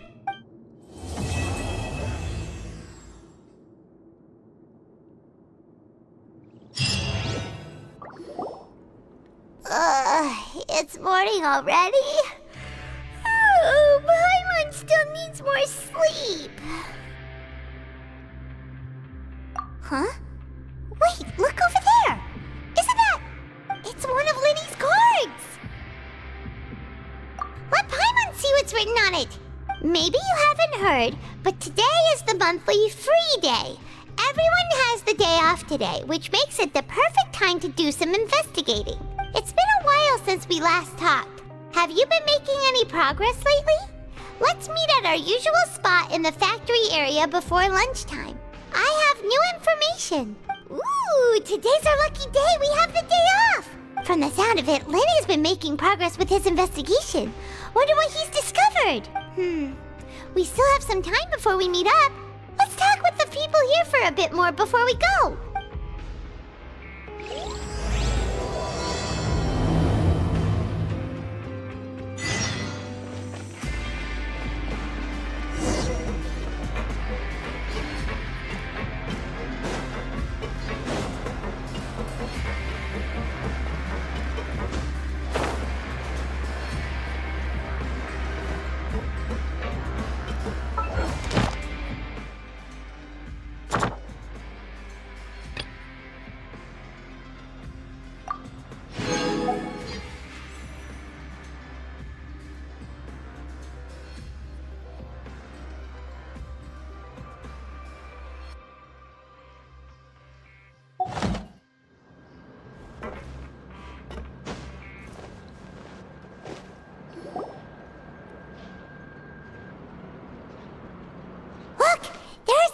Talking over there. Let's listen in on the conversation.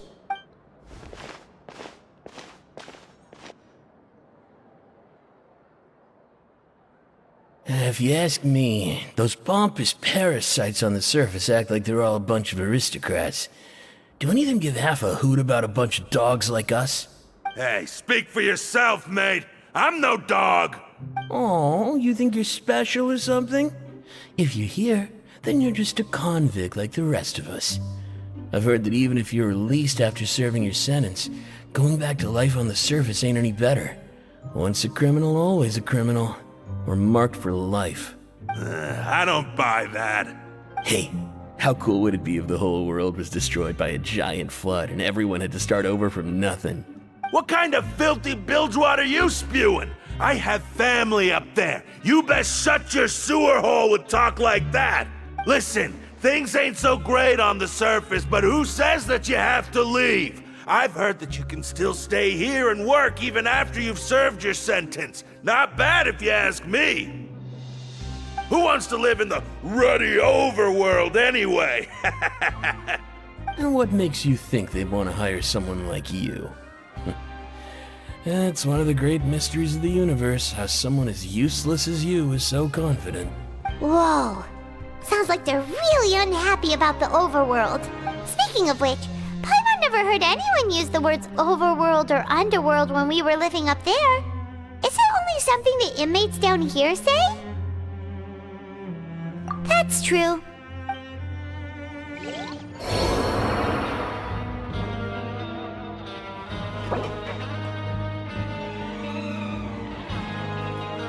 Grab yourself a welfare meal.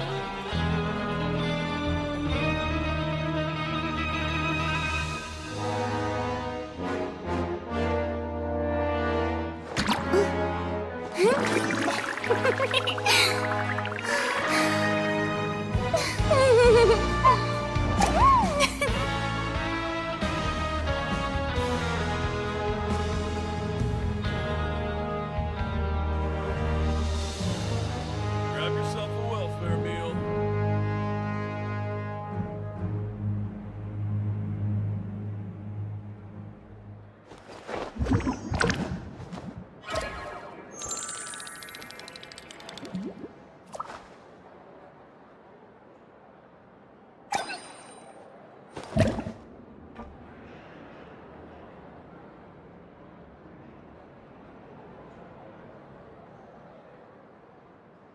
Grab yourself a welfare meal.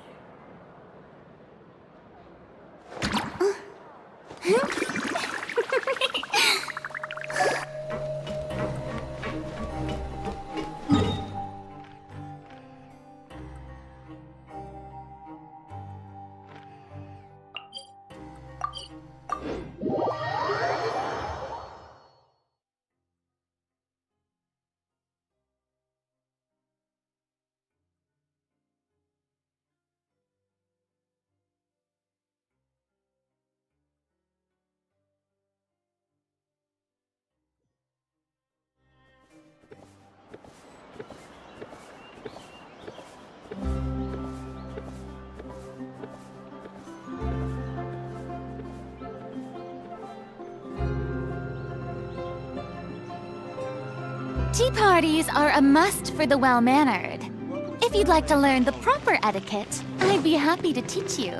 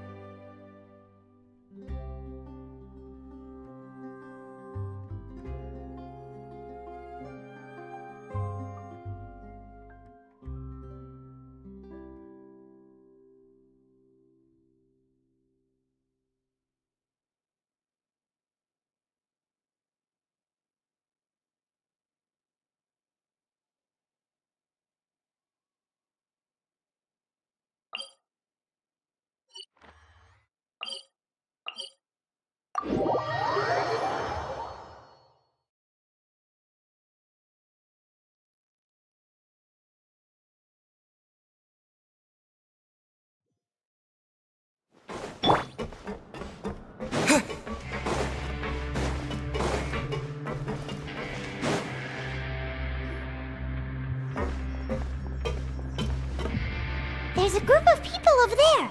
Let's go listen in. So I said, that's not a faucet. Hey, who are you two?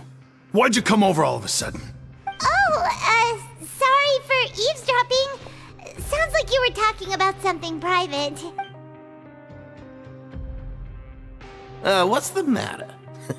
They're just looking to join in on our fun, that's all. Hey, don't pretend like it's okay for them to just interrupt us like that. Yeah, fine. You're lucky we don't mind extroverts that much.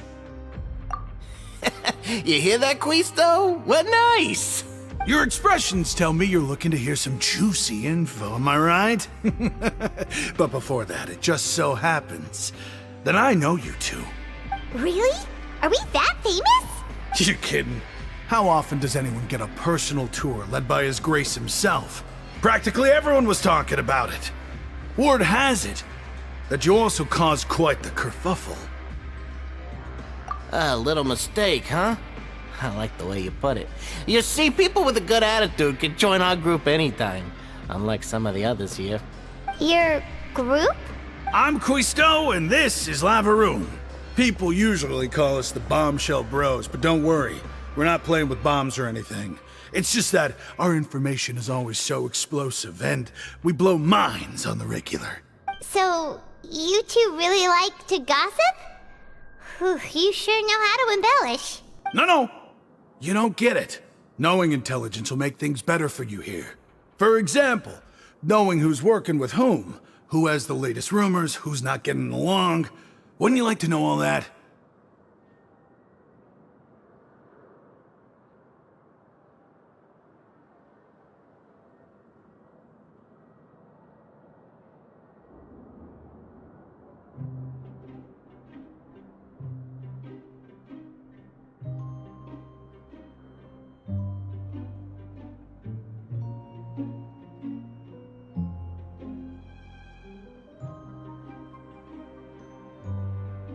Whoa, all this info's worth something, you know? You should prove you're worthy of it. I don't mind him. Quisto's always this way. Just play nice and say something to massage his ego. The welfare meals. Talk about the welfare meals. Right! That meal we had yesterday was super delicious. Paimon can still taste it whenever she closes her eyes. Is that so? To tell you the truth, I've been helping out with making those welfare meals. I've been working as a kitchen assistant for about a month and a half now. Oh, so you're the one who made those delicious steaks. Amazing! You could be a professional chef. You are correct. I am a true professional. In fact, I even went to culinary school.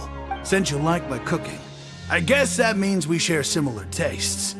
Listen carefully. This little bombshell will help you learn what's really going on here in the fortress.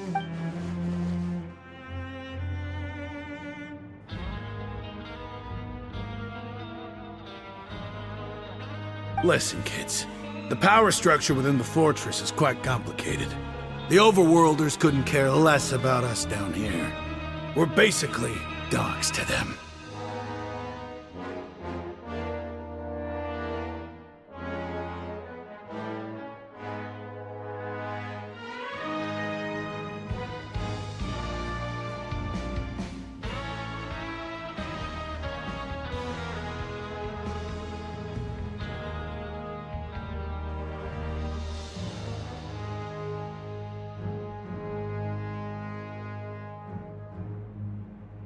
You've already met the one person here you should never cross, the Duke, Risley.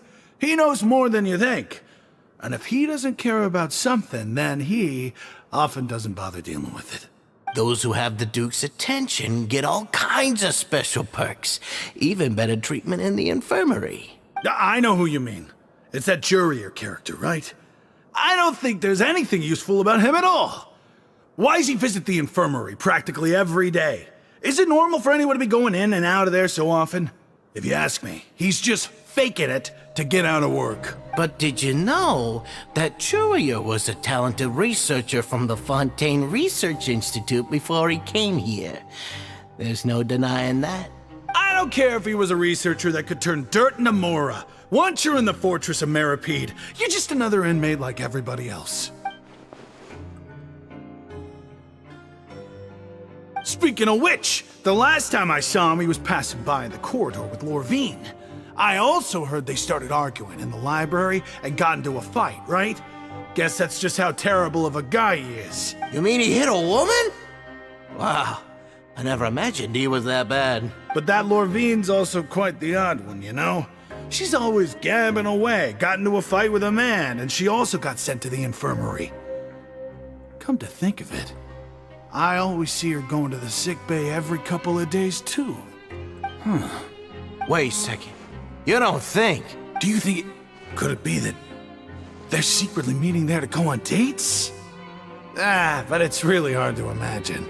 After all, I do remember seeing Lorvine beat Juria to a pulp that one time. And we might be overthinking things.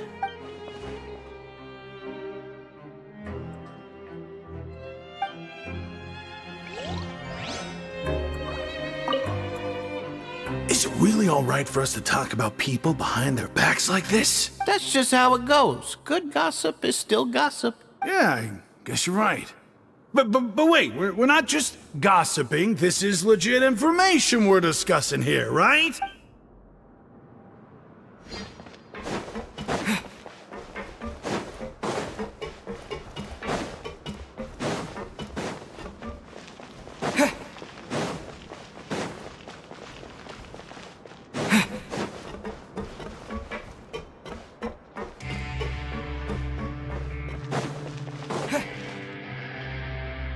Hey, you over there?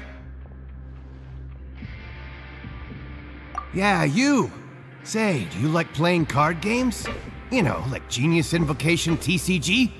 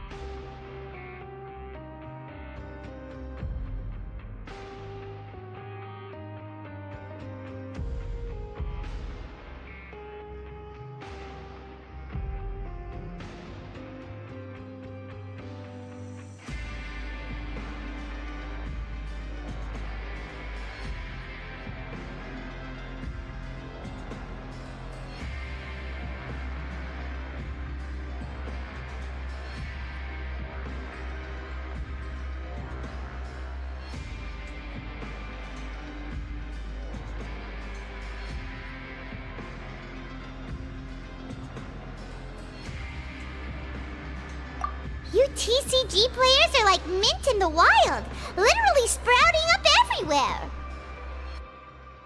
Hey, come on now. What's wrong with finding fellow Invocation aficionados? Anyway, care to join me for a game?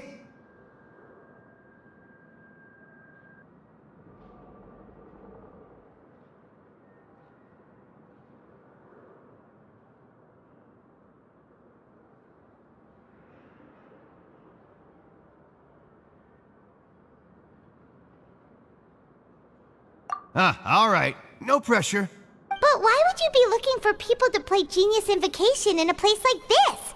Don't people usually come here to fight? Whether you're throwing down cards or throwing punches, it's all a competition, isn't it? It's all the same in my eyes. There are lots of card players here in the fortress. When I saw you, I immediately thought, hey, even outsiders from other nations play cards. So I came over to say hi. Sure. Great! Since you've been here longer than us, you need to flex your seniority a little bit, right? Maybe you could start by telling us newcomers some stories about this place. I thought you would have already heard everything by now.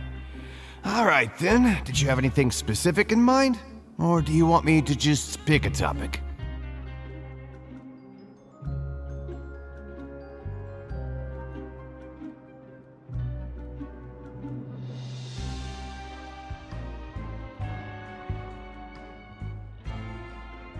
Why don't you pick? We'll let you know if we've heard it already. All right. Have you heard any strange rumors since you've arrived? Then, did you know that there are some people who are always gossiping over in the corner? Yes, so you've already met those two. They're quite a pair. They always keep an eye out for the latest happenings and gossip about everything. I've never seen anyone with more time on their hands. I heard that they used to be a chef and a bartender before they were sent down here. You know how bartenders are, always chatting with customers. And chefs love to pass the time just hanging out when they're not cooking. Good to know. Do you have anything else to tell us? Let me think. Sounds like you want to hear something a little more tantalizing. Oh, did you know that the Duke was also a convict in the fortress of Meripede before? Huh? Wait, are you serious? That's right. The Duke was an inmate just like you and me. Seems he was exiled here for committing some crime. Who knows how he ended up rising up to become the warden, though. To go from an ordinary inmate to becoming the manager of the whole place? I'm not gonna lie, I kinda respect that. A forbidden zone? Sounds like something that someone just made up. I've never heard of that. Where did you hear about it?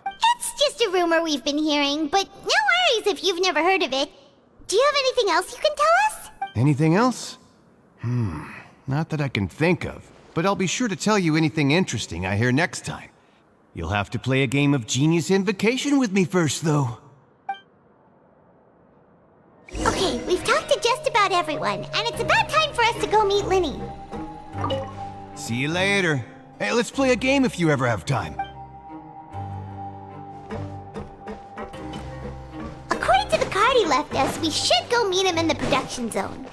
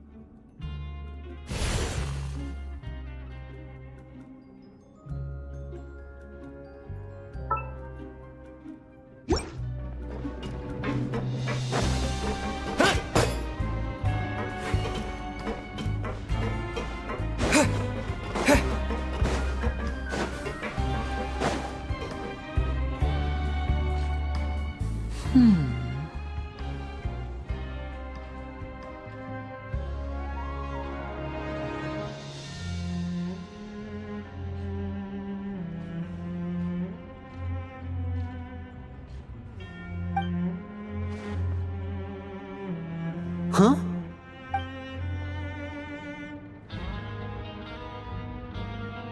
That look in your eyes. You found something? Hey, this is no time to be modest. Just tell him we found a boatload of information. Oh, as expected of the legendary duo, you have my full and undivided attention. Huh. I'd have never guessed that myself. The rumors swirling about this place are unreliable after all, and Master Child probably went missing because he found a way out. He is a harbinger after all. I suppose he's much more resourceful than I initially gave him credit for. Unfortunately, this isn't enough for our final report to Father. We need to find out Master Child's exact whereabouts. Father told me that even though Master Child said he was just coming to Fontaine for a vacation, he actually had some personal reasons. His agenda might be linked to his disappearance.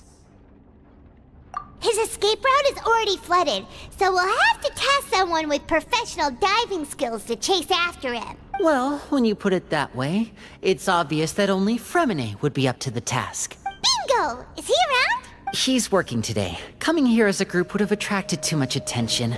I'll talk to him about it later. It's the least I can do. We're all in this together, so it's only fair for us to fulfill our end of the bargain. Honestly, I'm far more impressed by you guys managing to collect all this information right under Risley's watchful eyes. Collecting information has always been our strong point. Now, let me think.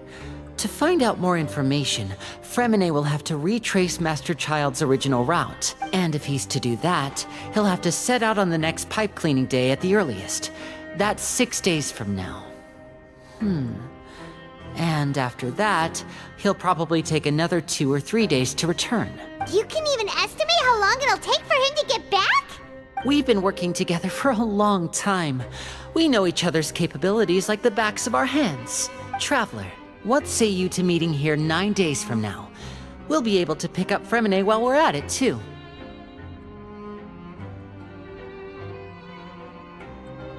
Oh, and there's just one last thing we'd like your help with. Though we can just sit back and wait for Fremine's report on Master Child's whereabouts, we still need to make more progress on the investigation of the Forbidden Zone. Fremine's no master of disguise, Lynette's still working on getting intel from the other areas, and I'll need to spend some time helping Fremine prepare for his diving mission. So, you are the only ones we can count on. What do you want us to do? Will it be hard? Well, I won't call it easy per se, but I think you'll be able to pull it off. Listen carefully. You'll need to find an excuse to get into the infirmary and investigate the room and environs. You've mentioned several sketchy-looking people always meeting at the infirmary earlier, so it probably has something to do with the secret we're hoping to uncover. You've already met the head nurse, so she'll be less suspicious of you.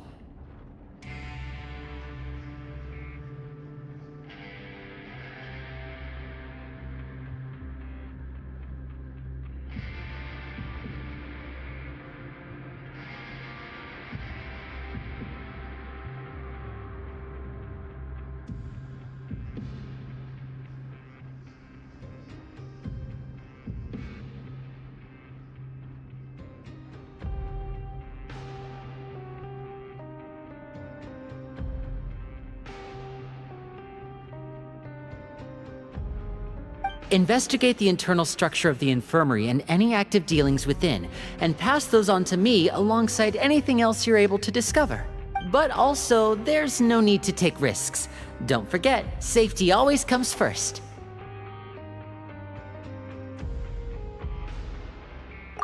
My apologies, I just started rambling out of habit. It was almost as if I was talking to my younger brother.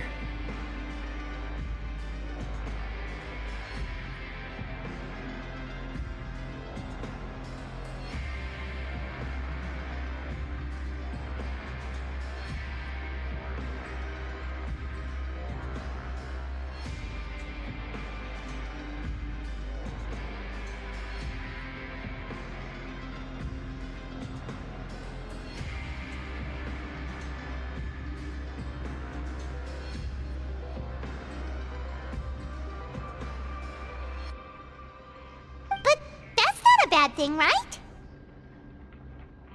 All right, then we'll head out as soon as we finish our prep.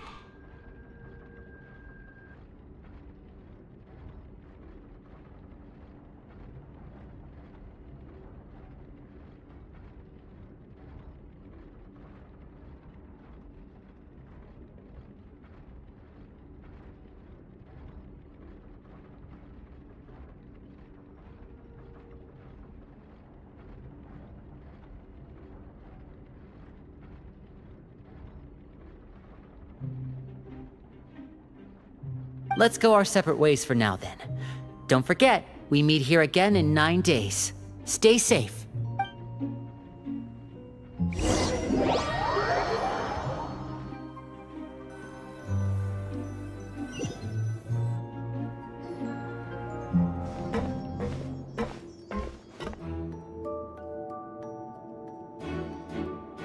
Hey, stay here for now. Paimon will take a peek.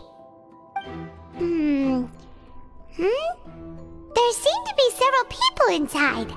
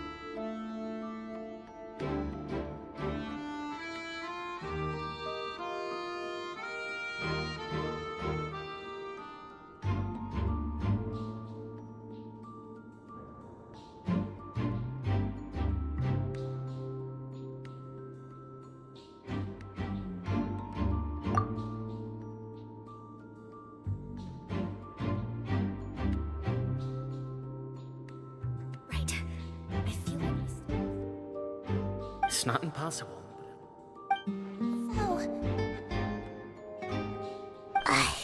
It's a bit hard to understand them from here. So, why don't we just try to talk to them in person? Let's go as soon as you're ready.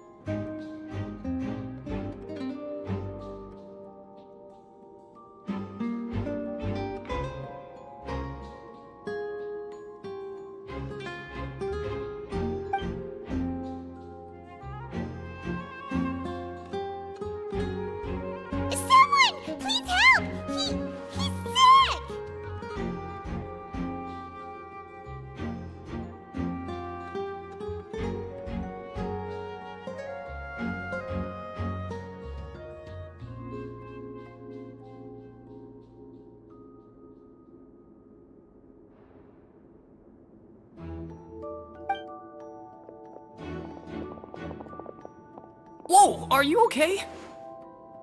Oh my! What's wrong, little one? There's no need to panic. Take a deep breath before you begin. The traveler started complaining of a stomachache, and then nausea, and then collapsed onto the ground. Paimon doesn't know what to do! Freezing limbs, twitching fingers, and pale complexion? Could it be poison?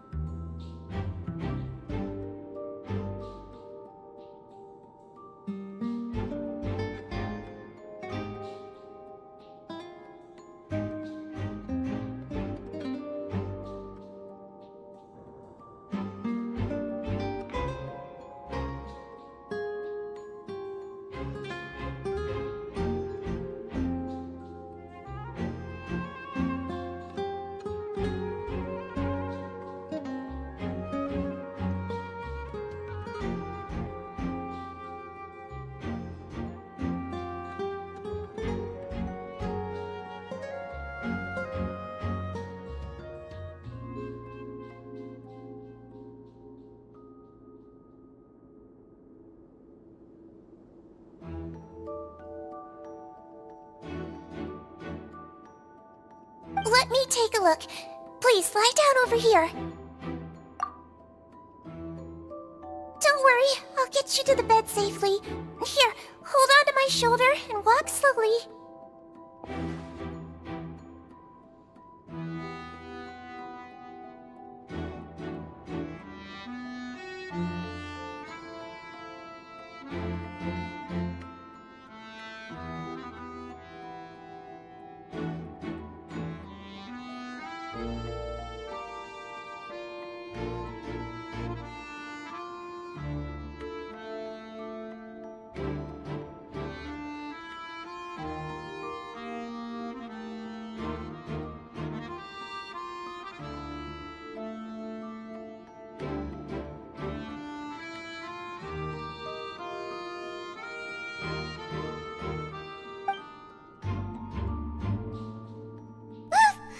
You can do it, Traveler!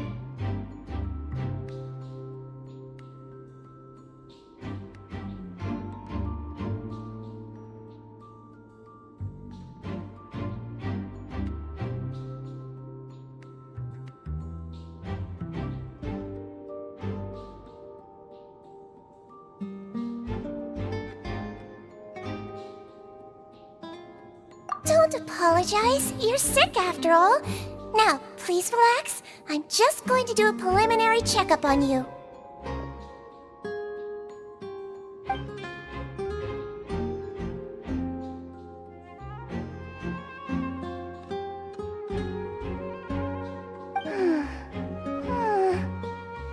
I see now.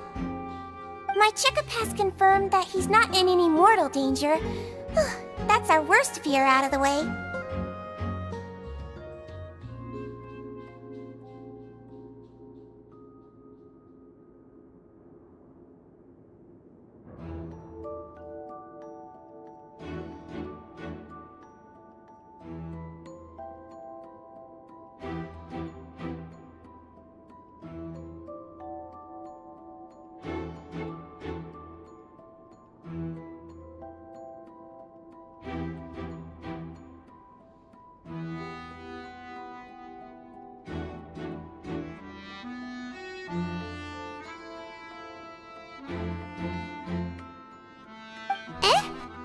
Oh, that's good. But I'll continue my diagnosis of the patient now. Please, relax and take a deep breath.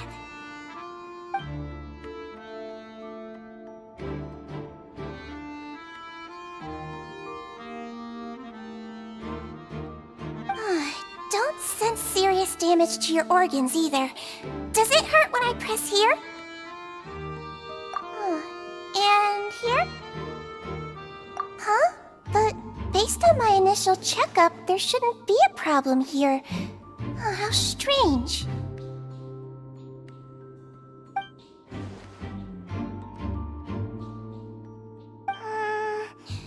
What about here? Does this hurt? Oh, I understand.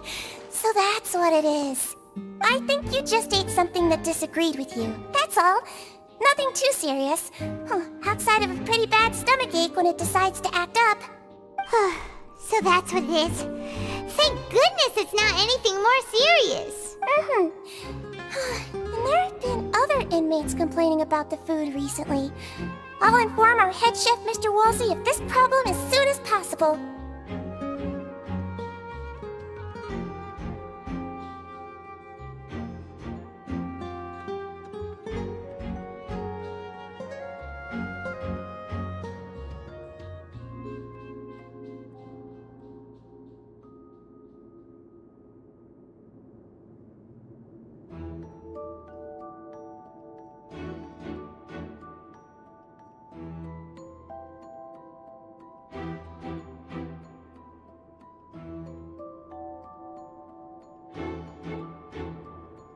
Congratulations! The health risk is incredibly low, so you should recover within a couple days. Why don't you take a rest here while I go get some medicine for you? Miss Levine, I'll have to trouble you to help me look after this new patient while I'm gone. Very well. And she hopped away just like that.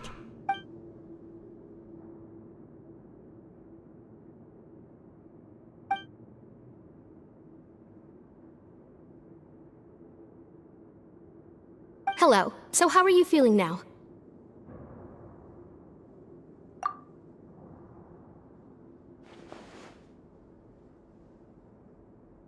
His stomach ache's really bad. He was stumbling about the whole way here, so Paimon's really worried.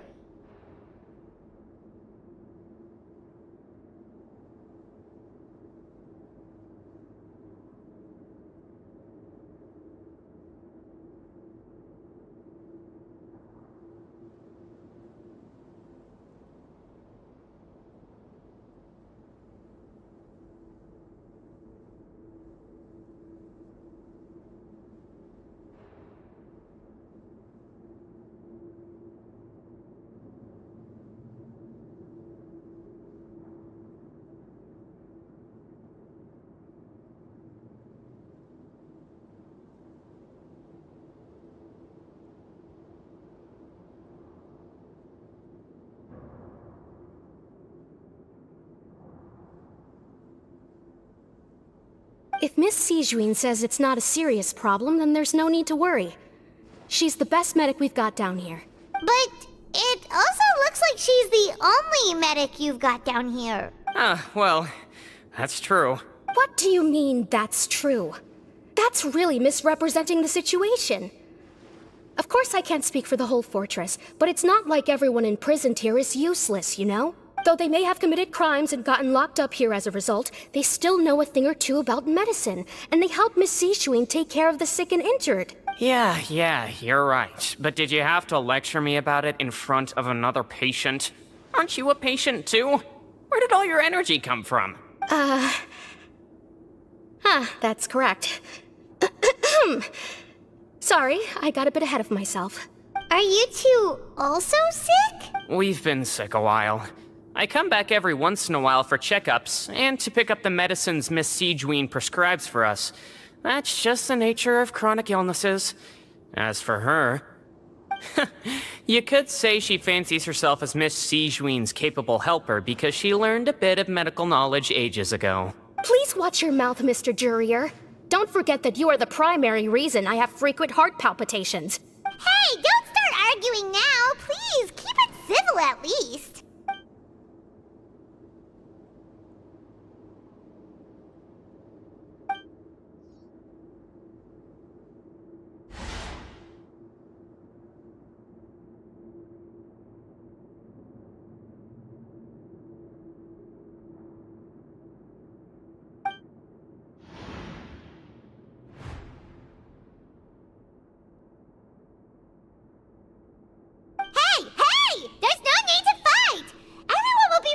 someday, so there's no need to argue over silly things like this! But... Release. It's way too early for us to even think about that. And who the heck knows if we'd even be able to continue our previous lives?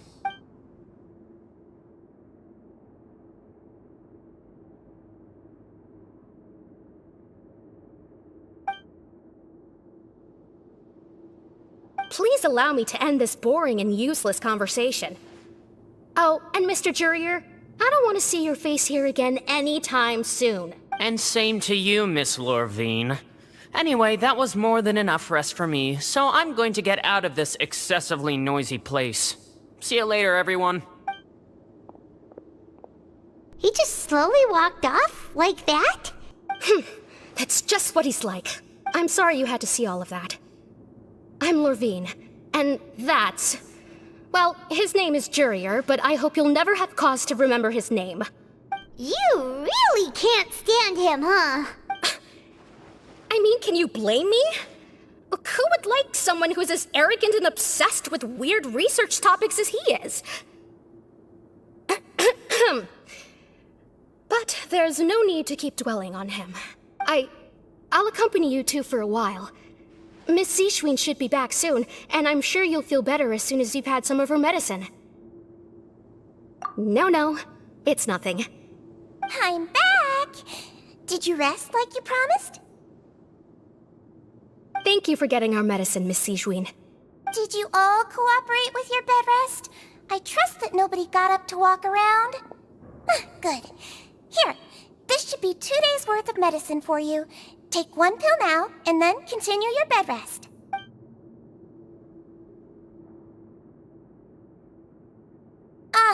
Miss Lorvine, I left in a bit of a hurry just now. Do you still remember if we discussed the color of the pill that you should be taking today? I remember. You said it should be yellow.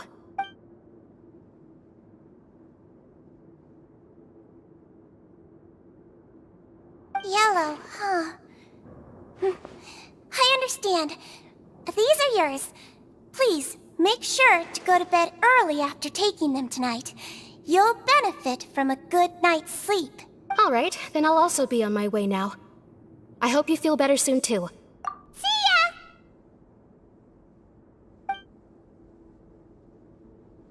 I'm going to fill out your medical record now. You're widely known as the Traveler, right? I just want to double-check a few details, if that's all right with you. Those two made quite the commotion just now, so why don't we let the Traveler rest? Paimon can answer the questions instead. So his primary symptoms are abdominal pain with secondary symptoms of nausea. Is there anything else? That's it. All right then. Is there anything we should know besides to take the meds? No, his base constitution is quite good, so I'm sure he'll recover quite quickly after taking the medicine. Please, make sure to stick to bland or less stimulating foods, and don't stay up too late at night. Got it! Paimon will hold the Traveler to that for sure.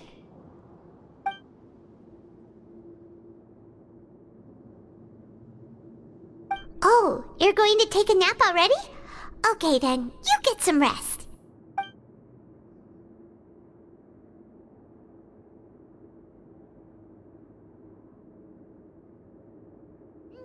We've been to lots of places together. He may look a bit under the weather now, but he's actually super strong.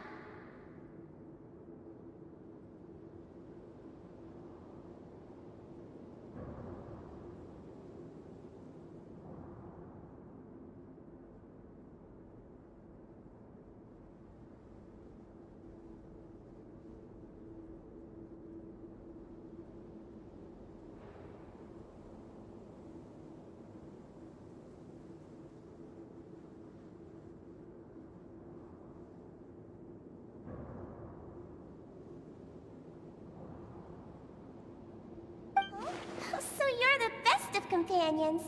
Well, don't worry, he'll recover soon. Ah, you're awake!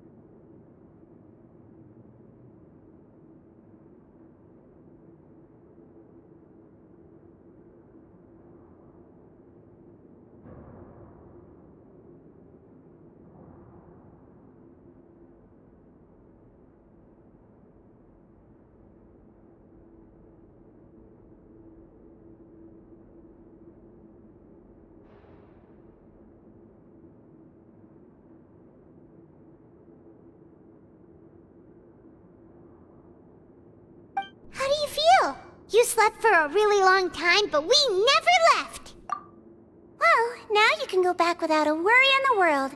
Remember to take the meds regularly, and don't forget, bland foods. Mm-hmm. Thank you, Miss Siegeween!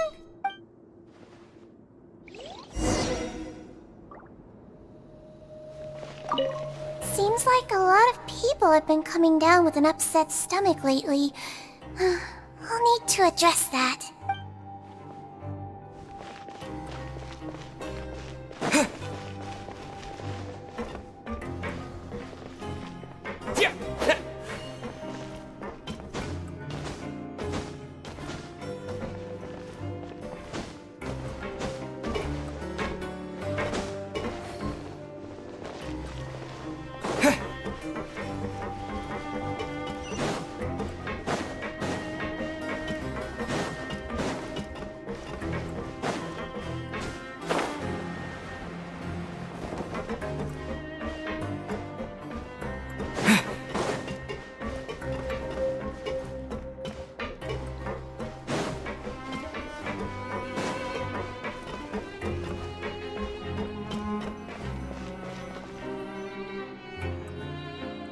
You really are something. To be able to fall asleep like that and even sleep talk the entire time, you scared Paimon half to death!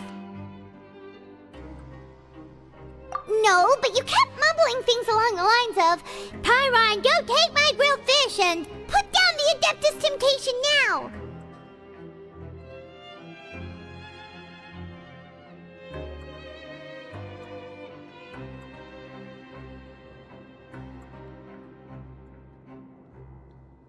Paimon talked with Siegeween the entire time you were asleep. She seems like she's just a sincere nurse, and Paimon didn't notice anything unusual in the room. Are you sure we're not going off track with the infirmary?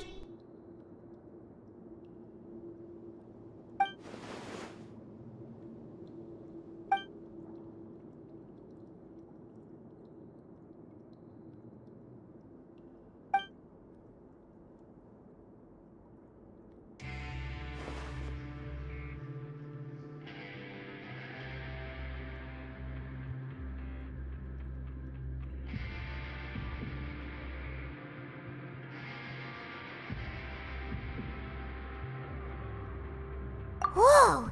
You really are super thorough! All those tiny little suspicious things that Paimon didn't even pick up on! We've gotta give the info to Linny!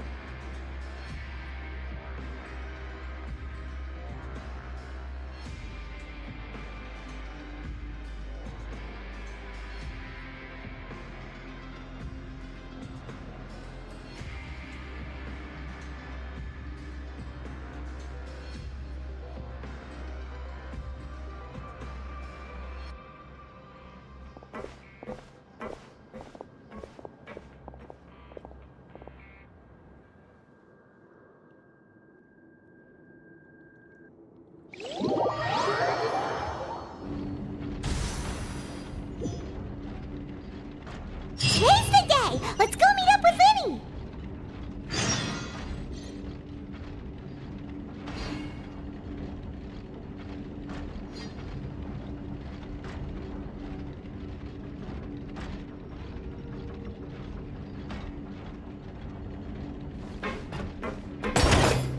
Learn the safety rules by heart.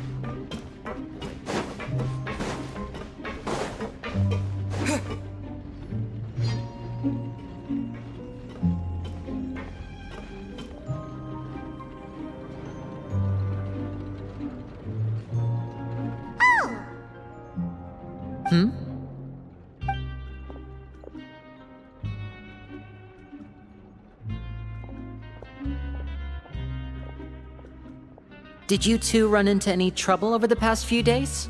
No, we just worked our shifts according to the schedule. Nothing weird happened. That's good. That means you didn't raise any suspicions when you infiltrated the infirmary. We've taken a look at the slip you've sent. Fremine successfully left the grounds via the pipes 2 days ago, and as of last night, Lynette has also infiltrated the infirmary after faking an illness. Wait, why is she getting involved as well? You already went above and beyond when you scoped out the infirmary. To put it more bluntly, even if we were to view that as something you did in exchange for Fremine's help, you've already done more than enough. Infiltrating a guarded stronghold is a different kind of job from a one-off investigation. We want to avoid using the same faces over and over and reduce the amount of suspicion that will fall on any given person. Lynette also felt like you have already taken the first step for us, so she should be the one to finish the job. So that's what Lynette thinks. Oh, Paimon hopes everything's going well for her.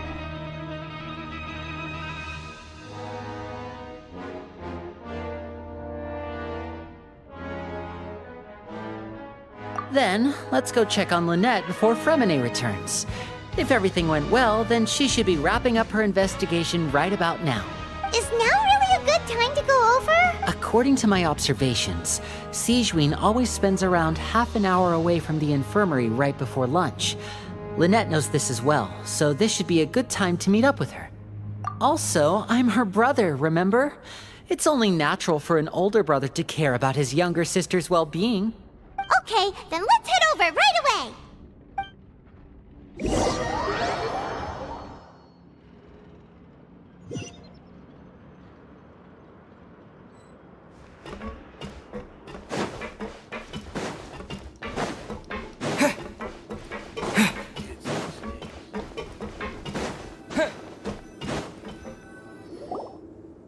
Lynette should be here right now. Huh. Strange. Lynette? As expected, Sigewinne isn't here, but why isn't Lynette here? No, Lynette rarely deviates from the plan. We agreed that if she were to make changes on the fly, she'd find a way to let me know. Unless... Let's see if there are any clues around here. We can look while we wait for her. Who knows? Maybe she'll be back soon.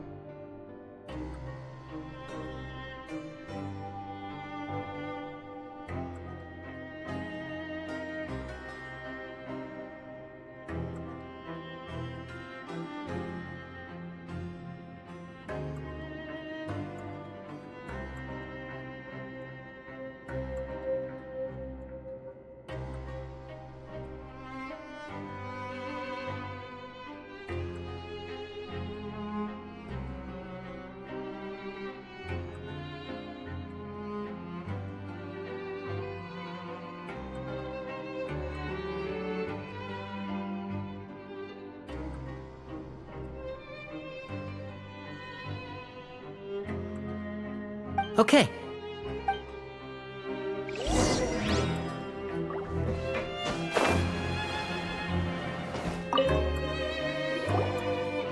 None of the beds have any signs of having been slept in. Except that one over there. That's the one Lynette must have used, right? You said she was pretending to be sick. She would have said her migraine was having a particularly bad flare-up. Generally speaking, the head nurse would then ask her to lie down and rest, while she left to retrieve the medication. Which means, either the head nurse didn't return the entire time from when Lynette laid down up until she left the bed, or the nurse intentionally left it this way.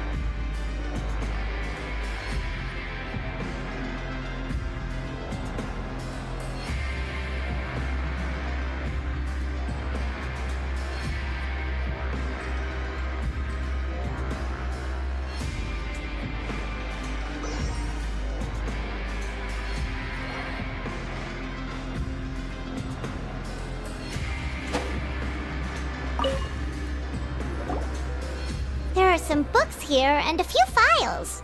They all look like medical records. Advanced nursing, how to raise the spirit of your patients, a quick guide to the psychology of emotions, and the meaning of laughter. These sure are some interesting books. Who knew Sijuin would be interested in these kinds of things? She even has books on understanding people's motivations and feelings.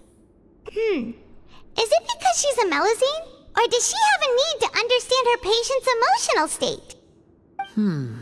Seems quite normal to me. These are skills that would come in handy for a nurse from time to time. This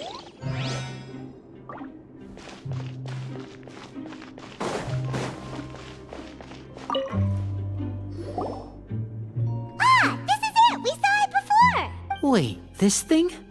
It doesn't look like it's been disguised that well. The space behind it is empty. From its size, I don't think it's an entrance that is meant to be taken apart. There's probably a mechanism around here somewhere. Could Lynette have tried to get inside? But if that's the case, she would have contacted me for sure. Let's look around here for some more clues. Don't panic, just take another look.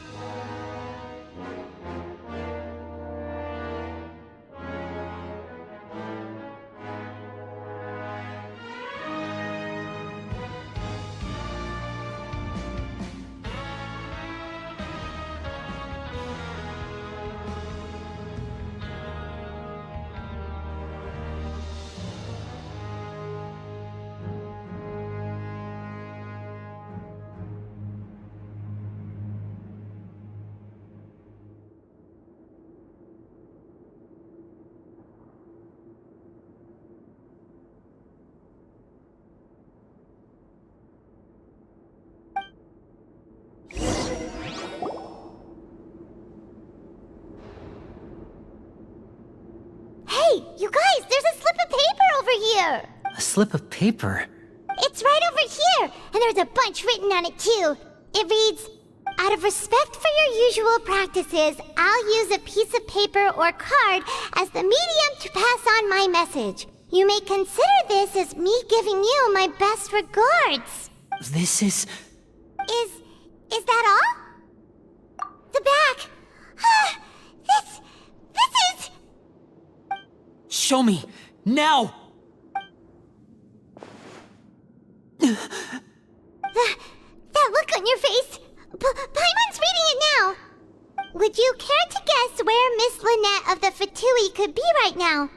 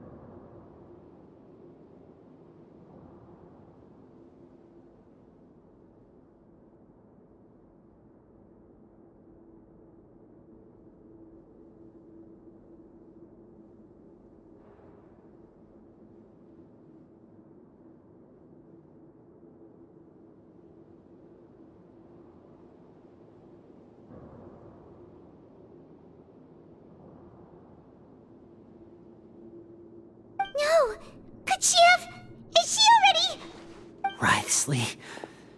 Did he deliberately leave the infirmary unguarded to use it as bait?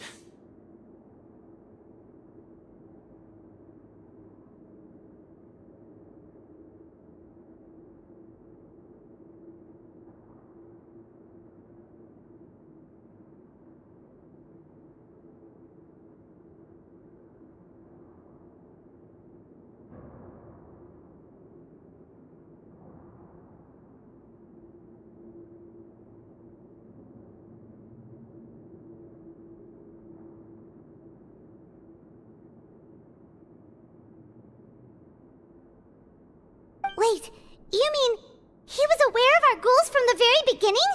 But why? We didn't run into any trouble last time, and he also never reached out to us since. Yes, that is a crucial question. Wriothesley, he doesn't do anything without a clear goal or reason. So this means he had no concerns about your activities from the very beginning. You're not from the same camp as us. You were sent down here by Nervulet, so you have no conflict of interest with Wriothesley. We're a completely different story, though.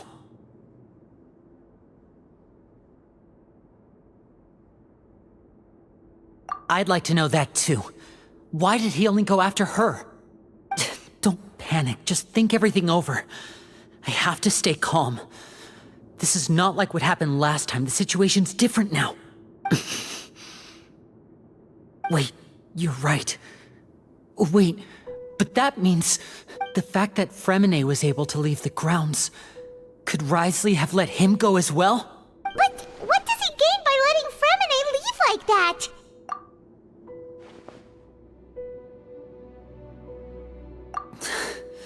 So he's challenging me and trying to provoke me, I'm sure of it.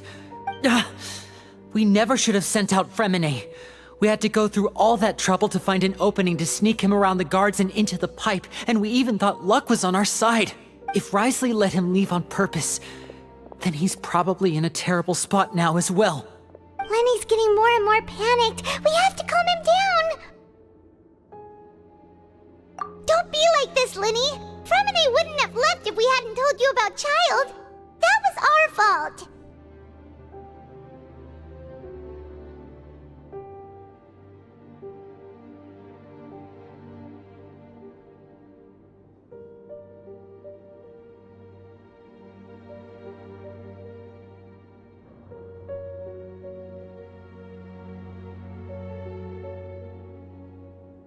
No, I'm the leader of this operation, and I'm the one responsible for this team.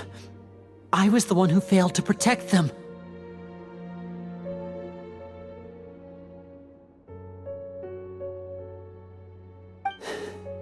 I'll go talk to Wriothesley. Hey, don't be reckless! Traveler, please talk some sense into him! I simply cannot allow Lynette to be abducted again. I have to go. I'll find a way to get them back! He's rushed out the door! After him!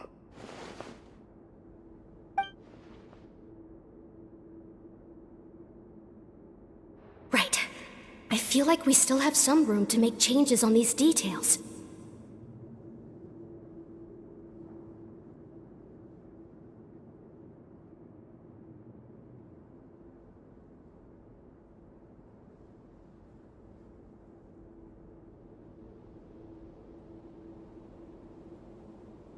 It's not impossible, but it'll require extensive testing. Is that so? Very well. Then please be mindful of the time. Huh? Is someone? Pack everything up. Whoever's outside is eavesdropping. They'll probably come in once we stop talking. Someone! Please help! He's sick! Whoa, are you okay? These two. As expected, they've already found this place. Oh, they are quite sharp. What a delightful turn of events. I like smart people, but I also like playing dumb. I like the feeling of being trusted.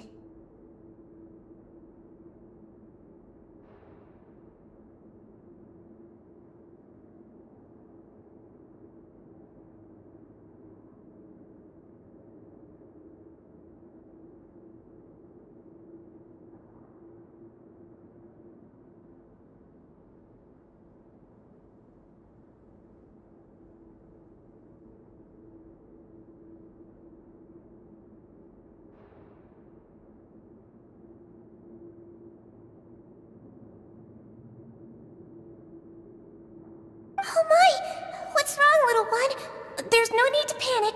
Take a deep breath before you begin. Being able to read human expressions is quite the useful skill. Lenny, wait! It's no use. We have to catch up to him.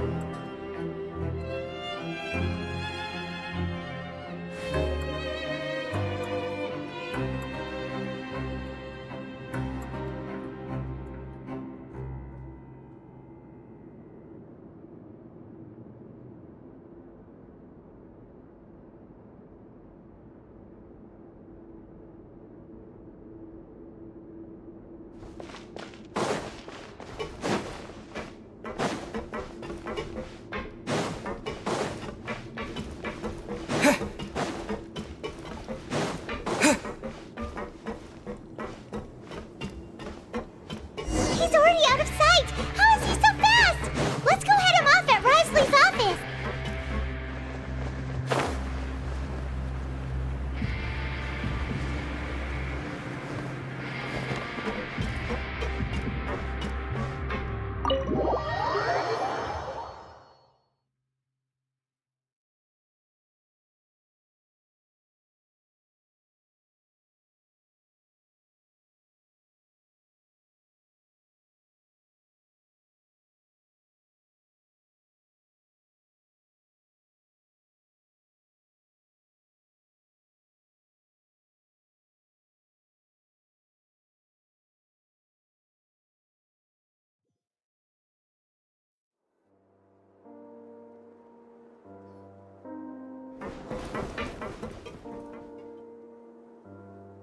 Come out and face me, Risley!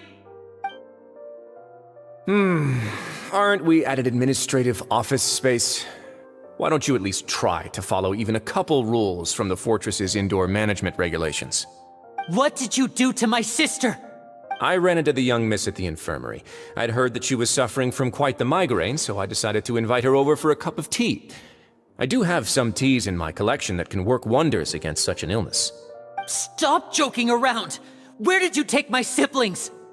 I have also heard that your performances are quite the spectacle. Miss Lynette would sometimes enter a box filled with water, only to emerge the next second from another place altogether.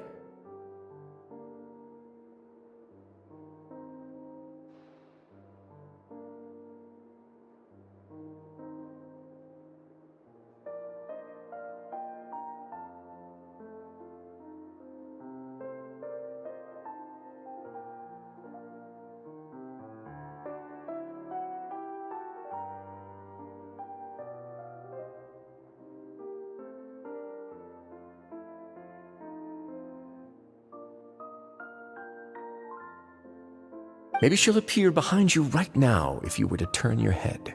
Is he trying to trick me into turning my head? No, he's probably not looking to attack me right now. All of the hostages are in his hands, and he's even in the mood for small talk. That means Lynette is probably still alive. You knew we were investigating the infirmary from the start, so you deliberately aroused the Traveler's suspicions and baited us into continuing our investigation, just so that you'd be able to kidnap Lynette. As for Fremine, no, you probably didn't even interfere with Child's escape. You let him go, so you could purge the Fatui members that we had planted into your ranks. There was no need to do so. The Fortress of Meripede is a pretty pleasant place. Most people enjoy their lives here. The only ones who act differently are those with personal agendas. It was quite easy to identify your colleagues. You removed our original members and spread the news of Child's escape so Father would assign our team to come down and investigate. Fremine has also fallen into your hands, right? If you're oh so omnipotent and so in control, why would you need hostages? One correction. Lynette is in my hands right now, but Fremine is not. He's not? What do you really want? Lenny! Oh, wonderful. Everyone is here, so I'll only need to say this once. Thank you so much for cooperating with me. Eager and to the point, I see. Alas, only Miss Lynette is currently having a cup of the fortress's finest tea. Although, as per your original plan, Mr. Fremine should also have returned to the fortress by now. But he has neither shown up within my gates, nor has he been taken into any kind of custody. So where do you think he may be right now? Wait, you can't mean you locked him outside in the sea? I closed the fortress's gate to the outside world. That's all. Fremine's a star diver, so he should be fine, right? No, we're still here, so he'd definitely try to find a way to come back for us. So we can't assume he might have made a break for the surface. But why would I do this, you may be asking? To have an audience with you, of course. My intel tells me that Mr. Linney is a great magician, so it's only natural for me to want to have some cards of my own when it comes to negotiating. Besides, I do recall you mentioning to Miss Lynette that you've always wanted to have a face-to-face meeting with the Lord of the Fortress of Meripede, regardless of whether it was in a personal or a professional capacity. Well, you got your wish. So, you've been keeping tabs on us before we even set foot in the fortress. Some of my folks just happened to hear a thing or two, that's all. In any case, I will be straight with you. I was willing to play dumb and turn a blind eye, so we had a pleasant few days playing games together here. But once you started focusing on the Forbidden Zone, all of that changed.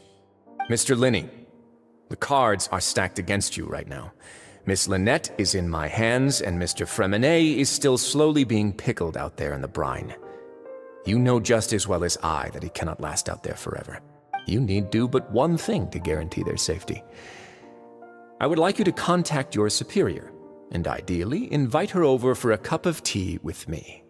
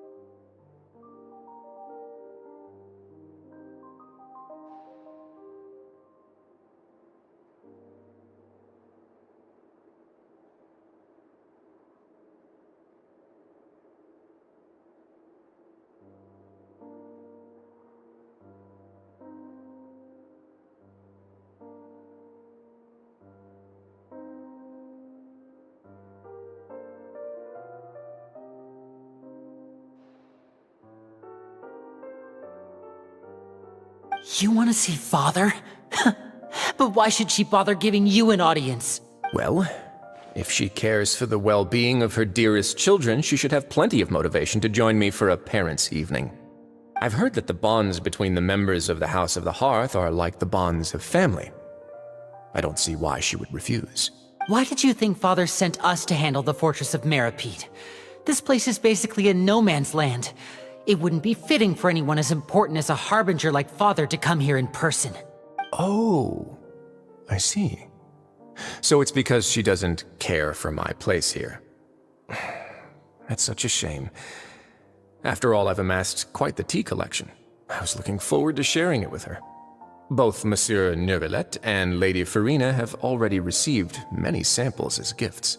Was this the extent of your master plan to get to Father?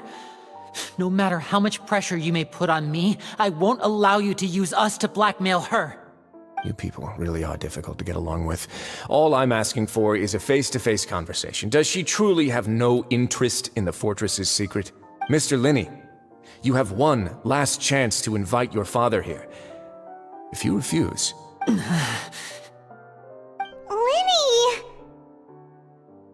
Instead of asking why I'm doing this, why don't you try to see things from my perspective for a second? From the very beginning, the Fatui has been actively infiltrating my fortress. I gave you a warning by cutting off the first few operatives I found, but that only caused you to double down. Had you given up on the fortress then and there, I'd have no reason to want to talk.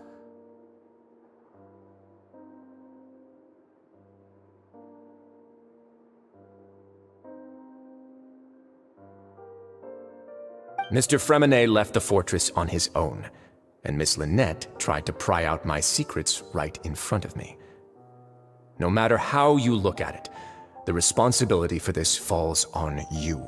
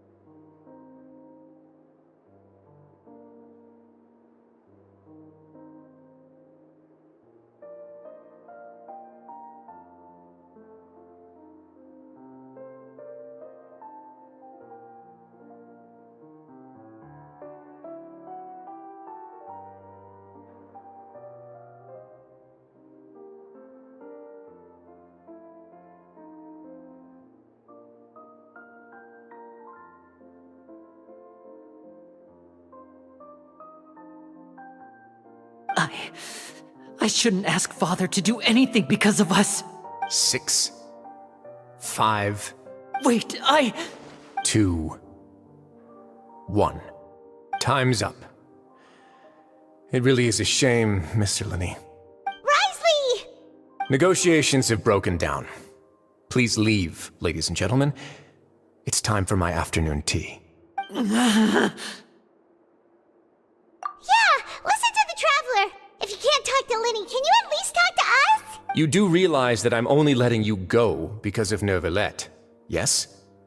You're here helping him out, and I've already done my best to stay out of your way. But that doesn't mean you can just do whatever you want. The fortress may be small and remote, but it still has its own set of laws. Then how about this? Those who are capable deserve respect. You've spent quite some time investigating my home turf by now, so why don't you tell me a thing or two about what you found, I'll ask you 3 questions. Answer all of them correctly, and I'll agree to your request. Question 1. Regarding the hidden rules of the production zone, what is the truth behind the one about not being allowed to work for 3 days in a row?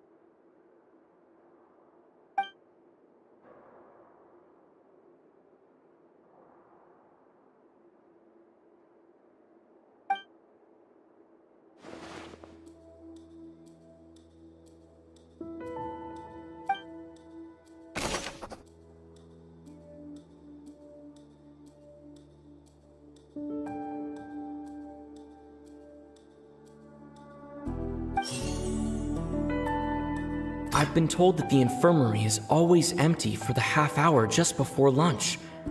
But what could Sijuin be doing during that time? The Fanta promoter has been struggling because he doesn't recognize the real value of coupons. Meanwhile, the Duke believes that only idiots who don't understand the value of coupons will spend them on Fanta. We often see Miss Sijuin observing the prisoners at work near the production zone. It seems like she can perceive the general state of a person's health just by looking at them. Fanta's internal report suggests that they're starting a new trial of an unnamed and unpackaged product.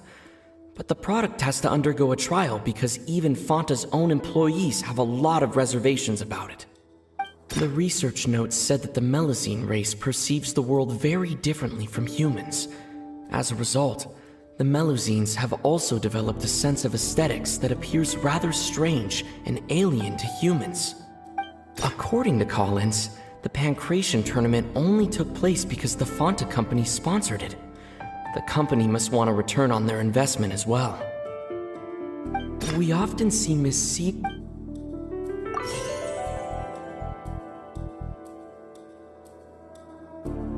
According to Collins, the Fanta promoter has been struggling because he doesn't recognize Fanta's internal report. I've been told that the infirmary is always empty for the half hour just before lunch.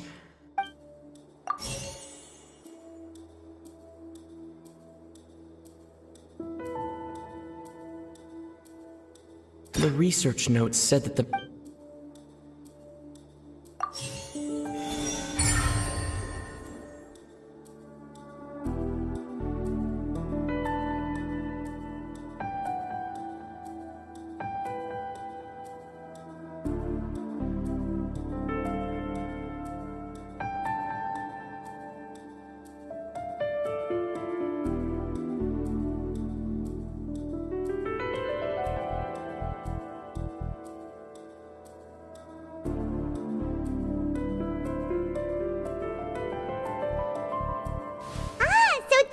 going on. Paimon understands it now. Who would have guessed? The hidden rule of the production zone. People are not supposed to work 3 days in a row, and if they do, they'll get strange meat in their welfare meal.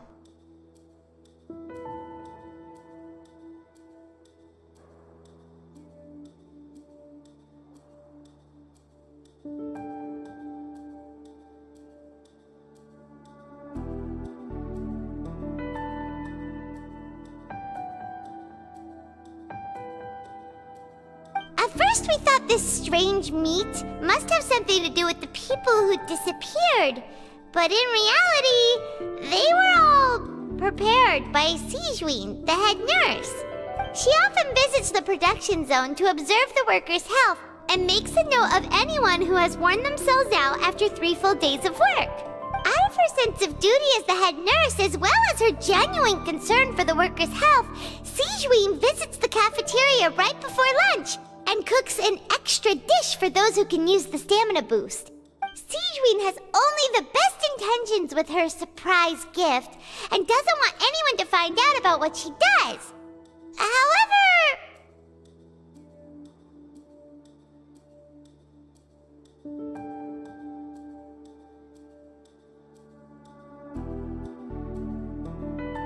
Unfortunately, Melazines as a race perceive the world differently from humans, and their sense of aesthetics is even more alien to us.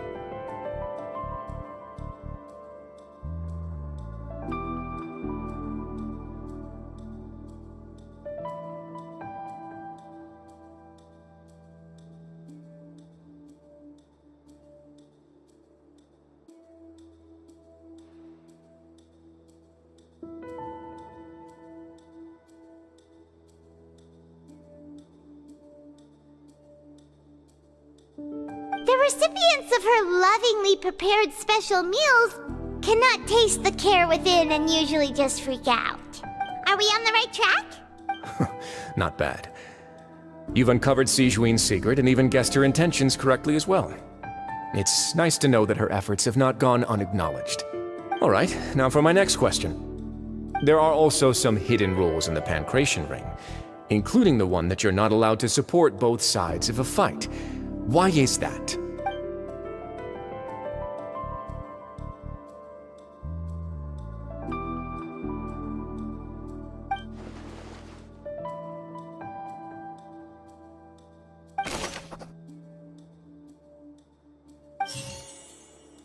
I've been told that the infirmary is always empty. Fanta's internal report suggests that they're starting a new trial of an unnamed and unpackaged product. But the product has to undergo a trial because even Fanta's own employees have a lot of reservations about it. We often see Miss Sijouin. The Fanta promoter has been struggling because he doesn't recognize the real value of coupons. Meanwhile, the Duke believes that only idiots who don't understand the value of coupons will spend them on Fanta.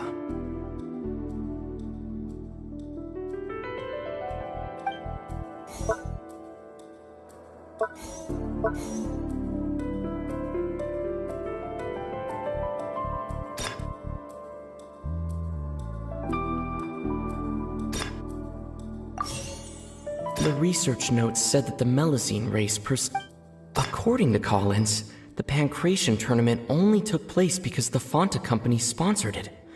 The company must want a return on their investment as well.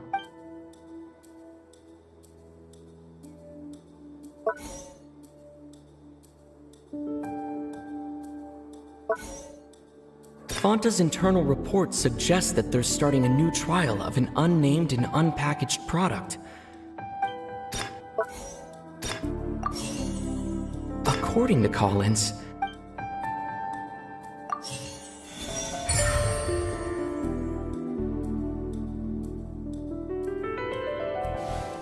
Paimon gets this rule too now, so there really was nothing to be afraid of. That hidden rule of the Pancration Ring is about how, people are not supposed to bet on both boxers at the same time.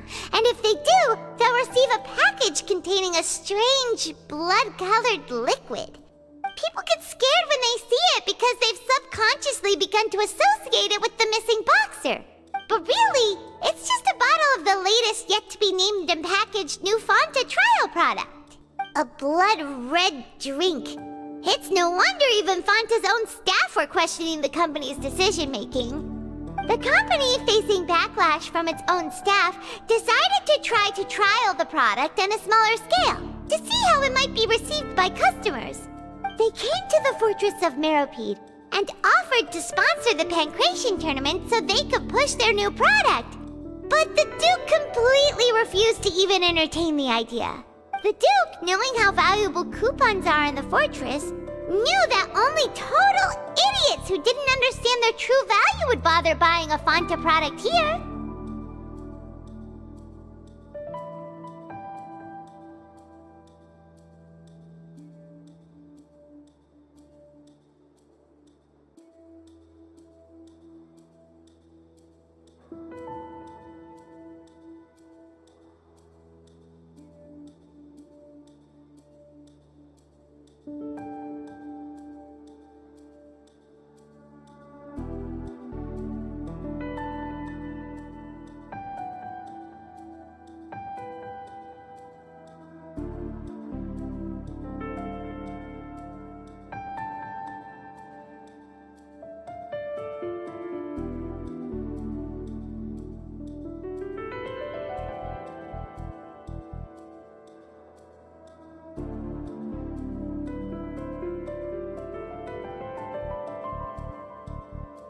So, only those who proved their stupidity by being dumb enough to bet on two opposing sides of the same match were selected to receive the drinks.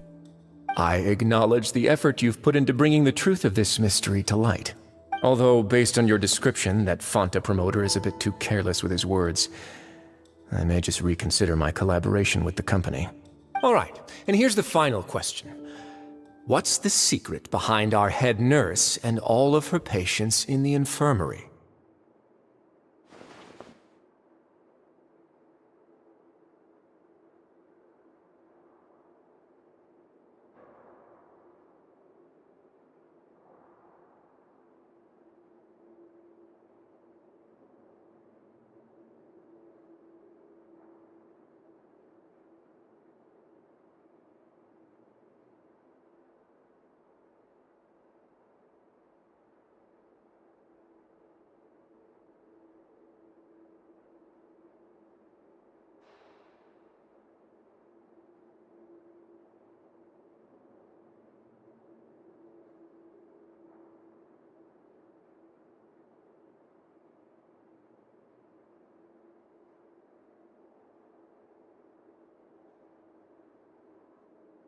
Stop your cruel and pointless games, Risley!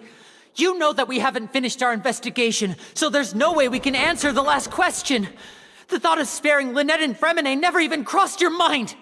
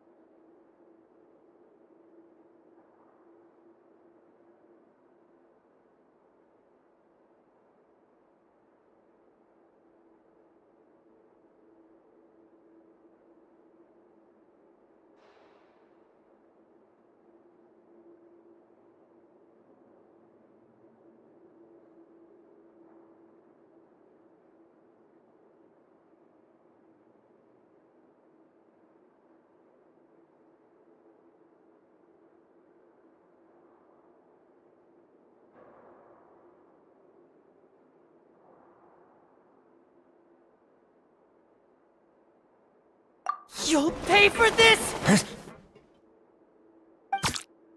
Ah!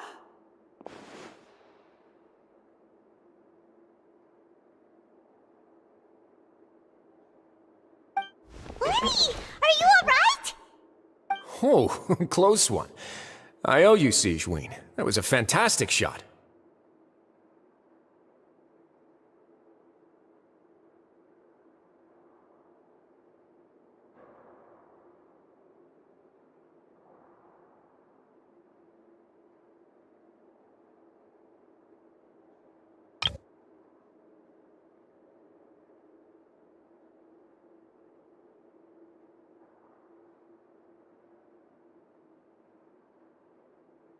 It was nothing, Your Grace. Sigewinne? Though this gun may look like a toy, it's actually fully functional, as I just demonstrated.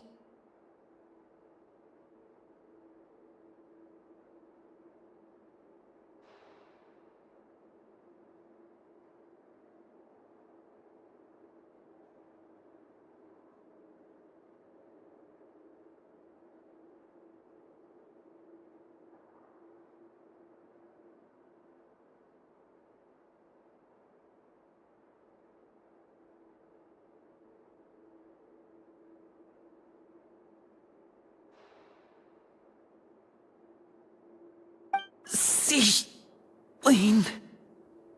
You... Not at all. I am merely a resident of the fortress, and thus protecting it is my duty. When Monsieur Nervulette asked me to come here, he told me that my job would be to take care of the well-being of everyone here. I am merely discharging my duties. But if you mean what you just said, then isn't Linny someone you should be looking after as well? Isn't he a resident here just like the rest of us? But I really am just doing what Monsieur Nervulette told me to do. Everything I did, I've done to protect them. Had I not, they would be in far more dire straits right now. His Grace knows it too, right? Your Grace? Mind proving my innocence to them?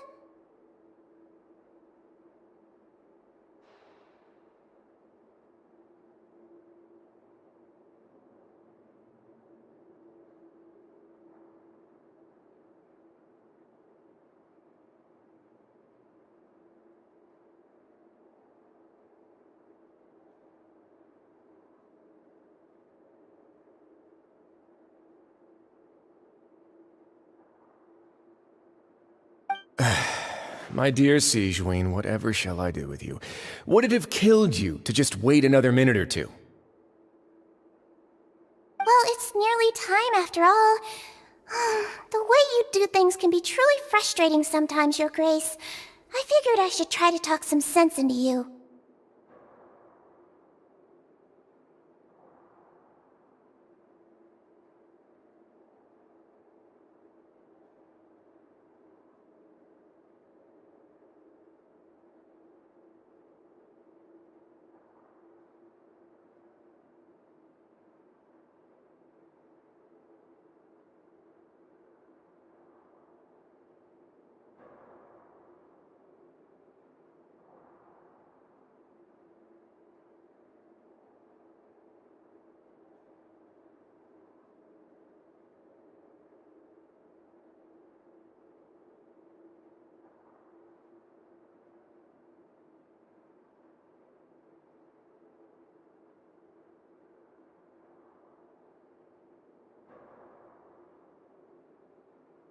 What are you talking about?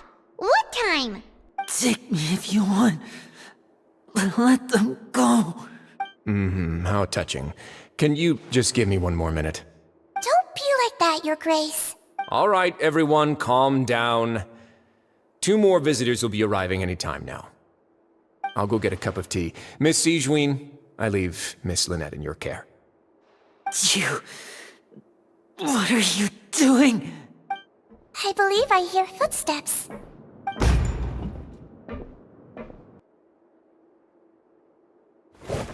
Some space, please. Ah, Miss Clarande. My door.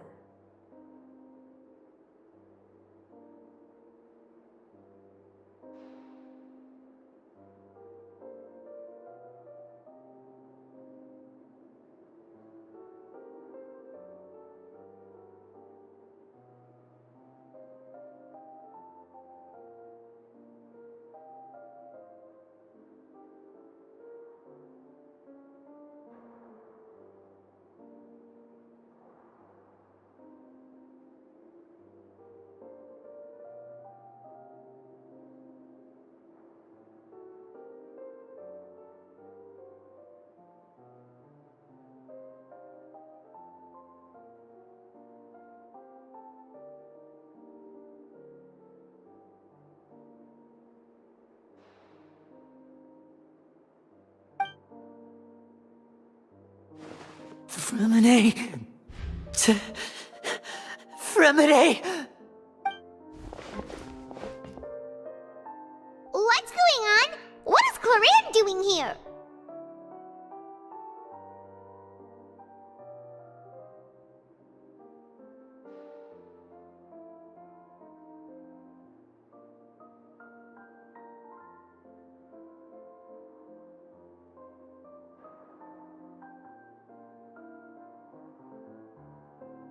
Work.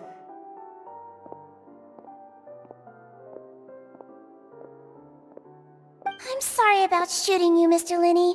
The tranquilizing effect will begin to wear off soon. Please take it easy in the meantime, though.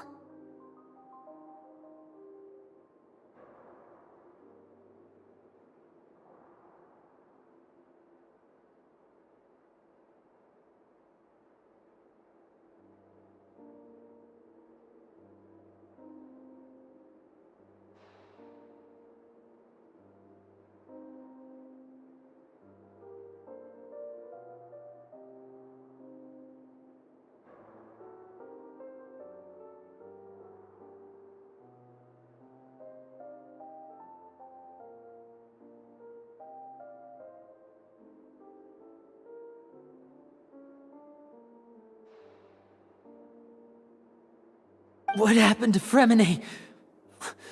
Wasn't he diving just outside of the fortress? Why is he looking like this?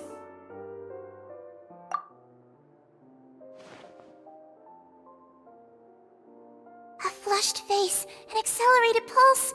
He must have consumed primordial seawater. What did you say? Please, make some space. I'll need to give Mr. Fremine a more thorough checkup. Your Grace, I'll leave the rest to you. I'll talk to Clorand while you get Freminet to where he needs to be. Everything else can wait.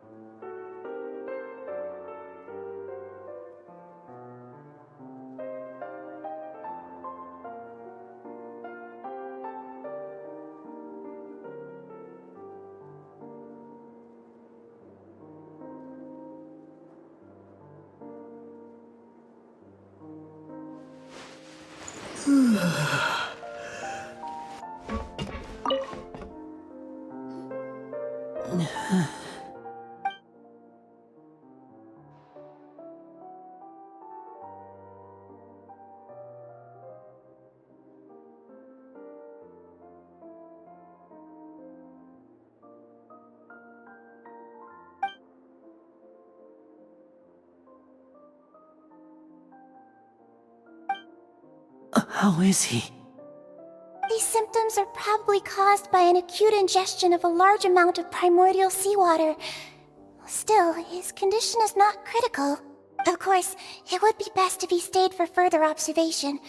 Let's leave him here for now, and move him to the infirmary once he's recovered a bit more.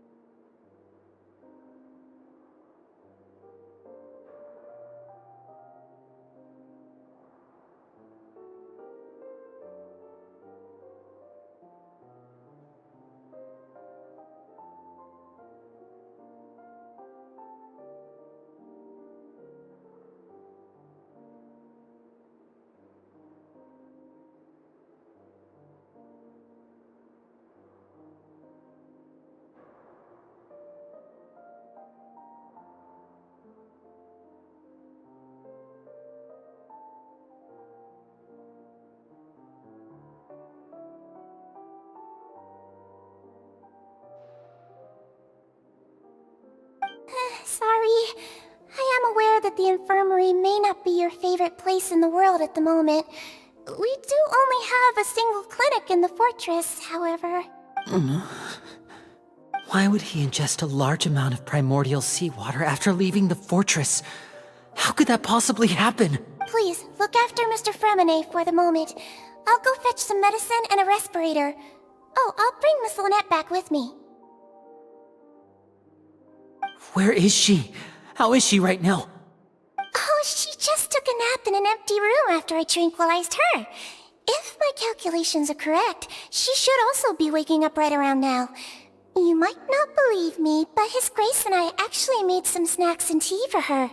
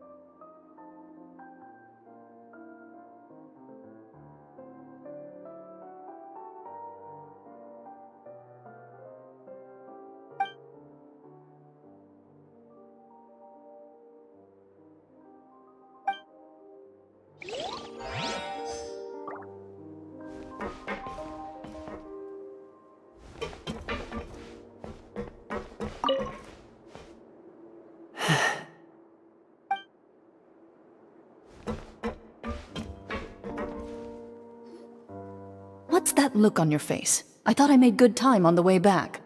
Oh, I'm just admiring your punctuality. Had you arrived just a few minutes later, Sigewinne may have been forced to shoot Mr. Linney again. How's the situation out there? The water has changed. It's pretty much as expected. The concentration of primordial seawater has increased significantly. I was only out there a short time, so it wasn't too bad. But if one were to stay for any significant amount of time... well, you can see how that boy's doing. Where was he when you found him? The abandoned zone at the end of the pipes. A good distance into the water. Closer than I thought. He must have recognized it early on and tried desperately to swim back. Locking the door was necessary. I don't think we could have saved two.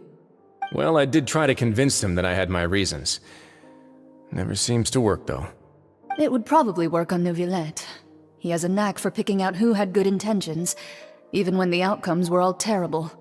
It's a bad sign if you're having to plead your case to Neuvillette. Want some tea? Not particularly. If you want to drink some that badly, just say so.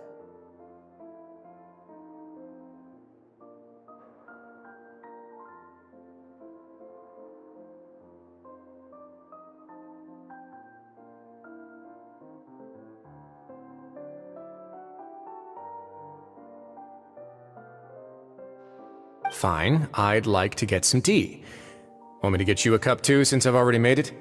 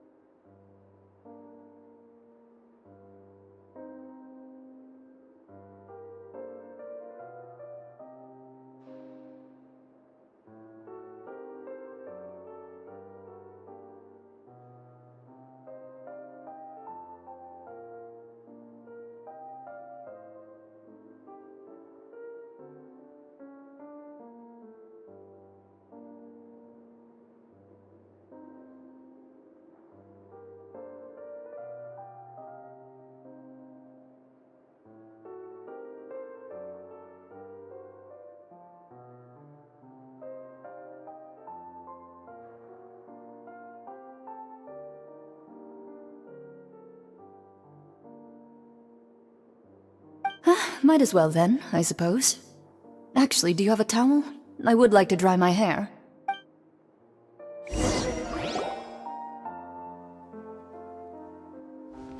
Linny, are you okay? I'll be fine. They're all here now. Don't worry about me. Are you sure? You don't look alright. My hands and feet are still a bit weak, but that's probably just the residual effects of the tranquilizer shot. I'm back, everyone. Lenny! Oh, Traveler, Paimon, you're here too. Remine? Is he... He'll be fine. But for now, please help me lift him up.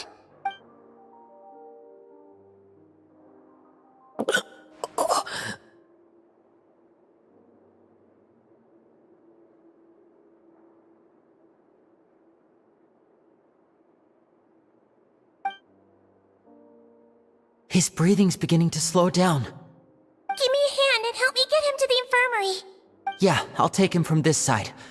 Lynette, together?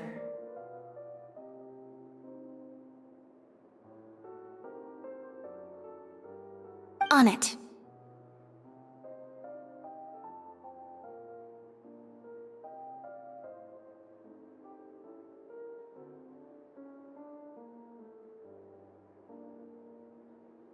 Traveler, you seem pretty worried about him. Want to come with us?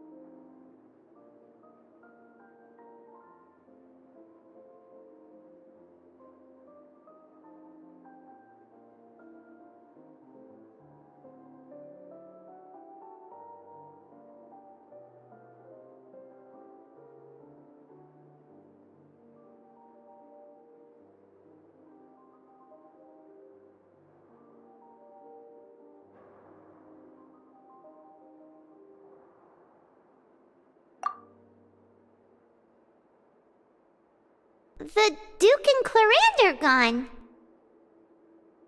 They probably went to get some tea. The Duke will explain the truth in just a bit. Miss Clarande will need a break, since she only just returned from rescuing Fremine out of the sea.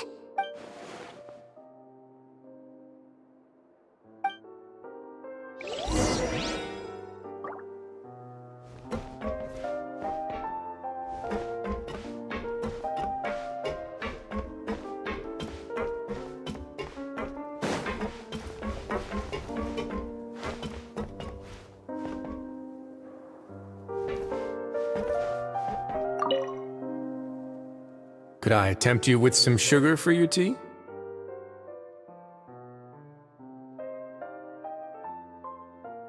No need.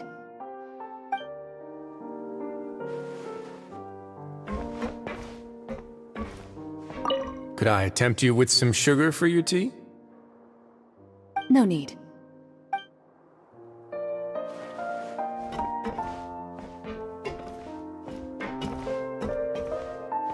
Could I tempt you with some sugar for your tea?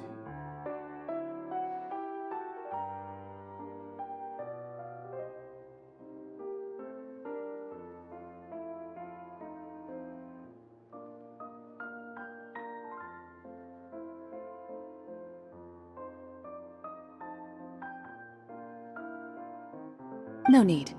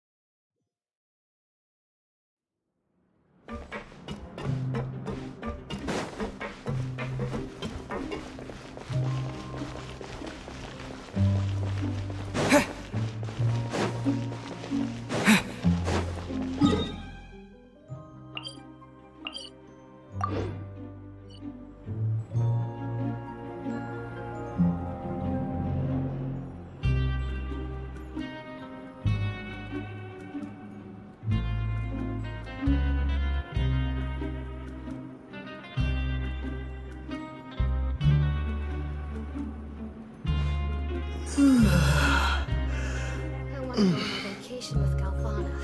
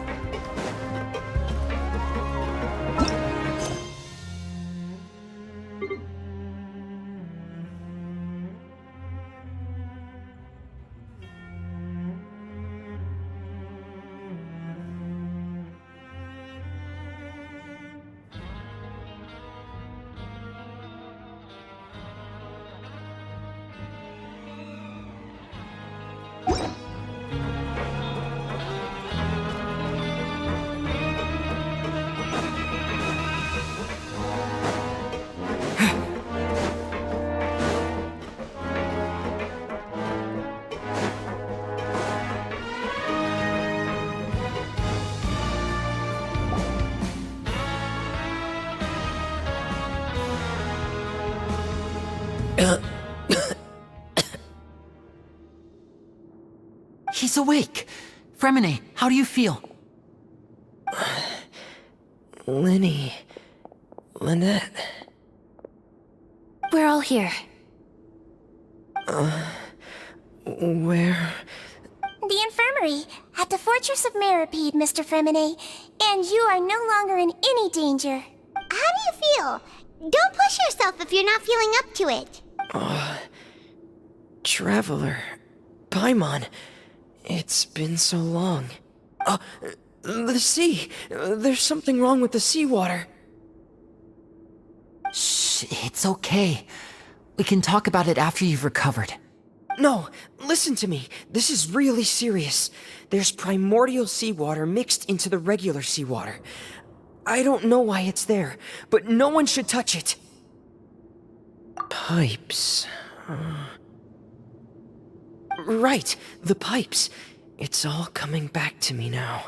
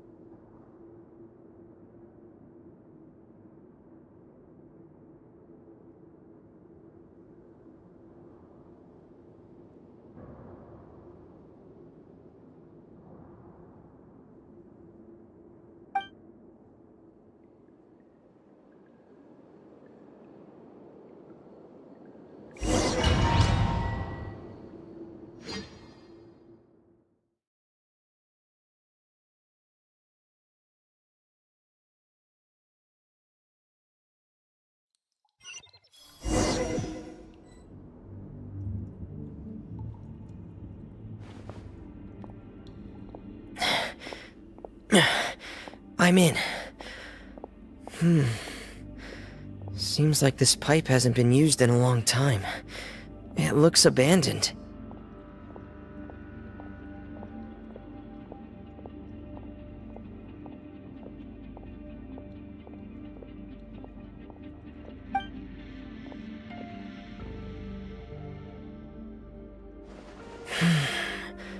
Where could Master Child be?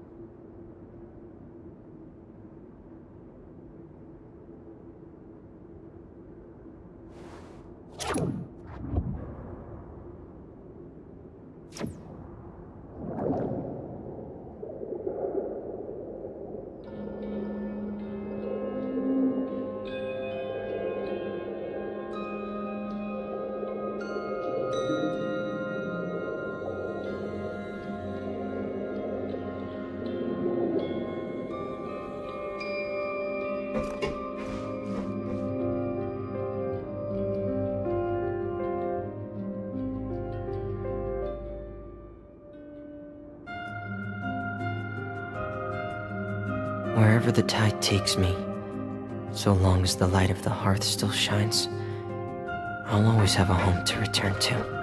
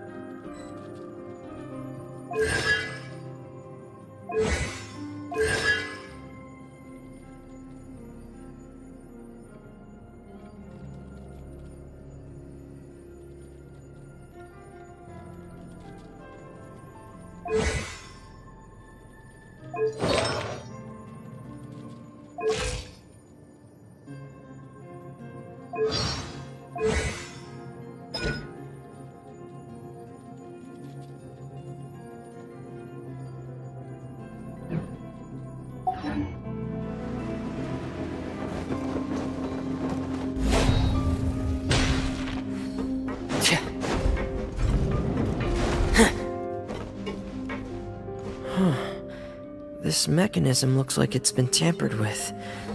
Could he have done it?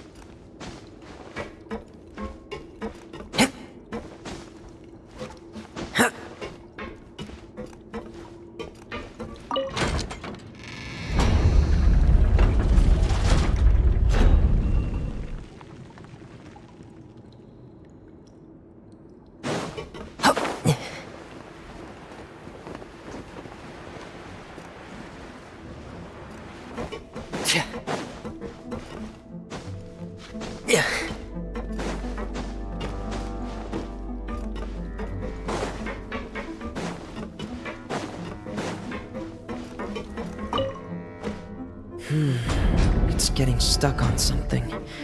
Seems like I'll have to avoid those obstacles while I turn it.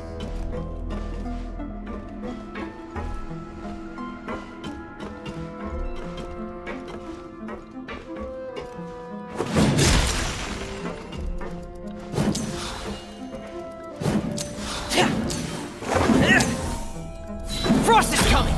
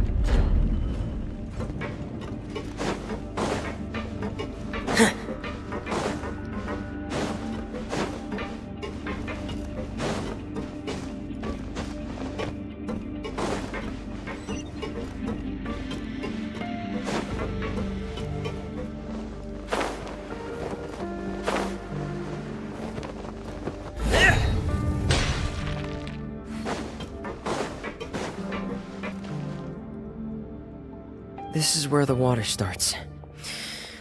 Okay. Master Child probably dived into the water. I'll go take a look as well.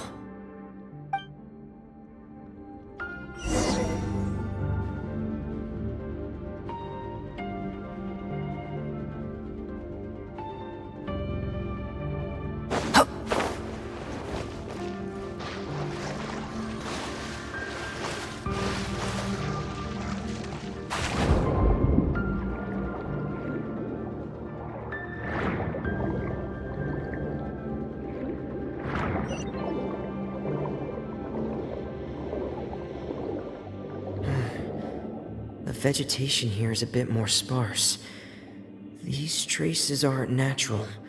A person must have left them, and recently. I should be going in the right direction.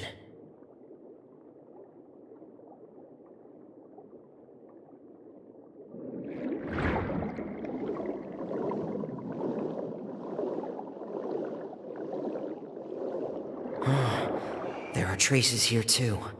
I need to keep going. Huh? The traces are gone. But I don't see where he could have gone from here. Wait. What the?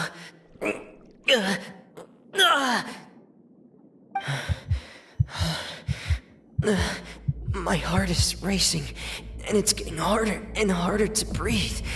What's going on? No good. I have to get back. They still don't know anything about what's going on. If I turn back right now, I should still be able to make it.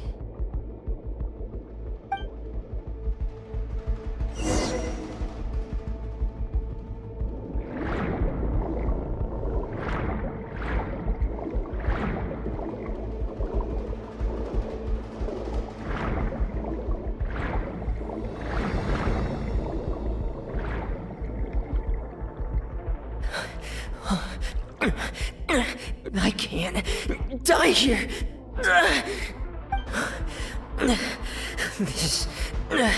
This is bad. I'm feeling worse and worse, and I'm still underwater. I have to push on.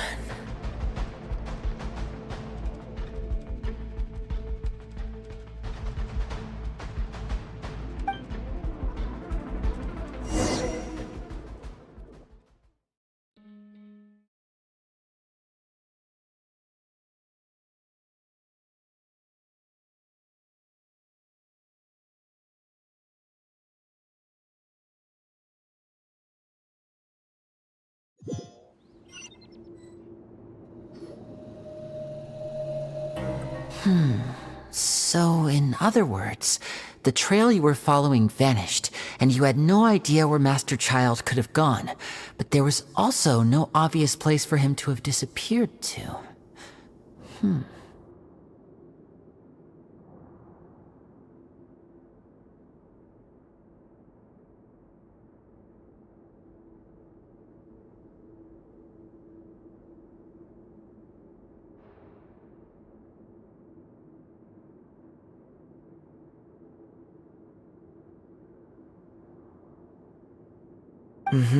That's right.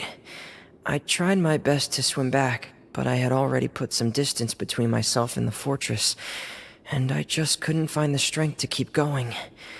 I probably passed out some time after that, and you know the rest. Miss Clarande brought you back, but we also don't know why she just suddenly appeared at the fortress, or why she went out to save you. Miss Clarande, you say? I must go thank her in person. You're still too weak, Fremine. You can go after you've had some more rest.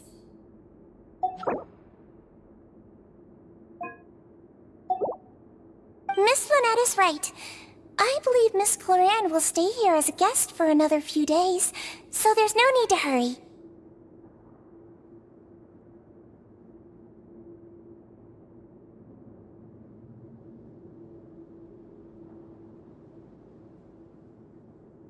Guest? Then I can assume Wriothesley was the one who invited her to come down here? You should ask His Grace about that. He'll be able to explain better than me.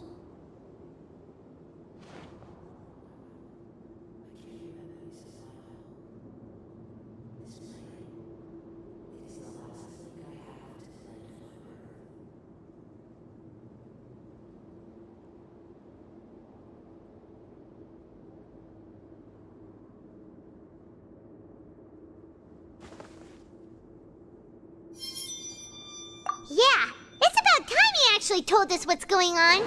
Wanna come with us, Lenny? No, please go on without me. I don't want to leave just yet. Lenny, The logical part of my brain is aware that we're safe right now, but I still can't bring myself to leave. Both of you are just in danger. Understood. Then let's just sit together for a while. In that case, I'll leave the infirmary to you. The Traveler and I are going to head out for now. As long as you stay in here, I don't think you'll be disturbed. Thank you.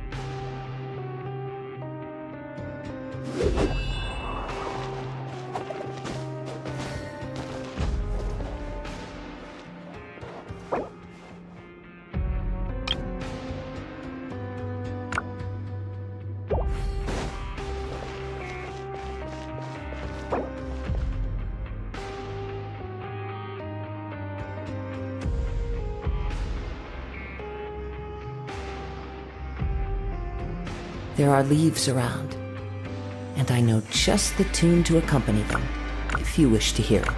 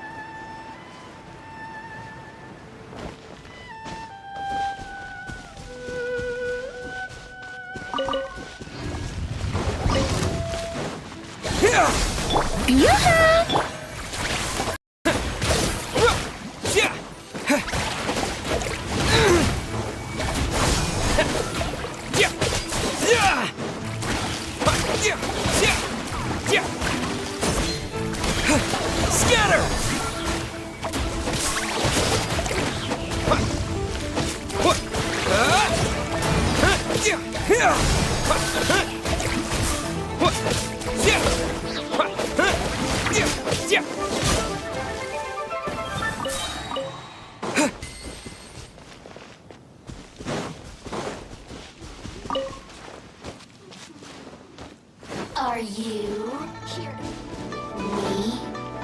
Propagate! Shower me with the... Let me amuse myself a little.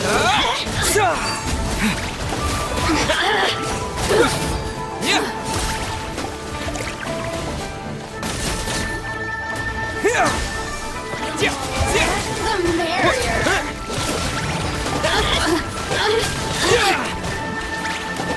Over here.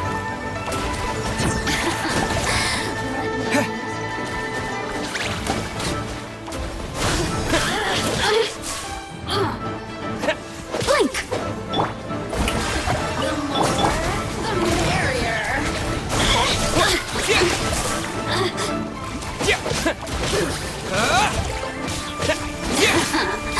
Let me amuse myself a little. Over here! The more, the merrier! Look at me. Just once more.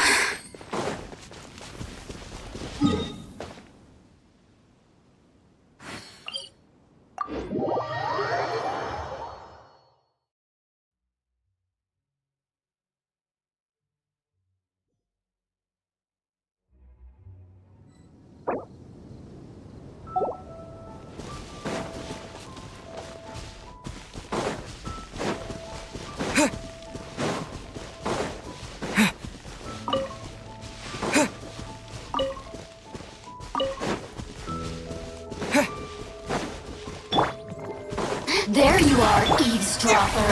Terminate! Blink! Propagate! Let me amuse myself a little.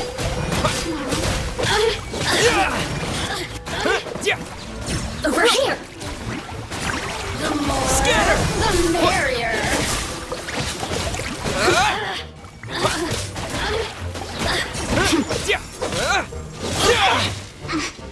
Propagate! You really know how to get me going. The systems shine.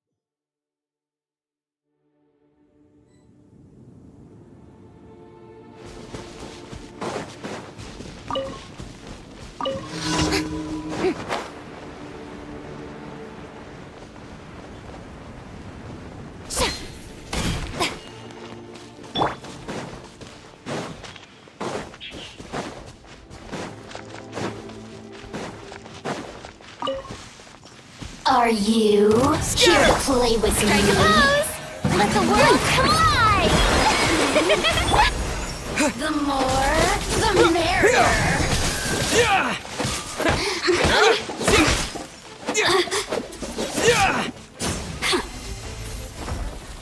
Scatter! How brilliant! Blink!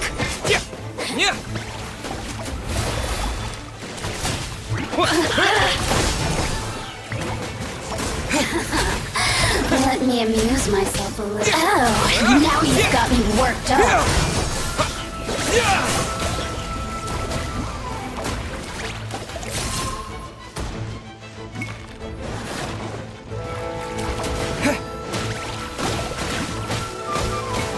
Propagate! The more, the merrier. Blink! Terminate!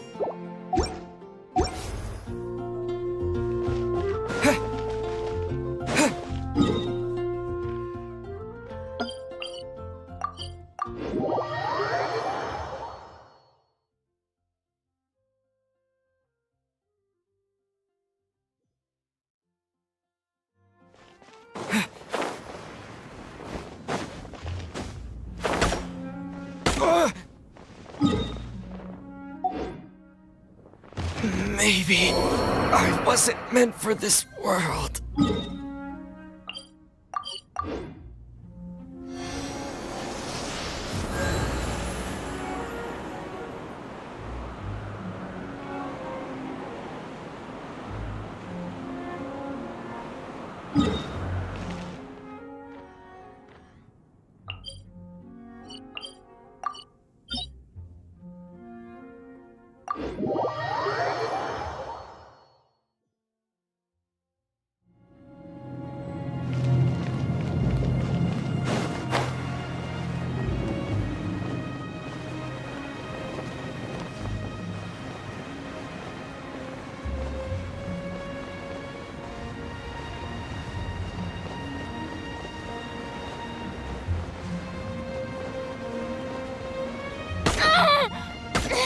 Stop that!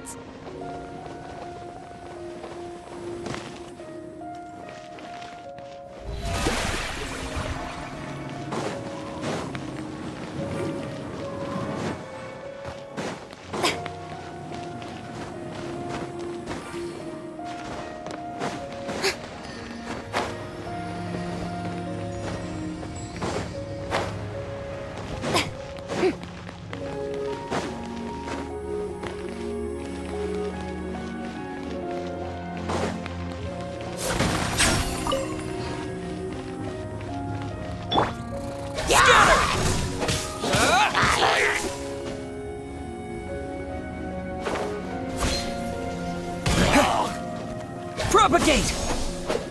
Yeah!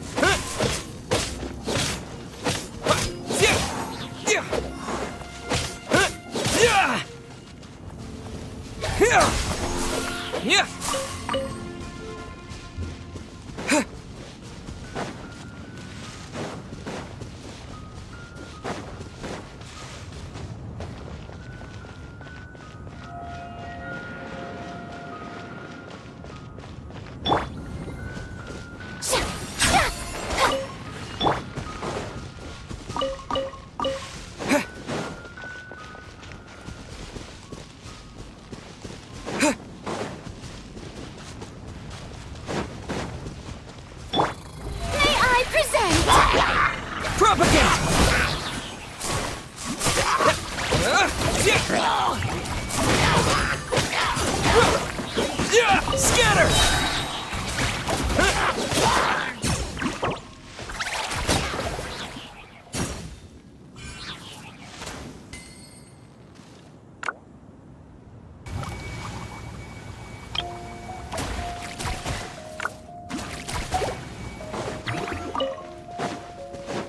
Propagate!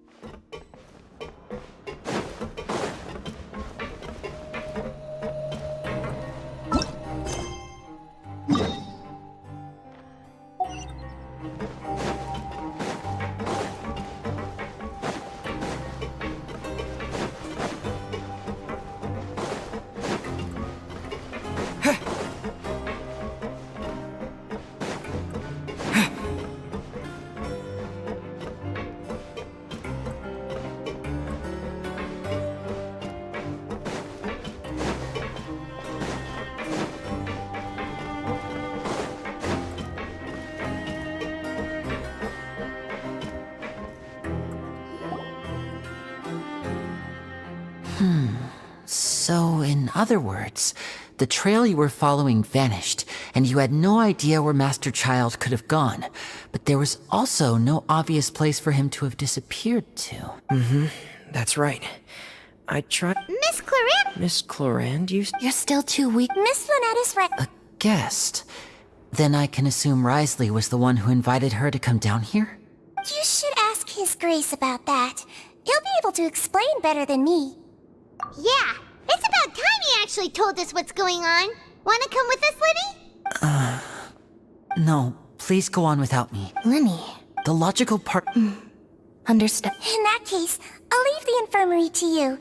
The Traveler and I are going to head out for now. As long... Thank you.